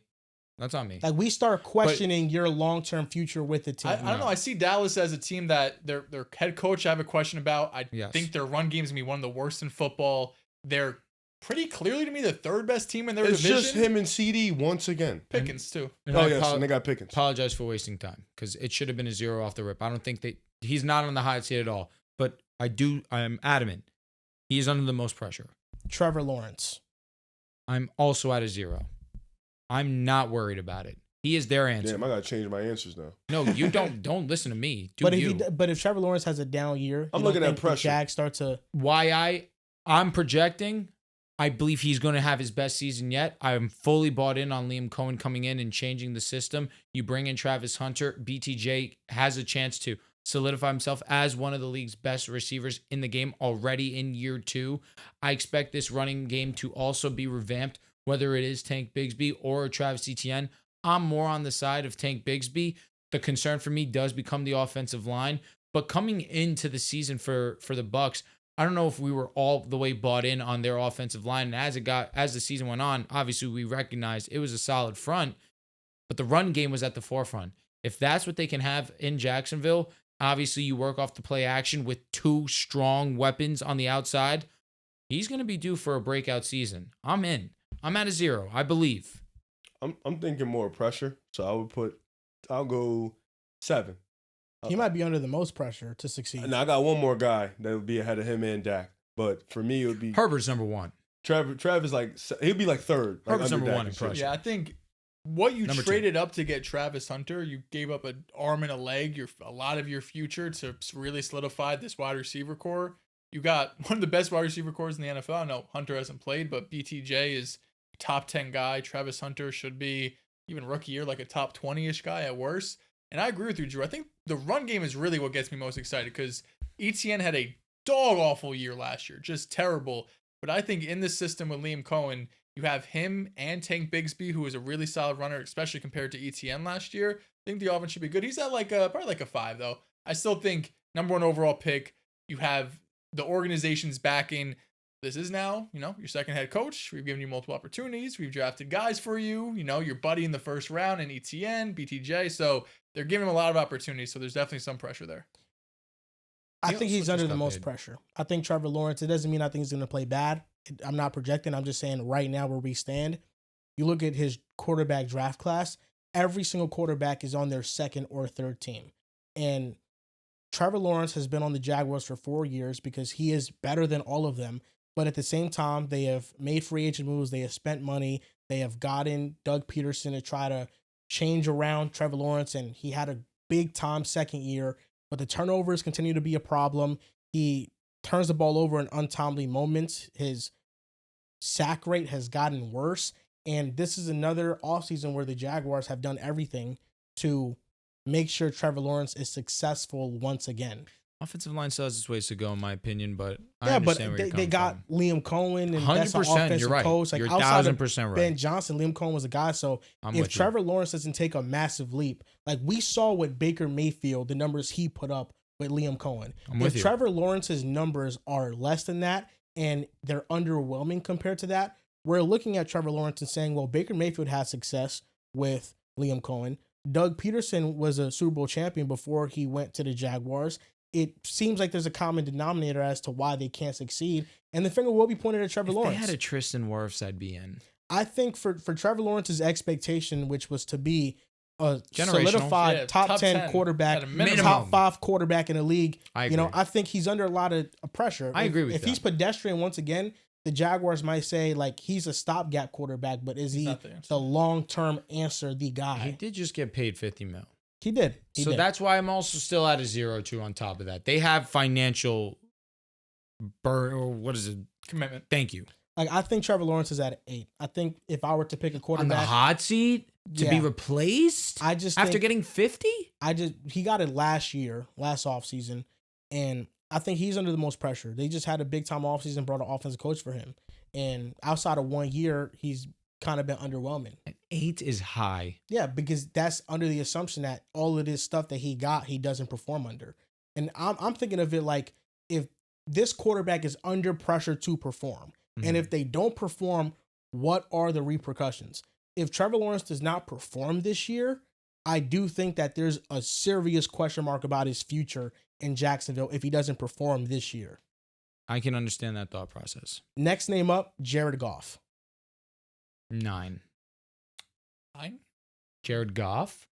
Think about what's on that team. 6. I'm going with 6-2. I'm feeling I'm 6. at 6. Think about the talent Yeah, on the for team. sure. Yeah, I guess. If you can't win with that talent on your team, what are you going to be able to win with? I just think Goff is like already not like this long-term answer. It's I like, agree. We're going to keep going. We're going to keep going. But if it falls off, it falls off, you know? So he's definitely under pressure because the team's so good. Probably like a 5. Am I insane? Maybe I genuinely am interpreting the question. 9 might wrong. be Well, strong. if he doesn't perform next year, then the Lions are definitely going to look at other options. I agree. Like if they lose in the first round again, You have Amon-Ra, you have Jameson, Jameer, Monty. Yeah, okay. One of the best offensive I think lines. I'm interpreting it wrong. Yeah, he's under pressure. Yeah, because I'm thinking of it like, to me, he's not like the Lions' long-term answer. So like, to me, there's not a lot of pressure. It's like if you don't perform, like okay, yeah, I So kinda he see can you get moving on. replaced. Yeah, exactly. So that So, yeah, it sounds should to be me high. like who all do you right, think's cool. under more pressure, Trevor Lawrence or Jared Goff? Trevor Lawrence. Jared Goff. But there is different pressure. Yeah, Jared is to win. Trevor is just to get back. Trevor's pressure is like be the franchise quarterback. Goff is like win games. Win a Don't playoff screw it up. game. Win them Yeah. big ones. And what's more difficult? For both, right? Both of them. Both are well, fucking shit. hard. You're not wrong. They're both they're both hard. I don't know if either's easier. It sounded very wrong to say. That being said, Goff's expectation is to win multiple playoff games, go to the Super Bowl. That's where I look at it and say that's pretty difficult. Yeah. Both quarterbacks just can't be the reason their team loses. I agree with that. I agree with that for a majority of these quarterbacks that we spoke about, truthfully. That being said, what you're saying about Lawrence isn't wrong. I don't disagree with what you're saying. They put a lot in place for him to succeed. This was the most they've done. And I think that we all can come together and say, we like what they did. We can all sit and acknowledge this offensive line still isn't great. It still has its ways to go. But damn it, you have a lot going for you now that you haven't had in the past. We need to see some kind of return. So I understand what you mean. Next name up, Bryce Young. On the hot seat, 3. I want to go that route. I do. But if he plays bad, He's at like a 7 or an he 8. is at a 7 or an 'Cause, 8. Like he All you would needs to have- He needs to play be really amazing. well. I think Yeah. he needs to be 'Cause amazing right more now than you anybody. have like a half of a season of good football from him. Great. Sure, great. Mm. And then the rest is like, holy shit, this True. is terrible. I'm at it. I'm at a 7 or an 8 as well. Yeah, if he has a year where True. he doesn't perform well, oh yeah. If he Us- doesn't perform, the Panthers might win like 5 games. They again. already benched him. That's how hot the seat Yeah. was. Yeah, that's fair. I think his leash is definitely a little bit longer now after how But I great think he he played. gave him some breathing room last year. He definitely got some 100%. breathing room, 100%. If he has like 2 bad games, he's not going to get benched. Yeah, but definitely like gets a 4. good 6. It's like all right, buddy. And now the last name, Jordan Love. He didn't win a big game Now last interesting. Because he's been better than Lawrence Best quarterback these on last this list. couple of years. I agree. 2, yeah. Now, if you don't win a playoff game, if you don't continue to trend in the upward trajectory of a quarterback, can you not also argue it's similar on to him? We got you Matthew Golden. We got you another weapon. The run game's still really good. What more do we want? Like, we want I think you. it'll still be the weapon. I think that's the one thing holding them It'll back. be the caveat. Like, that'll be the one. Because I mean, we'll see what Matthew Golden ends up. Because being. I'm at a 4. I'm at a 4 with Jordan Love. I don't think there's too much pressure on him. However, I'm curious as your thoughts, because I understand there have been differences between him and Trev, but I also think situations have been drastically different. I think every quarterback that got paid last offseason, the Tuas, the Jordan Loves, the Trevor Lawrences, they all have pressure to live up to their contract. I think that Tua hasn't done so. I don't think Trevor Lawrence has done so. I think Jordan Love, this season will determine whether or not that is the case or not. And the same thing with Tua and Trevor Lawrence. The reason why I don't think that Jordan Love is under any pressure at all, he still needs to perform, of course, is because I thought last year he was better than the year before. I just thought that the year before he had an insane hot streak that people thought the entirety of the season was better. But in the first half of the season, in his first year as a starter, he statistically was very average. Then he went on a heater where he played like a top 3 quarterback to end the season, and his numbers look great where he threw like 18 touchdowns to 1 pick. Last season, he just played at a top 10 quarterback for the entirety of the season. There was no stretch where he was like 20th, and then he went from like 20th to like top 3. He was just steady for the majority of the season. And I thought he improved in a ton of areas last year. And he doesn't take sacks. He does throw interceptions, but negative play-wise, he really doesn't take sacks. He keeps drives alive. And I think with the Packers, I just do look at the receiving core and him being one of the leaders in drop rates. And it was a big reason why their drive stalled. I mean, he was a quarterback that suffered the most targets and like the drops, EPA standpoint. He lost the most EPA on receiver error last year in the NFL. So I don't think Jordan Love was worse, and I think that he's performed in big time moments in games before. I'm at a 4.5. Because you when you're on a team that's competitive and they want to win, it's automatic pressure. They didn't win a big game last year. I think that matters. They didn't win a single big game. Not a single big game. One of those big ones, but they won big games. Like the Seahawks.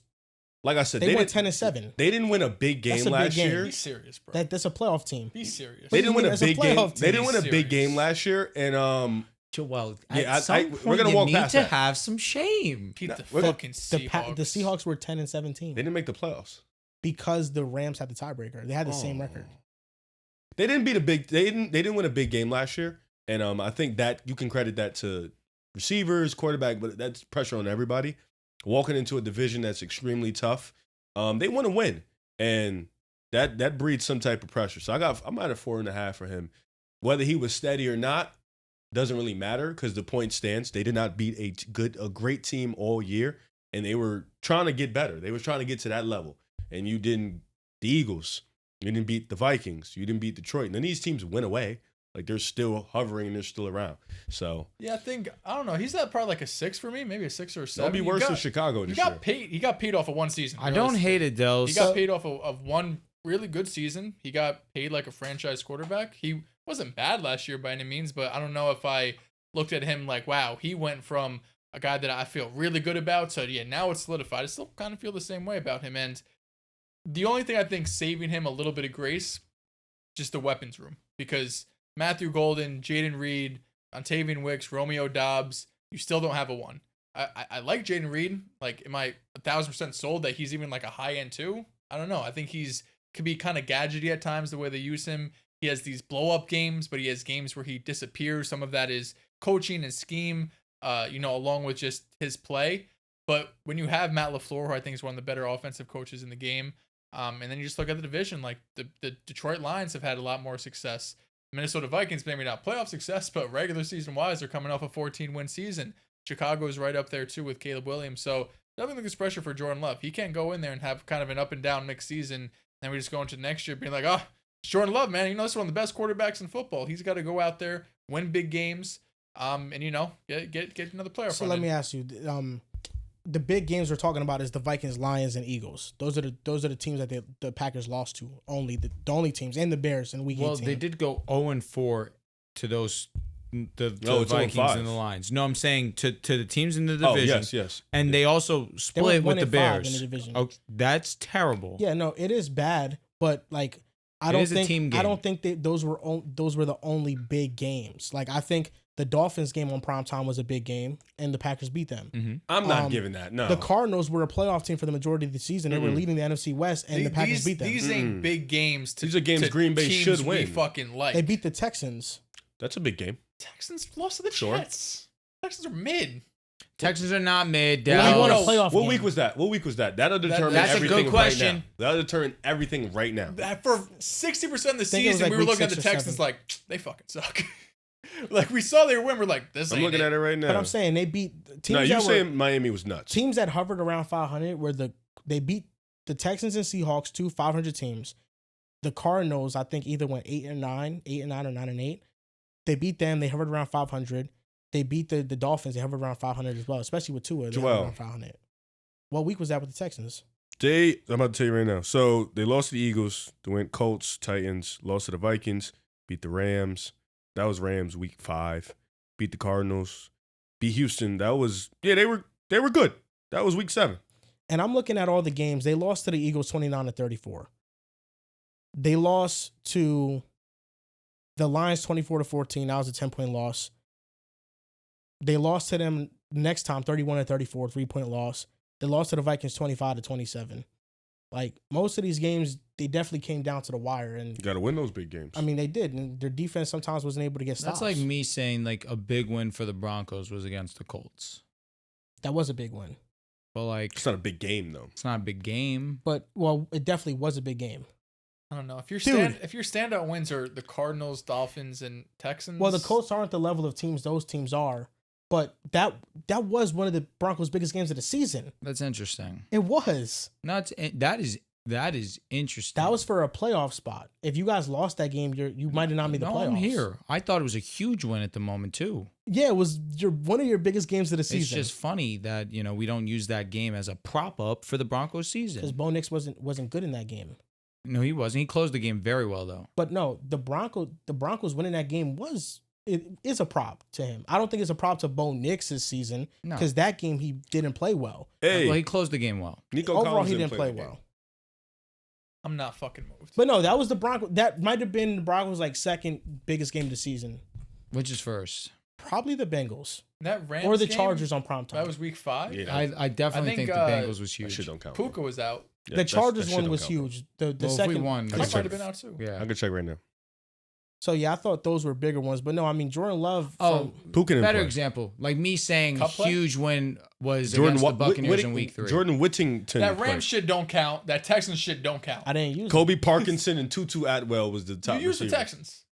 Yeah, I Nico did. didn't You also play. mentioned the Rams, But CJ, their defense is still elite. brother.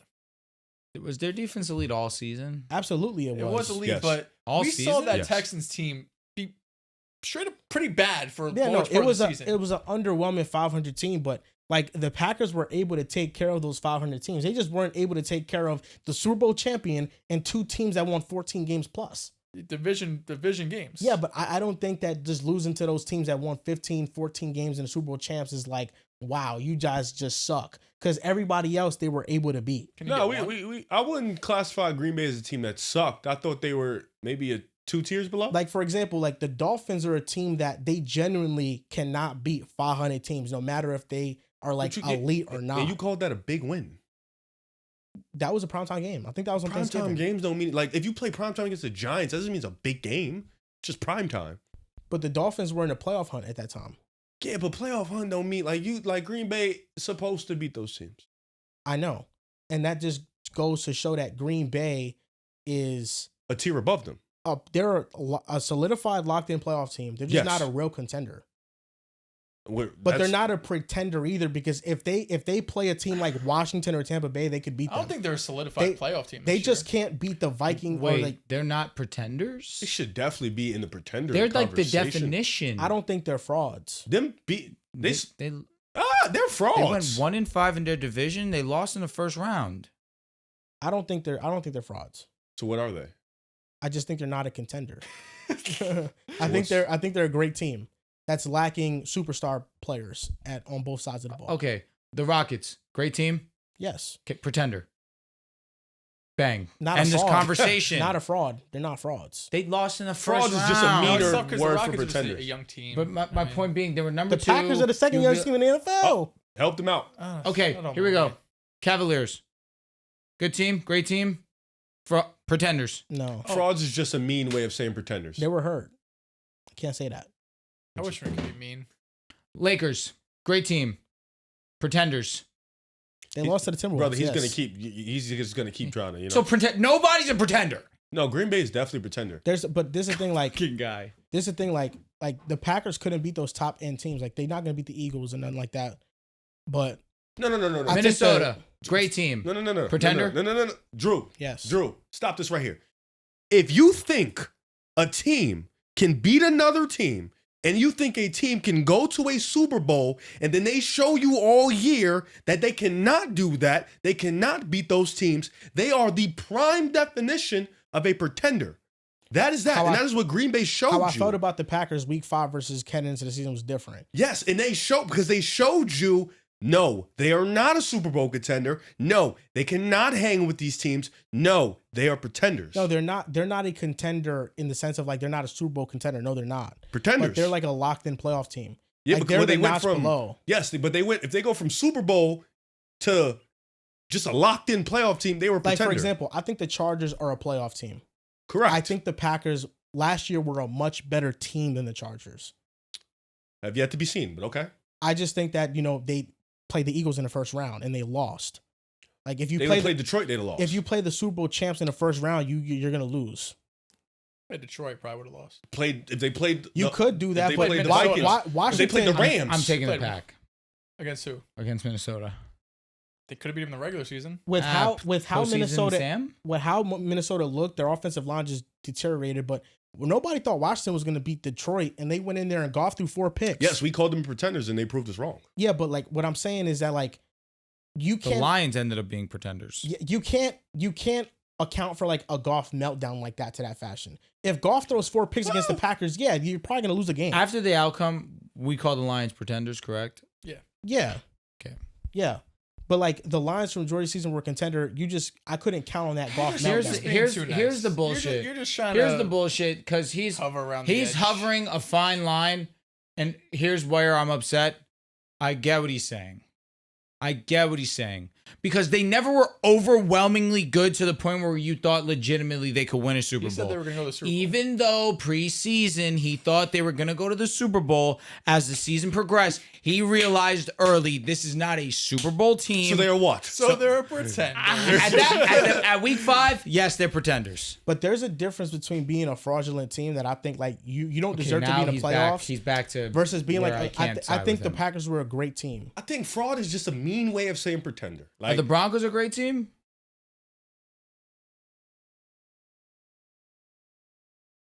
Because if we're not a great team, bro, I'm not giving the fucking Packers no shit. it's basically like If you're a playoff team, theoretically, you're a great team. Yeah, who's the only Unless team you're like a 9-win division winner. the only team that was worse than you guys in the playoffs was the Steelers. how many right? games did Tampa win? Yeah, even though they 9? were the seed over. We're the Tampa 7th won seed. 9 or 10. Yeah, I think 110. I think Tampa might have been lower than that. Like Yeah. I would say Tampa, really good team. I would Listen. say the Texans, really good team. I would say We the called them Chargers, frauds. really good team. For months. I would say the Vikings, even though they were pretenders, definition, really good team. Rams, really good team. Even the Commanders, who obviously went on a Cinderella run, really good team. Hey, listen, man, it's okay, man. My Cavs were frauds. It happens. It's life. Just focus on the next thing, man.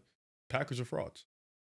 With the way that you saw them in the beginning to week 5, yes, they're frauds. But we thought the Texans were frauds. Then they won the game. We're like, oh shit. Yeah, no, for Maybe sure. not. Cook. For sure. With the majority of the season and how the Texans went, I thought they were a pretender. What I'm saying is that, like, my expectations for the Packers, once they entered the playoffs, I was like, if they get the bad matchup, they're going to lose. Like, the Eagles game, they're going to lose. Like, I'll have to go back and check. They needed, for sure. Well, to be fair, he did take the Eagles. Like, I took the Eagles. Like, but if they would have played the Bucks, I would have been like, I think the Packers are going to win this playoff game. Yeah, the easiest team in the playoffs. But that's what the Washington got. and it was a dogfight. They also beat Detroit. And Washington's defense is not that good. Would Green Bay have beat I don't know Washington? if would Green Bay have beaten the Bucks? The Bucks defense was so bad, but you can argue. I guess you can argue for either side. I would have taken the Packers in that matchup, Right? But good question too. Would the Packers have beaten Washington? I don't know. I don't think so. I don't know. I don't Maybe think so. there's a chance. I think it would have been. I'll give him a puncher's chance. No, I think it's a good matchup. It's a toss up because genuinely they look shaky against the Bucks. They clutched because Baker unclutched, unfortunately for him. They smoked the Lions. Never saw that in my wildest dreams. But that's a tier, I think. Even though the Commanders made the NFC Championship game and the Packers lost in the first round, they're a tier below. That's kind of the tier I viewed the Packers in. They're in that Buccaneers Commanders tier. They're not a team that I think just like has no chance. They just have to have the right matchups. Like you think about who played a better game against the Eagles, Washington or Green Bay. You're copping out. And I get it, and I understand the way you've gotten there, but you're copping out to not call them frauds. In your top tier is Eagles, Rams, Vikings, Lions. So unless they miss out on all four of those teams, Green Bay can win a playoff game. Outside of the Eagles was the only one that I was kind of like, yeah. I'm saying like right now. So right now, Eagles in a class of their own. You're saying any other team they can beat this upcoming season. Sure. This upcoming or last season too. Okay, last season it was really just the Eagles. The Rams got really hot at the right time, so that matchup kind of scared me. I kind of felt like they weren't going to lose 3 in a row to Minnesota or Detroit. I was kind of like, I don't know if you could do that. We're getting somewhere. No, we're getting somewhere bad. Yeah. This upcoming season, I think it's the Eagles, it's the Rams, and then I think the Packers can be argued with the other teams. Oh, so like with Detroit, with the Vikings. With Washington. Yes. Okay. So they're going to be frauds at the end of the year. Again. All right. You're doing it to yourself again. Again. What do you mean? Again. Packers, they didn't get worse from last year. I was with you. I don't disagree. I'm not disagreeing with you. If the definition of a pretender is you cannot win a Super Bowl, the Packers were a pretender. They could not, last year, they could not win a Super Bowl. NFC Championship game. They couldn't even get to the second round. They faced the Eagles in the first round. They didn't even get to the second round. They're frauds. Everybody that played the Eagles was going to lose. Fact. In the NFC. The Rams almost won. It snowed outside. They did. But that team I thought was ahead of Green Bay. And you told me that the Packers almost won. They played a much better game against Philly than Washington did. Everybody did. Because that was Bell. I thought the Rams game Washington had a lot of unfortunate turnovers. But I'm looking at this whole conversation started because of like Jordan Love, hot seat, whatever. I agree. I mean, he got paid off of 1 year of production. So you're at a 0 with Jordan? I'm pretty low. Like, I don't have any. I gave 2 zeros. Like, I think last year I watched every Packers game. I did not think Jordan Love was like the least of their problems. But this year he had a better passer rating. He had a better quarterback rating. He had a better touchdown percentage. He had a lower sack rate. Like, all of Jordan Love's numbers were up this year outside of like pure yards per game wise and passing touchdown totals. But just gotta have a couple big moments, man. Win a couple big games, you know. Like that's all. Be someone other than like the fucking Cardinals. Because there's a reason why Justin Herbert is getting more slander than he's ever gone before. Nobody doubts the talent. We know it. Guy can't win a big one. Hey man, Green Bay got somebody week 1. Nah, the expectations are insane. Detroit. The playing the Dolphins isn't a big game, but if Tua beat the Packers last year, that would have been a big time win for him. 100%. Different expectations. For him. Different expectations. The Dolphins had a top 10 defense last year. But they were also different expectations. You're not about to sit here. With Tua healthy, they were much better. You're not about to sit here and tell me Jordan Love has the same expectations as Tua fucking Tagovailoa, whatever the fuck his name is. That's how you say I'm it. sorry. Like just like you're not. Do you putting this brother in top 10 talks? He led the league in yards. He ain't having that expectation, man. I just don't think that wins against the Seahawks, Texans, Cardinals, and Dolphins aren't nothing. Best quarterback. Do you think Tua's 20? You're describing an average to above average. Might be around there. Yeah, might be like 18. Yeah, you know what I'm saying? Like, we're not about to put the same expectations. I mean, he's low for him. 18? You led the league in yards. Last year? Oh, 2 years ago. Definitely not last year. No shot. He was last thinking year. of Duncan last year. They changed around their offense. They had to. Offensive line was fucking dookie. The run game was dookie. Who the Packers beat?